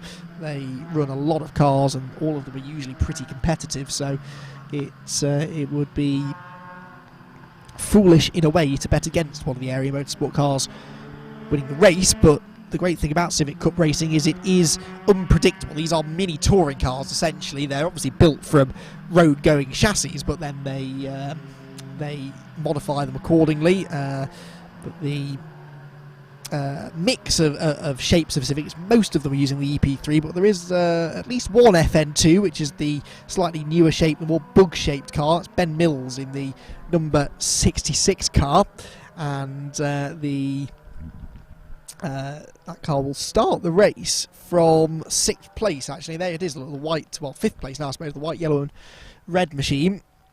I think that's the only FN2 on the grid, though. Yeah, it is. And previously, of course, we've seen the older generation of Honda Civic racing with us, but that's not the case for the time being, at least, for this first round of the championship. Now, again, the track doesn't look that wet, as in there's not that much standing water. I really am impressed. I've been here at Oulton Park for race meetings in the past which have had significantly less rain than this, and yet they've had more standing water, so clearly lots of drainage work has been done over the winter. I know they've added a few of these concrete runoff extensions on the extra couple of corners for drivers that run a bit wide so they don't end up on the grass, which is both a safety feature and also a way of making sure the grass doesn't get ruined. But the drainage appears to have been worked on as well, because you can see that it's still wet, most definitely, but not as wet as you might expect. If I look at the pit lane, for example, out of my commentary box, I can see an awful lot of standing water there. So the track is in pretty good nick, and whilst it is going to be slippery out there, hopefully standing water won't be too much of an issue. So Bruce Winfield then lines up on the pole position, getting ready for the second attempt to start this race. And let's see if I've been given a... Oh yes, 10 minutes the restart. So the restart will be over a shortened distance by the looks of it. And that kind of makes sense, really, given the fact that we are so pushed for time, and we've just spent the last 10 or 15 minutes doing absolutely nothing as the barrier damage was repaired. So Bruce Winfield then on pole. The man that could benefit from this, of course, is Paul Taylor, who's got clear track in front of him now. The 5-second board is being raised. We're about ready to go racing then for the second time of asking in the Miltech Sports Civic Cup. Bruce Winfield on pole position. He's got row number 1 all to himself now. Watching the red lights, getting ready to go racing. Lights out, away they go. Paul Taylor does make a good start from the outside of row number 2. Jamie Tonks is away better this time as well. It's a much closer spread between the leaders as they head towards Old Hall Corner. Taylor is the man on the outside challenging, though. Bruce Winfield on the inside. Taylor goes around the outside. He did this on the first start and found some grip. Can he find the grip again? Coming through the right-hander. Who gets out of the corner in front? Do they all come out of the corner pointing the right way? They do. But what about Cascades? Fingers crossed they all get through here cleanly. It's Winfield leading. Taylor second. Third place for Jamie Tonks. So he has held on to third place this time. He definitely is a driver then that's benefited from the restarted race. And those three getting away slightly from, I don't think that's Alistair Camp in fourth anymore. That might be Ben Mills, who has come up into the fourth position. But there are your leading trio heading through Island Bend then. The orange car of Bruce Winfield, the blue and black car in second of Paul Taylor, and then the red and white of Jamie Tonks, who has a little look to the inside. Taylor takes a different line to Winfield. They're all taking different lines through the shell hairpins, searching for the grip, trying to carry the speed off the corner. Alistair Camp, is that Camp in fourth place? No, Camp's down to sixth, isn't he? So Alistair Camp did not get a great start, lost a couple of positions there. Further back, number 26 comes through. A little bit further down, that's Morgan Bailey. He started seventh, which was effectively sixth with the demise of Andrew Gorgler. So he definitely didn't get off the line and through the first couple of corners as quickly as he might have liked. But he has got through the first couple of corners. Everyone has survived the first half a lap this time. Top three getting away. Look at the fight going on for fourth. That's Dave Buki. So David Buki, who started 8th, is up into 4th place already, under pressure from that FN2 of Ben Mills, the number 66 car, and then right behind them Alistair Camp. So that's 4th, 5th and 6th going through the screen and heading over Clay Hill in a ball of spray. Leading trio quite some way ahead though already as they head towards Druids halfway or more than halfway round now this first lap of the race. Leading three then through the double apex right-hander, battle for fourth. Buki still just about hanging on here as he turns into this quick right-hander. But Bruce Winfield not really checking out here. Paul Taylor looks racy. These are very similar conditions to the track conditions they had for qualifying earlier on, so they should be able to get themselves up to speed reasonably quickly. Up the inside there goes the number 40 car of Lane, but the leaders come through and it is Winfield that leads by 1.1 seconds over Taylor second, Jamie Tonks third, David Buki fourth, then it's 5th place for Mills, 6th for Camp, 7th for Lewis, 8th Darlington, 9th for Bailey, and who's going to round out the top 10? It is Oliver Barsby in the number 10 car. And this battle going on just behind as well, so there is lots of action up and down the order, cars squirreling around for grip as they drop down the hill using that curb through Denton's. That's brave in the wet conditions. Number 40 car there coming through. This is the fight for 9th position, and that number 40 machine is the car that started all the way down in 14th, Bradley Lane, but he's been able to gain a little bit of ground, I think, over the first lap of the race. 20 goes through there, that's Darlington, he's running in 8th position, and there goes Lane having a big look to the inside. That inside run into the hairpin is so tempting, but as we've said, I don't think that's the grippier side of the road, really. Out of shell, up towards the chicane at Britain's. Look at the battle going on up the road for 4th there between Buki, Mills and Camp. Camp seems to be making a bit of a comeback here. He's closed right back in on those two, having lost time earlier on. There they go, dropping down the hill. Buki 4th, 5th place for Mills, 6th for Camp, 7th place is the number 71 car that we're watching here, dropping down into the chicane, and then right behind Ross Darlington, the white and green car. Number 40 car is Bradley Lane, and they started about 4 or 5 positions apart, so Lane really has improved on the start of this one. But now, once the initial exchanges have been made, it can be quite difficult sometimes to find a way through, because it's just hard to run that close to the car in front, because you've just got a face full of water, you can't see where you're going, and it's just very hard then to get close enough to attack, although it looked as though Morgan Bailey was close enough to attack there, trying to get up the inside into Druid's corner. Now, I reckon that Ross Darlington, Ben Mills, excuse me, oh well, he's definitely lost ground now. He's in the gravel, so I was about to say Ben Mills looked like he'd lost a place or two, but now he has lost even more, because he's pointing the wrong way. He's in the gravel at Lodge Corner, and Ben Mills thankfully gets his way back out of there. Didn't quite see how he got there, but that takes him out of a really promising position then. He was running in 5th position at the start of the lap. I think Alistair Camp had got past him anyway, but he's obviously lost even more ground now with that off at Lodge. Winfield with the new fastest lap. He's exactly 2 seconds clear of Paul Taylor, so he is getting away from Taylor now by about 9/10 on that first full flying lap of the race, with Jamie Tonks a further 2.6 back, then another 2.6 back to David Buki. So it's really Alistair Camp and David Buki who are the closest battle at the front of the field, at least, and they've just gone through shot. Then you've got Lewis, Darlington, Bailey and Barsby, and there is Ross Darlington in the number 20 machine. As far as I'm aware, this is his first appearance in the Miltech Sports Civic Cup. Doing rather well to be running solidly in the midfield. Well, 7th place, that's better than the midfield, isn't it? Chris Coomer, incidentally, I think was the driver that was in the pit lane earlier on, because he has not taken the restart, so I don't know what the reason for that is, but I do seem to recall Chris Coomer was in a red and white car, so that would make some sort of sense. Up the hill they go again then, and this battle going on for 6th place. They're about 4.5 seconds behind the Buki and Camp scrap, but they are themselves absolutely nose to tail, and up the inside again. There's a bit of contact, bit of pushing and shoving, and Ross Darlington gets shoveled off the road by the number 40 car there. That was a pretty robust move by Bradley Lane, and Darlington will try and rejoin right alongside him. In the end, ends up behind him again, but they were all sort of looking to try and occupy the same bit of tarmac, and it didn't really work for any one of them. And it was really Ross Darlington that was the big loser there, but then he qualified in 10th position, so he had gained ground off the start, maybe now just starting to slip back down to the kind of place that he started the race from. So in the spray they emerge, wheel-to-wheel action there in the background, and is that Darlington coming back? I think it is Darlington coming back at Bradley Lane. And has he gone back through? Yes, he has. And Lane will fight back again coming out of Lodge Corner. Great battle that between these two. Bradley Lane with better traction off the corner from the wide line in. And is he back alongside? Almost. He's gone to the outside line this time.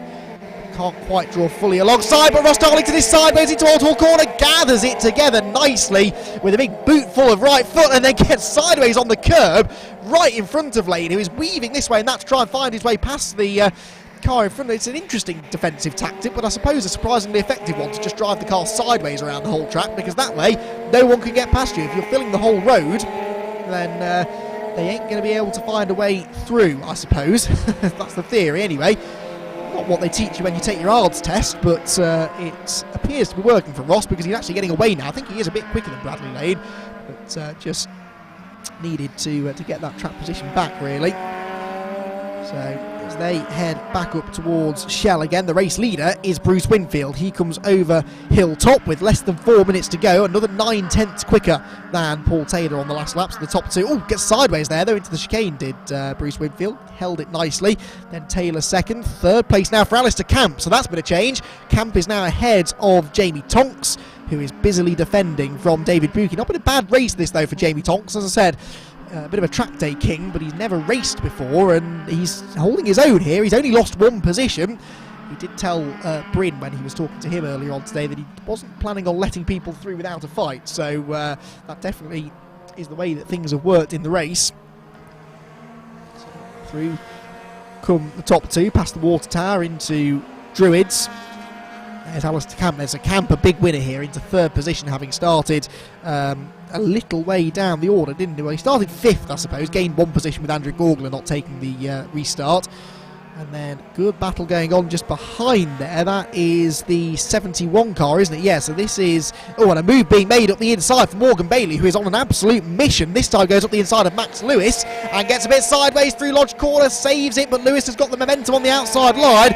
Brilliant racing between these two. Lewis goes back through. This is the fight for 6th position between these two cars, and, Max Lewis holding on. He qualified down in 12th position. Morgan Bailey qualified 7th. Bailey didn't get a good start, which is why he's very much on the offensive again now, trying to work his way back up the order. Gets on that concrete coming out of Old Hall, which is treacherous when wet, and makes his way back down through Cascades. David Buchan, meanwhile, still can't get past Jamie Tonks. Buchan started down in 8th, so he's another big winner here. Gained positions already and senses that he could still make another one up here. We're on the final lap of the race though, so he's running out of time, running out of options really. There are limited places that you can launch an attack around this place.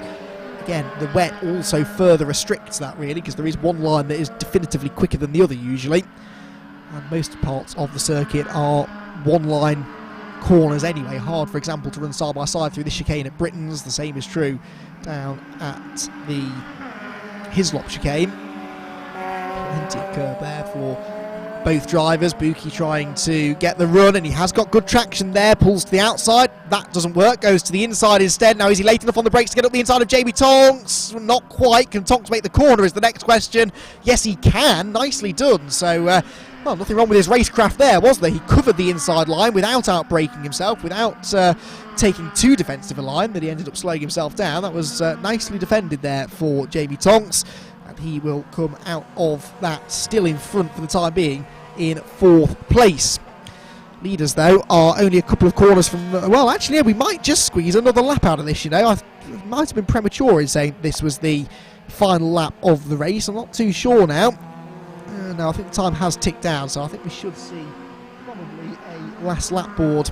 Yes, checkered flag is out, and I believe Bruce Winfield has already come through to take the checkered flag. Yes, he has. Paul Taylor in 2nd position. Alistair Camp should come home 3rd. The question remains, who is 4th? It's going to be nose to tail at the line, but Jamie Tonks has done it. Just Jamie Tonks hangs on for 4th place. David Buchan in 5th. 6th place for Max Lewis. That was a really... Bailey gets him. Bailey gets him on the last lap. So Morgan Bailey does manage to get himself into 6th, 1 place higher than he finished. Max Lewis 7th, then Ross Darlington 8th, 9th place Bradley Lane, and Oliver Barsby, I believe, is going to come home in 10th position. So good race for him, and Oliver Barsby, yeah, started outside the top 10 but gets there. James Out-Williams as well, George Out-Williams, excuse me, with a really good race there. He gets himself into 12th position on his first race of the year, having started 16th, so good work there for him. Stayed out of trouble. That's half the battle really in these conditions, and George Out-Williams then will be very happy, I think, with that result, and he'll be looking forward to getting back out there again in the 2nd race later on today, and that race due to be the last race of the day, starting at 6:10, but we are a little behind time. Actually, not as far behind time as you might expect. We're probably only 5 minutes out, I reckon, so it might not be too long of a delay. Hopefully we'll get all of the races in, but Bruce Winfield, he will be very happy with that win. Survived that early contact with Andrew Gaugler, fellow front row starter, and Andrew Gaugler was able in the end to was not able, sorry, in the end to get back out on track. So we'll bring you the race result in a moment, but first of all, some highlights of the race. It started in dramatic fashion, particularly for our front row men. Andrew Gorgler got the lead on the initial start coming out of Old Hall Corner. Winfield fought back and there was contact made. Off into the barrier he went. On the second restart, it was Paul Taylor that challenged Bruce Winfield for the lead into Old Hall. Went to the outside but wasn't quite able to go sweeping round the outside. Winfield then hung on to the race lead with the battling going on behind in amongst the spray. Jamie Tonks was up there in third place in the early stages. It was a bad start for the 26 car of Morgan Bailey, but he soon set about making up for that, carving his way through the field. One of very few drivers really able to find a way past his opponents in these tricky conditions. It was a really strong performance that from Morgan. Off though, unfortunately, into the gravel trap when the 66 car at Lodge Corner, and that was end of race for Ben Mills, whilst Morgan continued his charge through the field, catching Max Lewis towards the end. It was Winfield that took the flag first though. He was your race winner in the opening round of the Miltech Sport Civic Cup, and the rest of them filing through behind with Paul Taylor second and Alistair Camp in third position. So the cars then make their way down into pit lane once again, and Bryn Lucas will be on hand to have a chat with our top three finishers. And after that, we're back into more racing. We've still got plenty more coming your way today. Formula Fords are up next. The Avon Tyres National and Northern Formula Ford Championships. BMW Compact Cup are back out after that. Then the second Touring Car Trophy race, which will be live right here. Here's confirmation of your result. Then Winfield with the win. Paul Taylor in second. And Alistair Camp finishing in third position. Then Jamie Tonks fourth, David Buki fifth, Morgan Bailey sixth, Max Lewis in seventh, and Ross Darlington rounding out the top eight after an eventful race, which included him getting nerfed off into the gravel, or down the escape road I should say, at the Hislop chicane. So we're waiting for confirmation that Bryn Lucas is there ready with our podium finishers, and I can see him just outside my commentary box. He's not getting wet anymore because the rain appears to have stopped again, so if it doesn't rain again, maybe we'll be able to get a dry track after all before the end of the day. So I believe the top three drivers are being redirected towards us. They've been sent into Parc Ferme, and they'll very soon be back with us in the pit lane. And the second race, as I said, for the Miltech Sport Civic Cup will be towards the end of the day, 6:10, the time that it's due to get underway, and it may be a very different track that greets them at that point.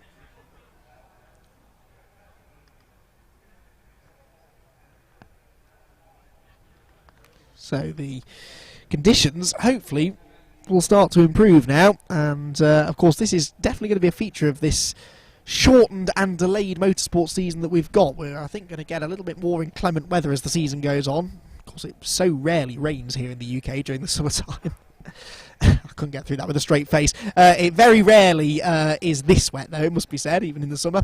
And I think as we get deeper into the year, wet weather is going to become more of a factor, and that's going to certainly throw a bit of a spanner in the works for drivers that don't like the rain. But of course, there are quite a lot of drivers that do find themselves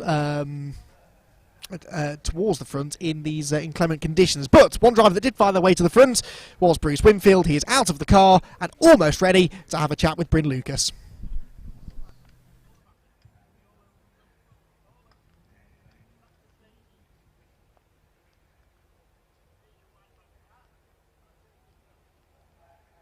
Second and third to be brought round from scrutineering right now from Parc Ferme conditions as they'll currently be in, of course.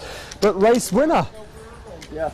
He's taking his time, isn't he? He's milking this moment. There we go. But he's even got a top bun as well. Look at that. Bruce Winfield, what an easy win, I'm going to say. But I know it's not as simple as it looks. No, definitely not. Obviously, weather conditions aren't really ideal, but yeah, came away with the win. So early on in the race, I mean, very early on in the race, it was red flagged. Yep. What do you make of that situation when you're having to reform on the grid and then get your mind back into the game? Obviously, nerves come into it a little bit more. You sat there waiting for the reform. or reformation. So obviously there's a lot of stuff going through your head, but yes, just for me, I was quite nervous then restarting, but we managed to get out front and stay there. So. But then of course at the start of the race you look to your left and there's no car there, so you've got a bit of an advantage because you've got a bit of space. Yeah, it's more obviously you've got another row then, but yeah, Paul Taylor, to be fair, had a good go, came down the outside. We managed to keep him at bay though. So. Yeah, and that was it really for you, was it? You have to maintain to start with. As soon as you made it through, you can hold on. Yeah, obviously keep an eye on the guys behind, just to make sure that you are maintaining a gap. Yeah. And obviously if they were catching up then we'd have to do something slightly different, but as it was, we managed to pull away. So. It was a great win, well done. Thank you very much. Okay, race winner Bruce Winfield. Let's go round to Paul now. Paul, who's just come round. Paul, if we can grab a quick word with you. No problem. So, a tricky start of a race really, having to go back onto the grid and reform and then get your mind back into the game. It sort of played into your hands in some way, but then you have to start again, so talk us through it. Yeah, well, we had a good start in the first one and got away from the carnage, so I was a little bit upset that we had to start again, but then luckily had a good start in the second, in the restart, got up to second from third quite quickly. Was behind Bruce for about a lap, but he had a bit too much pace for me, so I managed to gap behind. I got a bit of a gap, so just played it safe and brought it home in one piece. If you could sum up these track conditions, what would you say? Bearing in mind we're live.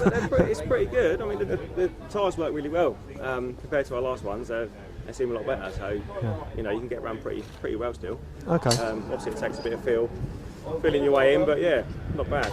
Nice. Well, second place, well done. Thank you. And let's now head over to third place. Alistair Camp is all the way over here. Let's quickly cross the camera. Should never do that, naughty. Head this way. Alistair, can we have a quick chat with you? So, third place.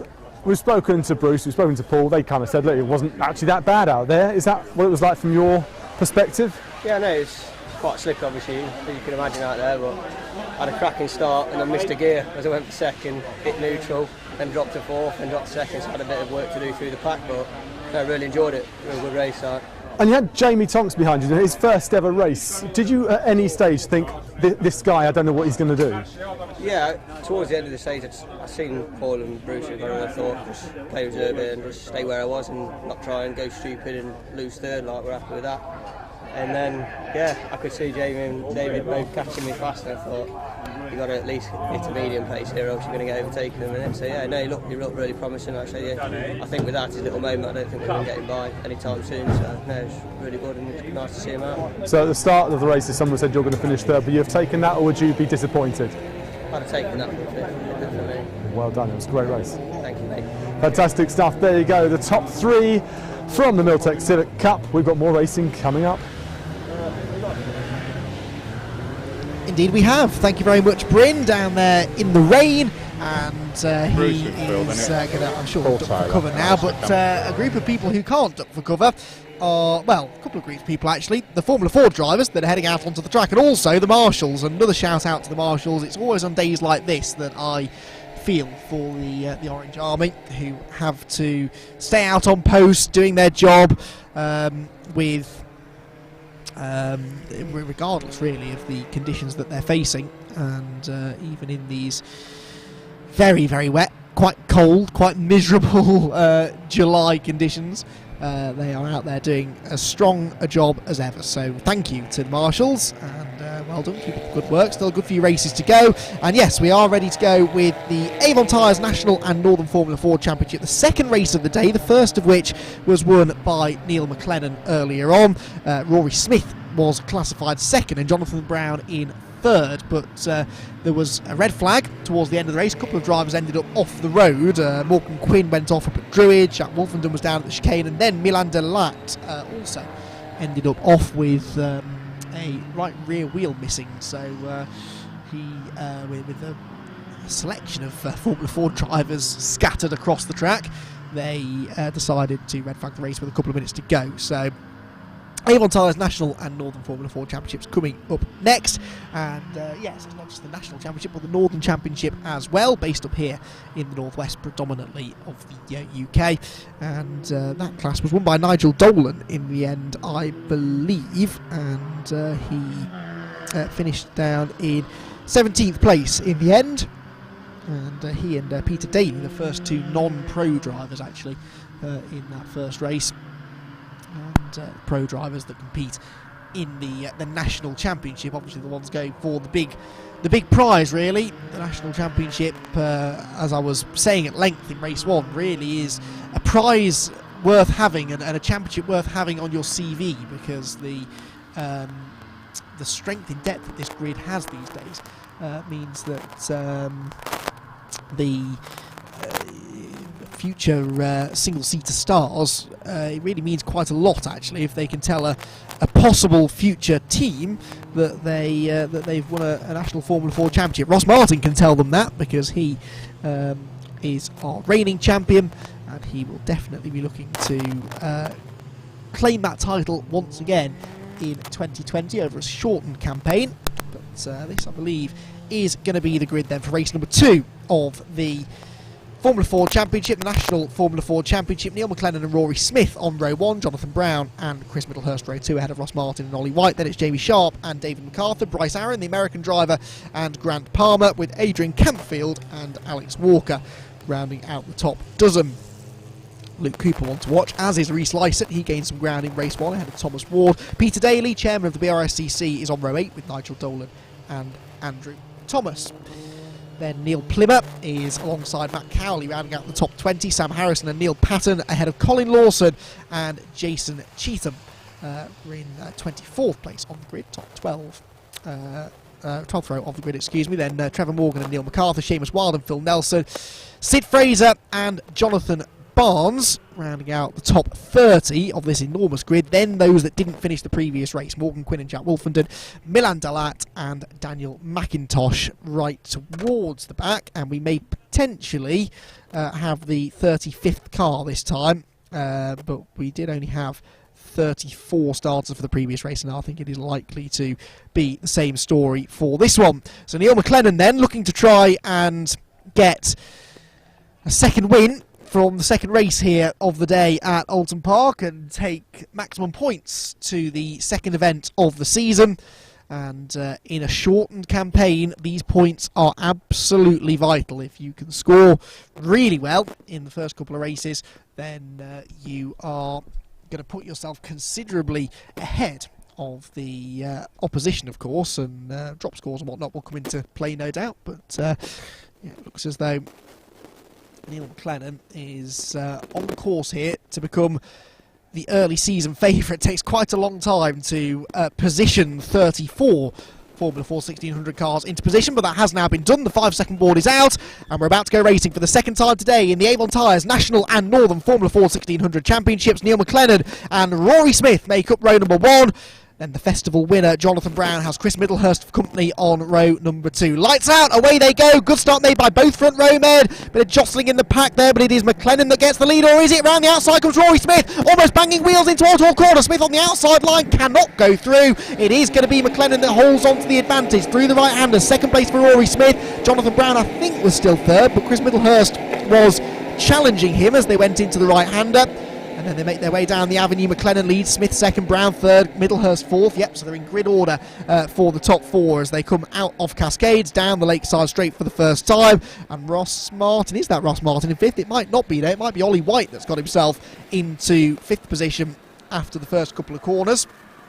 Down the back straight they go. Look at the understeer there as they turn into Ireland Bend. Rory Smith's car just did not want to turn into the quick left-hander, and he's under pressure now as a result from Jonathan Brown, who got through past him earlier on. There's a car off at the end of the avenue. Not quite sure who that is, but there looks to be suspension damage, so it looks as though somebody has had a spin at the start of the race on the exit of the first corner. And is that going to require a safety car? You'd have to suspect that it might, because the car could be deemed to be in a dangerous position there.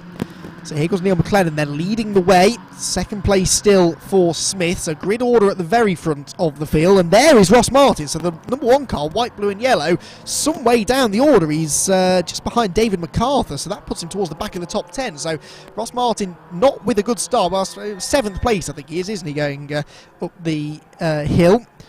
So yeah, Ross Martin did not have the first lap that he was hoping for. And he's going to come through at the end of the first lap a lot further down than he'd like. And as the reigning champion, this is not going according to the script. Looks as though we had a shortened race slightly as well, maybe a 14-minute race rather than the 15 minutes that was scheduled, just to try and save some time. Real battle going on here for 5th place though. Round the outside goes David MacArthur. That was a nice move, gets himself ahead of Oliver White, and now Ross Martin looks to go to the inside, as round the outside goes Bryce Aaron. Bryce Aaron goes through and puts an absolute peach of a move on the reigning champion, found the grip round the outside, and Bryce Aaron will come through in 7th. Ross Martin is down in 8th then at the end of the opening lap, and under pressure as well from Jamie Sharp, so he could lose even more ground if he's not too careful. So McLennan leads the way then, Rory Smith in 2nd, Jonathan Brown 3rd and Chris Middlehurst 4th, then a gap back to everybody else in 5th. It's David MacArthur 5th at the moment. Bryce Aaron is flying, goes around the outside of Oliver White now into 6th. Bryce Aaron is really looking strong here, and it looks as though all of the Low Dempsey cars, because Cliff Dempsey Racing has had a change of leadership for the 2020 campaign. Cliff Dempsey's name's still in the team, but it's Andy Lowe that now is in charge, and the Low Dempsey Racing squad that run Jonathan Brown and Bryce Aaron, along with a couple of other drivers, look to have really got their wet weather setup sorted, because Jonathan Brown's running well, but Bryce Aaron is carving his way through the pack. Ross Martin's behind him now as well, so he too has got ahead of Oliver White. There's Matt Cowley coming through, just ahead of the number 18 machine. That's Adrian Campfield. All of these are potential race winners. Such is the strength in depth that we've got in 2020. And a lot of these names either returning or making first appearances or first full season campaigns at least in Formula Ford racing. Leading quartet there comes through. Rory Smith is sliding around almost into the back there of Neil McLennan. McLennan is slow through Knickerbrook corner, and so Rory Smith looks as though he, and we kind of saw this before the red flag in race 1, he looked a bit quicker than the race leader McLennan, but just couldn't find a way through, and the red flags sort of hampered his chances of doing so. But Rory Smith won't want to waste any time here. It's a shortened race anyway, and he knows that there's always the threat of an early finish if we do get a red flag, so he wants to get on with it. He gets a good run out of Druid's corner there, right in the slipstream now of Neil McLennan, underneath the Paul Warwick bridge, down to the braking zone at Lodge corner, to go to the inside or the outside, didn't quite see. Then further back, David MacArthur cannot shake off Bryce Aaron, but Aaron equally hasn't driven past him quite as quickly as he might like. Right, leaders down towards Old Hall corner. McLennan has to defend. Rory Smith looks to the inside. There is no room on the inside there. McLennan made sure of that, and keep an eye to Jonathan Brown. Takes a wide line into Old Hall corner, carries good speed off the exit. As a result, the top 3 cars on top of each other. Jonathan Brown goes to the right hand side of the road, attacking for 2nd place through Dentons. That's the outside for Cascades though, and here comes Chris Middlehurst. Chris Middlehurst looks to the inside of Brown, who's on the grass, and Jonathan Brown is off the road from 3rd place. Jonathan Brown runs out wide and loses that 3rd position to Chris Middlehurst. Chris Middlehurst put the pressure on there, but I think really that was Jonathan Brown getting a bit preoccupied with taking 2nd place away from Rory Smith that he made the mistake and ended up losing 3rd. So the new order, McLennan leads from Smith, but now Middlehurst into 3rd and Jonathan Brown in 4th. Middlehurst set the fastest lap last time around as well, the number 7 car that we're seeing now, a 2 minute 6.422. So Chris Middlehurst, although they're all pretty much running the same sort of pace, he was fractionally quicker. And then it's Bryce Aaron and Ross Martin, both ahead of David McLennan. It looks as though Jamie Sharp's trying to come through as well, up the inside of McLennan, who could lose 3 places in 1, and indeed he does. So David McLennan, unfortunate for him there, if you get pushed offline, it can be very difficult to get yourself back in the queue, so loses 3 positions. Bryce Aaron though is free now to try and set off after the lead pack, and I think he might have the pace to get there. Oh no, he makes a mistake. Bryce Aaron locks up and goes straight on down at the chicane, and well, weaves his way. Now that's interesting, he actually gained time, I'd say, from that, and off as well almost goes Ross Martin behind. So that's an interesting one, because in theory you're not supposed to gain time, but he did go through the chicane there, through the plastic markers as he's supposed to. There is no minimum speed that you have to keep to through there, so I don't know, maybe he'll get away with that. The fact that Martin made a mistake will help his case.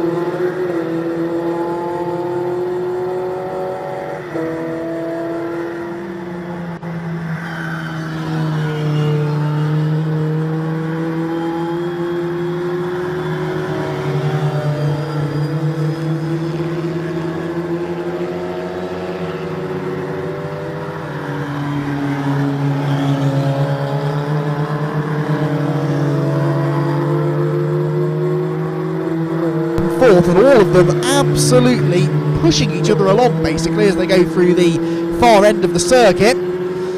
Over hill top then, Rory Smith looking to try and attack again, forces McLennan to the inside defensive line. He then moves back to the middle of the road, coming out. Look at the curb he takes there into Hislops. Really has to slow the car down through the middle, and Rory Smith again thinks about going up the inside into Knickerbrook corner, but that is fraught with danger at the best of times. The grippier side of the road again is on the outside. They all take that karting line round the long way through Knickerbrook and then carry the momentum over Clay Hill. So 2 corners to go. I don't think they're going to catch that back marker. It should be clear sailing now to the flag, and only realistically one more overtaking opportunity left, and that is into Lodge Corner, or indeed out of Lodge Corner. If you can tee up the car in front for a good run to the flag, that might be what happens, because surely McLennan is going to have to defend from Rory Smith, but Smith is also having to defend from Chris Middlehurst. He's the one that can take the wide line, tries to go around the outside of Smith, that doesn't work. It's going to be a drag race to the line between them all, but Neil McLennan looks as though he's going to hang on to take a double race victory in the National Formula 4 Championships tyres. Neil McLennan will come home victorious. Second place for Rory Smith, third for Chris Middlehurst, fourth for Jonathan Brown, fifth for Ross Martins, the reigning champion, not having the day that he might have liked. Sixth position for Jamie Sharp, seventh Bryce Aaron, eighth Adrian Campfield, could see him inside the top 10 on that occasion. Ninth position for Matt Cowley, and Luke Cooper there up into 10th place from a little bit deeper in the field. So entertaining stuff there from the Avon Tyres National Formula 4. Still waiting for the Northern contingent to come through. Looks as though possibly going to be a win there for Neil Plymouth. As I said, he's more accustomed to endurance racing really than single-seater Formula 4 racing these days, but he's a former champion of Formula 4 1600s. He's already came back into this Formula 4 racing after quite a few years out of business. So good to have him on here. It's a local circuit, one that he knows very well, and he's done quite a few laps here in the wet as well. So good stuff there from the National Formula Fords, and Neil McLennan with a double race victory will be your championship leader then after the early stages of the season.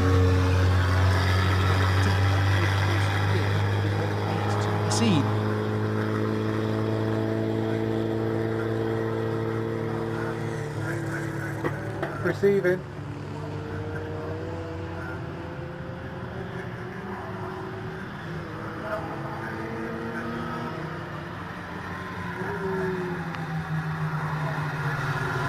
So, waiting then for the next group of cars to head out onto the track. The next race is for the Nankang Tyre BMW Compact Cup, but that is going to be probably a few minutes away, I would imagine. Not going to get the still getting Formula 4 cars coming through to the completion of their race for the time being, and you can see it's because it's such a big field. I guess it can be a little bit strung out by the end, but most people I think had somebody to battle with in that one.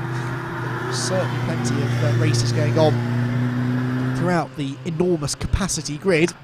Here is confirmation of the result, at least amongst the front runners. Neil McLennan with the win, Rory Smith second, Chris Middlehurst third, Jonathan Brown fourth, Ross Martin fifth, Jamie Sharp in sixth, Bryce Aaron seventh, and Adrian Campfield in eighth. And if you look at that list of top 8 drivers, all 8 of them conceivably are race winners this year. I think we're in for a really competitive season, possibly the most competitive season in National Formula 4 history, and that is really exciting to be a part of. So yeah, definitely looking forward to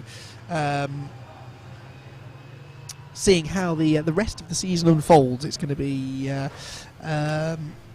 really close racing throughout, and I think we're going to have some topsy-turvy races and hopefully a really competitive championship battle that goes down to the wire, because as close as this championship often tends to be, the last couple of years we have had drivers sort of dominate. Like I say, Ross Martin won the championship with a round to spare last season, and that was something that we didn't really expect to see. So the cars then are heading into Parc Fermé. There will be a couple of cars to clean up out on the track, so there might be a short delay before our next race, but here are some of the highlights of that second National and Northern Formula Ford race of the day. Again, wet conditions greeting the drivers, 1 or 2 drivers falling by the wayside early on, but it pretty quickly developed into a 4-way scrap at the front between McLennan, Smith, Brown and Middlehurst. Bryce Aaron was charging through the field, got into 5th and then promptly threw it off the road down at the Hislop chicane. He rejoined and did not lose any ground. On the last lap, traffic bunched the leaders up even closer than they'd been through the first part of the race. Jonathan Brown tried to get his 3rd place back from Chris Middlehurst, but to no avail, and Middlehurst ended up holding on to 3rd. It was McLennan, though, that came home victorious. 2nd place went the way of Rory Smith, 3rd for Chris Middlehurst, and Jonathan Brown finishing in 4th position.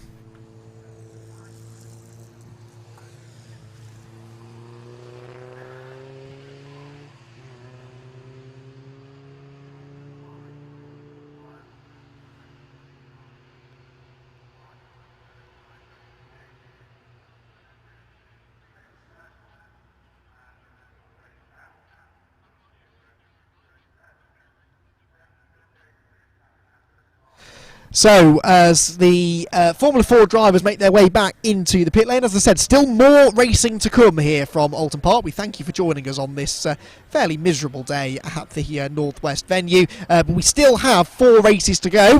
We've got the Nankang Tyre BMW Compact Cup coming up next for their second 15-minute race of the day. Then it is the second race for the Dunlop Touring Car Trophy incorporating TCR UK and the VW Cup. Then the Hyperdrive Stxr Challenge with the Miltech Civic Cup rounding out the day's action. So 4 more races coming your way. Do not go anywhere. We're going to take a very short break. We'll be back with more from Oulton Park in just a few minutes.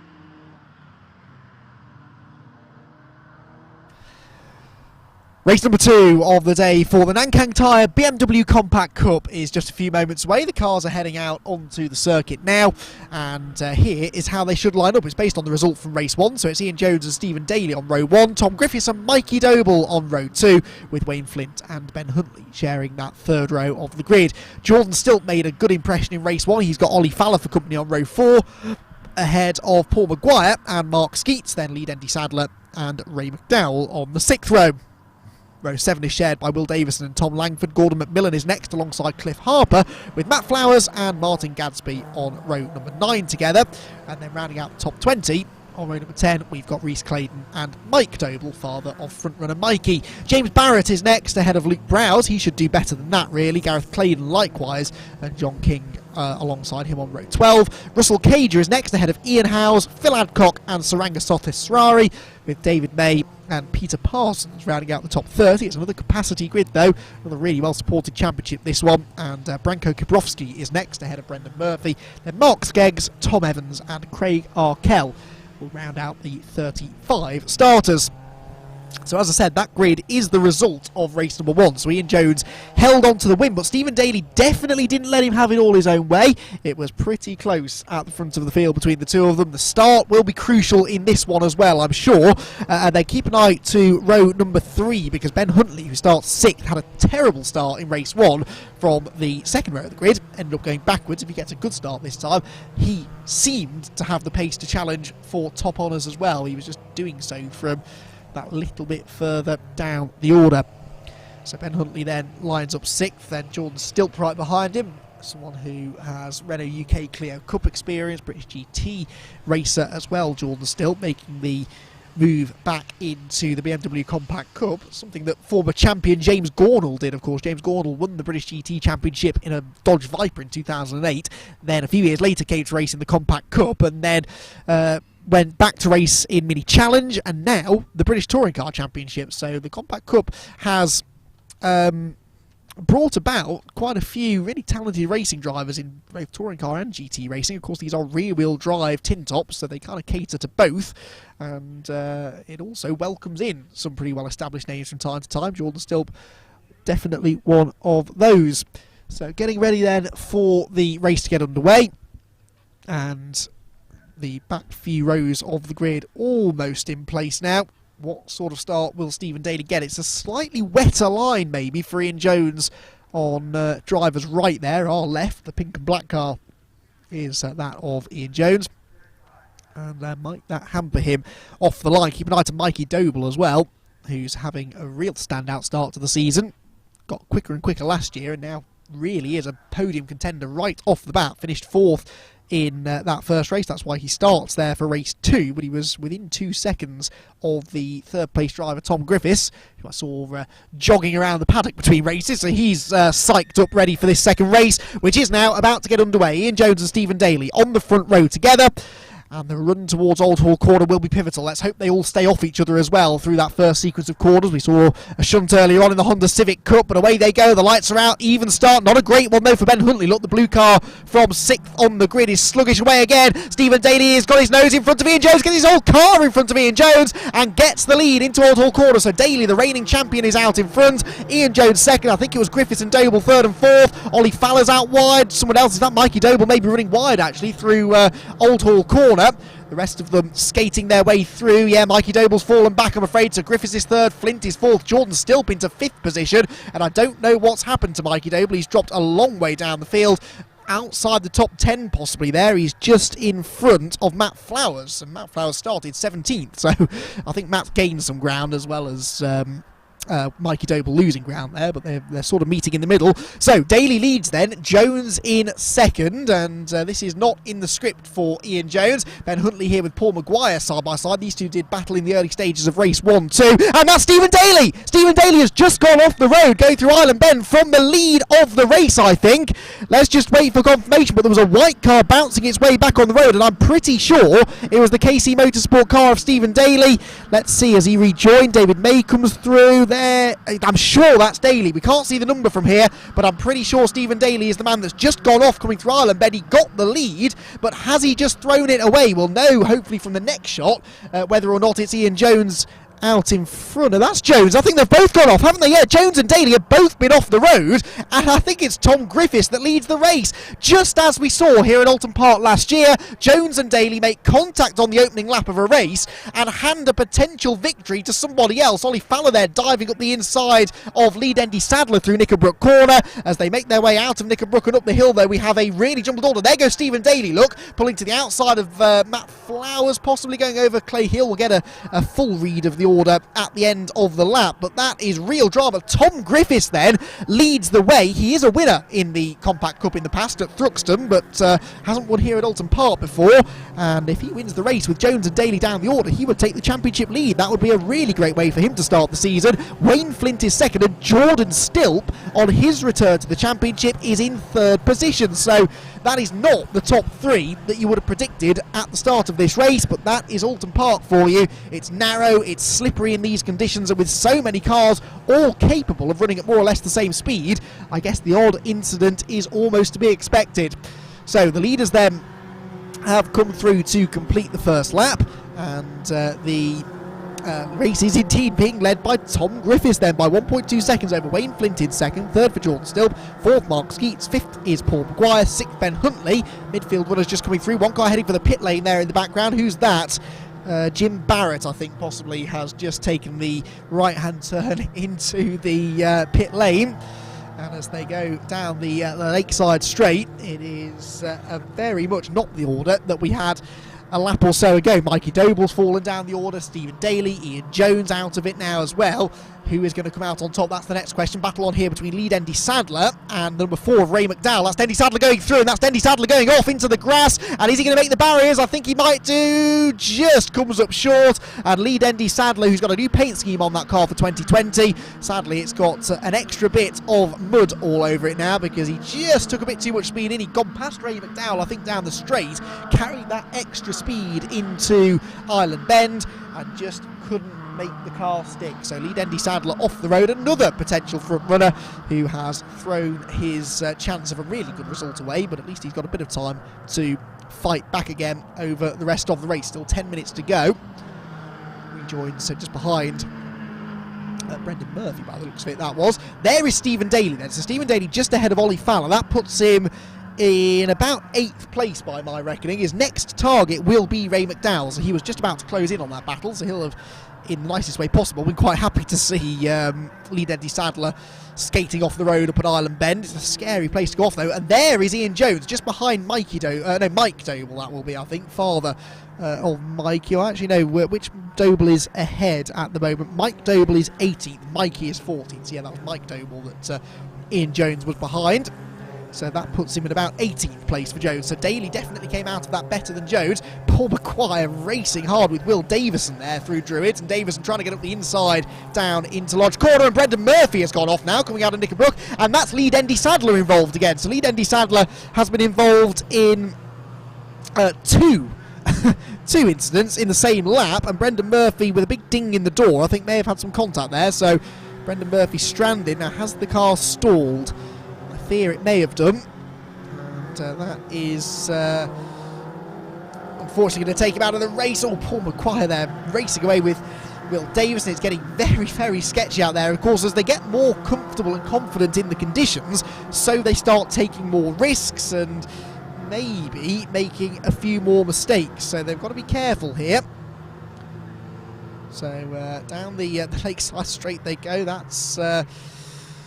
It's hard to keep track, really, isn't it, of everything going on in this race. Tom Griffiths has a 1.3 second lead, so he was more or less matched on that previous lap by Wayne Flint, and Jordan's still very much going with him. So the top three still in close quarters. We're watching Ben Huntley here as he tries to take 4th away from Mark Skeets. Now, Mark Skeets is 2nd place in the Masters. He's got another new livery on that car. He does like to bring a new paint scheme to the start of every season, does Mark, and he's running really well. He didn't have a great first race. Where did Mark end up in race 1? Or come to that in a second, because number 70 is into the pit lane. This will be one of the drivers who came a cropper down at Knickerbrook, and that is Peter Parsons, who started 30th on the grid, but yeah, he's definitely fallen back a bit. Now, Mark Skeets started 10th, and the red car there at the centre of your shot is now running up in 4th place, but Ben Huntley wants to try and take that 4th place away.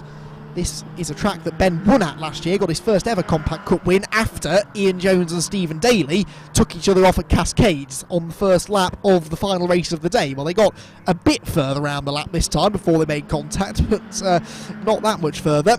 And Ben Huntley not quite in the same sort of position to capitalise, but he is in a position maybe to get himself into fourth and chase after the top three. There are the top three, Griffiths leading, Flint in second, Stilp in third, and then fourth, fifth, sixth and seventh now all together, because Skeets and Huntley are being caught by Paul Maguire and Will Davis, and Huntley much quicker out of Druid's corner, and he looks to try and get the run down the back straight into Lodge corner, goes to the outside. Huntley ran a bit wide here at one point in race number one, but he's going to try and go right round the outside as he through Lodge corner, and he's done it. Ben Huntley has gone through into fourth spot, so Ben Huntley then gets fourth away. Now, can he chase after the leading three? He's still got some time left in this race. We are into the second half of it, but only just, and maybe he can get there. Stephen Daly, though, there, look, has just set the fastest lap, a 2 minutes 21.874, and he too is now on the back of this queue. So Stephen Daly chasing down Paul Maguire. Behind him you've got Ollie Fowler trying to get past Ray McDowell, battling wherever you look here, as is often the way in this championship, and that looks like Will Davison going off. Yep, Will Davison takes the shortcut through the Foster's route, and he's going so fast he might almost end up back on the track down at Knickerbrook. He just about stops the car. I think he got a wheel on the grass. Yeah, just took that wide line and the rear stepped out. That put him on the grass, and the car has clearly flicked back the other way. And Will Davison, another driver, taking himself out of a promising position. He was running sixth, and he rejoins just behind Phil Adcock. And Phil, who has his sons here, Ben and Matthew, helping him out as always. It's Ben's 21st birthday, I believe. I don't know whether that's today or whether he's just had it, but happy birthday to Ben. And he and his brother helping their dad out. Phil has been a long-time supporter of the BMW Compact Cup, and contrary to popular belief, always does strive to improve year on year and get further towards the front of the grid, but he enjoys his racing regardless. And he is, where is Phil Adcock at the moment? 24th place, so running solidly towards the back of the midfield runners. Stephen Daly, though, is trying to get his way to the front. He's got past Paul Maguire on this lap. Of course, Will Davison took himself out of the equation with that mistake at Cascade. So Stephen Daly's gained 2 spots already. He's into 6th, and Mark Skeets would be his next target for 5th. But look up the road at the way that Ben Huntley has caught Jordan Stilp. So game on for 3rd place now. Ben Huntley is absolutely flying. This will almost certainly be a new fastest lap of the race. And if he clears Jordan Stilp quickly, you might think he's got a chance to chase after Wayne Flint and maybe even Tom Griffiths as well. Ben Huntley is the fastest car on the track quite clearly on this lap, and he's all over the back of Jordan Stilp, a far more experienced driver, but Ben Huntley has more recent experience in this championship. I'm not sure if that's a new car for Ben or whether it's just a new paint scheme. I'd imagine it's the latter, so he should be familiar with the car. It's certainly running well in these wet conditions, and he's all over Jordan now as they come out of Lodge Corner and head across the start-finish line. So there they go. The leader is still Tom Griffiths by officially 2.2 seconds. Second place is Wayne Flint. Third is Jordan Stilp. But yeah, new fastest lap Ben Huntley at 2 minutes 20.897 as he chases down the third place driver. Then for 5th position, Mark Skeets still just ahead of Stephen Daly. They're getting brave with that concrete on the extra Hall corner. Huntley alongside Stilp in the distance. Look, Ben Huntley going to the outside at Cascades corner. That is a really risky place to put yourself, though. We've seen a few drivers go off there today, including on the previous lap Will Davison.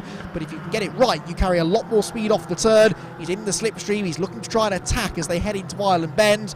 But has Ben been able to get alongside? No. Jordan is an experienced driver. He knows all about racecraft. He knows how to defend a position from a quicker car. And so too, in fairness, does Mark Skeets. And Stephen Daly is not having an easy time getting past Mark. Certainly not as easy as the last couple of overtakes that he's made. Skeetsy, the Irish driver there, number 42, heads through as we've had the change for 3rd. Ben Huntley, look, ahead of Jordan Stilp. Well picked up there by our camera operator up at Shell. Ben Huntley has got himself into a podium place, but that little battle that he had with Stilp might have delayed him enough to stop his chances of catching Wayne Flint. Although look at the way he's racing away from Stilp. The pace that Ben Huntley has in this race is absolutely astonishing, and it does look as though he's going to have a shot at chasing down the top 2. Onto the brakes into Hislops. Daly still can't get past Mark Skeets, and if anything, Paul Maguire is starting to close in on them again now. Through Hislops, then the right-hander at Knickerbrook corner. there you can see the top 4 kind of pretty equidistantly spaced out. The closest battle at the moment is the one for 5th, but we're watching the gap between Wayne Flint in 2nd and Ben Huntley in 3rd with interest. There is Tom Griffiths, though. He should be good for the race win now, you'd imagine. Flint there in 2nd, Ben Huntley, look at the attitude of that car, really sliding around, as Stephen Daly does now go into 4th place. So Stephen Daly ahead of Mark Skeets, but he goes very, very quickly into Druids. Has Stephen Daly just gone off again? I think he might have done, no, just got it back on the road, but very, very sideways going into Druids corner there for Stephen Daly. The Scottish driver thankfully avoids another grassy excursion. How's Ian Jones getting on, by the way, I hear you ask? He has recovered to 14th place, but not really as high up the order as he'd like to be. So, through they come then. The lap times at the front. Griffiths, the leader, does a 2:21.8. Oh, off has gone Luke Browse, that's a shame. Into the barriers at Druids, rejoins, and almost takes the barriers back with him. But Luke Browse, who's been getting some tuition, I know, of late from his good friend Ollie Taylor, who is former runner-up in the TCR UK Championship. Bit of damage done to the back of the car, but it should be okay. Yeah, lap times then. Griffiths does a 2:21.891. Flint does a 2:21.988. And Huntley a 2:20.988. So he's a full second quicker than the leaders. The trouble is, we're now on the last lap of the race, so he might have a chance. Well, I think he has caught Wayne Flint, actually. We need to see the battle for second, don't we? Because Tom Griffiths is leading, but what is going on for second position? Is it Flint or is it Huntley who will be in second by the flag? Huntley has definitely caught him, but has he got time to find a way through? Yes, he has! Ben Huntley has gone into second place. Brilliant stuff from the youngster. This has been one of the drives of his career, and he's into P2 with just under half a lap to go. Surely he can't catch Tom Griffiths, can he? Well, he's a full second a lap quicker than Griffiths, and he started the lap about 3.5 back, so I don't think he can, but I don't know. Stranger things have happened in Compact Cup racing. Ben Huntley has got that wet setup absolutely perfect, and Tom Griffiths will be watching his mirrors now. He will see him coming. He'll be aware, I'm sure, that that gap is coming down by the corner. The 104 car there stays well out of the way. Evans there just pulling off onto the runoff area. Can Huntley get there? Surely he can't. He needs to be careful not to throw away second place as well. Gets very sideways out of Knickerbrook corner there. If this race had been even one lap longer, we could have been teeing up a race victory here for Ben Huntley. It might end up being second place. There's a car off there at Island Bend. Maybe Saranga Sothesrari. Didn't quite see the number. 80-something, but I didn't quite see what the second digit was. Tom Griffiths, though, I think, is just going to hang on to the race victory. And what a victory this will be. A little fortuitous with Stephen Daly and Ian Jones having their shenanigans on the first lap, but Tom Griffiths was in the right place at the right time to capitalise, and he's not put a foot wrong all race. But the real star of the show, you'd have to say, is Ben Huntley. Tom Griffiths flashes the lights, then comes through a race winner. Second place, though, goes to Ben Huntley, and third for Wayne Flint. Fantastic job there. Jordan Still, I think, will be satisfied with how his day has gone. He ends up in 4th position. 5th for Stephen Daly, 6th Mark Skeets, 7th for Paul Maguire, 8th for Tom Langford, 9th will be Mikey Doble. Good recovery from him after those issues earlier on. And rounding out the top 10 in the end, Ian Jones. So Jones gained about 3 or 4 places there on the last lap alone, but he will be ruining that moment, and it really is reminiscent of the contact that he and Daly had 12 months ago, because on that occasion Daly was the one that again came off the better, and he ended up finishing, I seem to recall, up on the podium in the end, but Ian Jones ended up with rather a worse result by the end of the race. So good stuff there, though. Oh, there's a car in the barriers. Number 68 has gone off at Druids, that appears to be. And number 68 is Russell Cage at car number 25. Not quite sure how that came about, but the car has come to a rest in the gravel and will be going no further, won't make it to the end of the race. So Ian Jones then, unfortunately, throwing away a good chance for a race victory there, and it is Tom Griffiths who comes home victorious. Well, I'm saying Ian Jones threw away a race victory. We don't actually know what happened there, but it was a definite contact there between the two of them, and they both went off the road up at Island Bend, and unfortunately, that, for them at least, that has opened the door for Griffiths, Huntley and Flint to come through on the podium.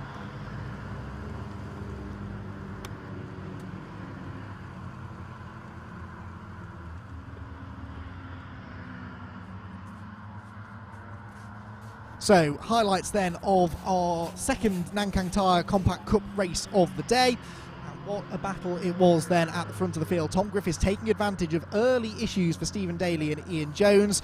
And as they rejoined the circuit, they ended up losing an awful lot of ground.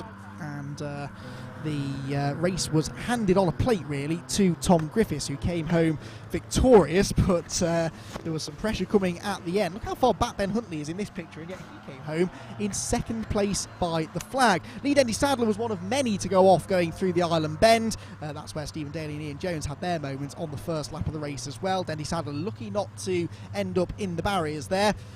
Meanwhile, for Old Hall Corner, Paul Maguire with a really brave move around the outside of Will Davison, and he was able to make the move stick without, thankfully, finding his way into the barriers. Mark Skeets was one of many drivers to feel the pressure from Ben Huntley. It didn't last long, though. Stephen Daly also able to gain lots of positions through the race, and he took advantage of this moment as well for Will Davison to move into a stronger position by the end. Fourth place for Daly. Luke Browse was in trouble. He was in the barriers going through Druids Corner on the final lap of the race, and as the rest of the field came through, the action continuing right to the flag, and an entertaining race then for the Nankang Tyre BMW Compact Cup.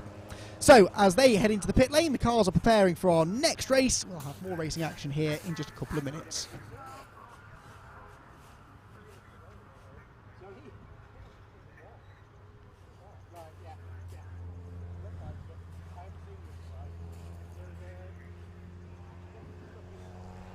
Well, before we go, confirmation of the result of that BMW Compact Cup race. Tom Griffiths with Ben Huntley second, Wayne Flint third, Jordan Stilt fourth, Stephen Daly fifth, Mark Skeets in sixth, Paul Maguire seventh, and Tom Langford came home in eighth position. And that was a jumbled order, as wet races often tend to produce. But if it's anything to go by, I think the rest of this season is going to be very, very entertaining. So those cars then head down into the pit lane. The cars are now heading out onto the track for the second of our races today for the Dunlop Touring Car Trophy, incorporating TCR UK and the VW Racing Cup. The sun is starting to shine.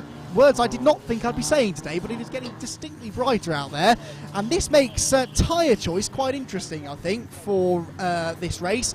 It's going to be getting a little bit drier, and wet weather tyres may not be the absolute ideal tyres to be on by the end of the 20 minutes. So the drivers are going to have to manage those tyres. I spoke to a couple of them after race one, and they said that tyre wear was starting to become a factor on those wet tyres. They'll have to start on wets, no doubt about it, but it could throw up a few surprises if drivers go hell for leather in the early stages. They can burn up those tyres and end up really struggling come the end of the race. So this is going to be an interesting second round. The first round won by Henry Neal, with Lewis Kent in second and Max Hart, the young Irish driver, coming home in third position. Will that be the same order for race two, though? Well, given the fact that conditions have changed a little bit, it's definitely a bit dry now. Maybe we'll see a change. Dan Kirby, remember, started on pole and led into turn one, but went off halfway round the opening lap. That's been a bit of a running theme so far today. So I can hear out of my commentary box that the cars have now been released onto the track, so we should hopefully be able to head down to the pit lane relatively shortly. Bryn Lucas, you can see, is in position, ready to go, and we'll see if he can I might not have time to chat to the drivers down on the grid, but he will be able to give us a nice little preview of all of the action coming up.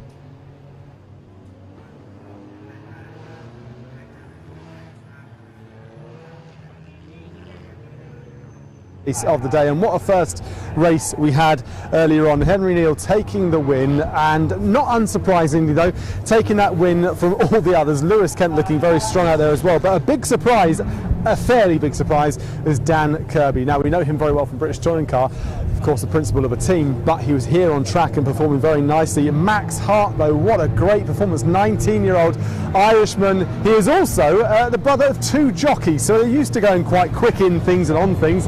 But here they come to the grid right now, and we can see over to my right hand side, to your left as you're looking, Henry Neal taking the position in that really famous Halfords liveried car, then Lewis Kent, then we have a couple of Cupras too, and then beyond that, as you see right into the distance, the VW Racing Cup as well. Now those guys can produce some really good racing. We've seen some brilliant stuff here from Oulton Park already today, and hopefully this race is going to deliver even more exciting action for Andy to talk us through. And speaking of which, here he is, our commentator Andy McEwen.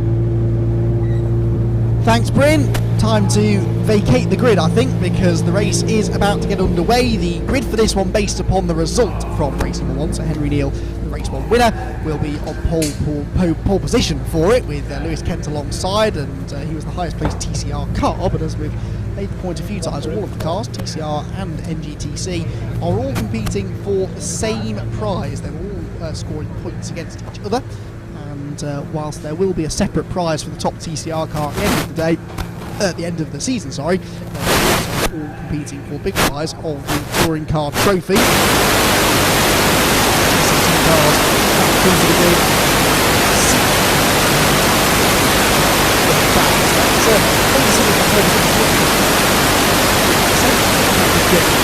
Any 2-litre touring car is eligible to race.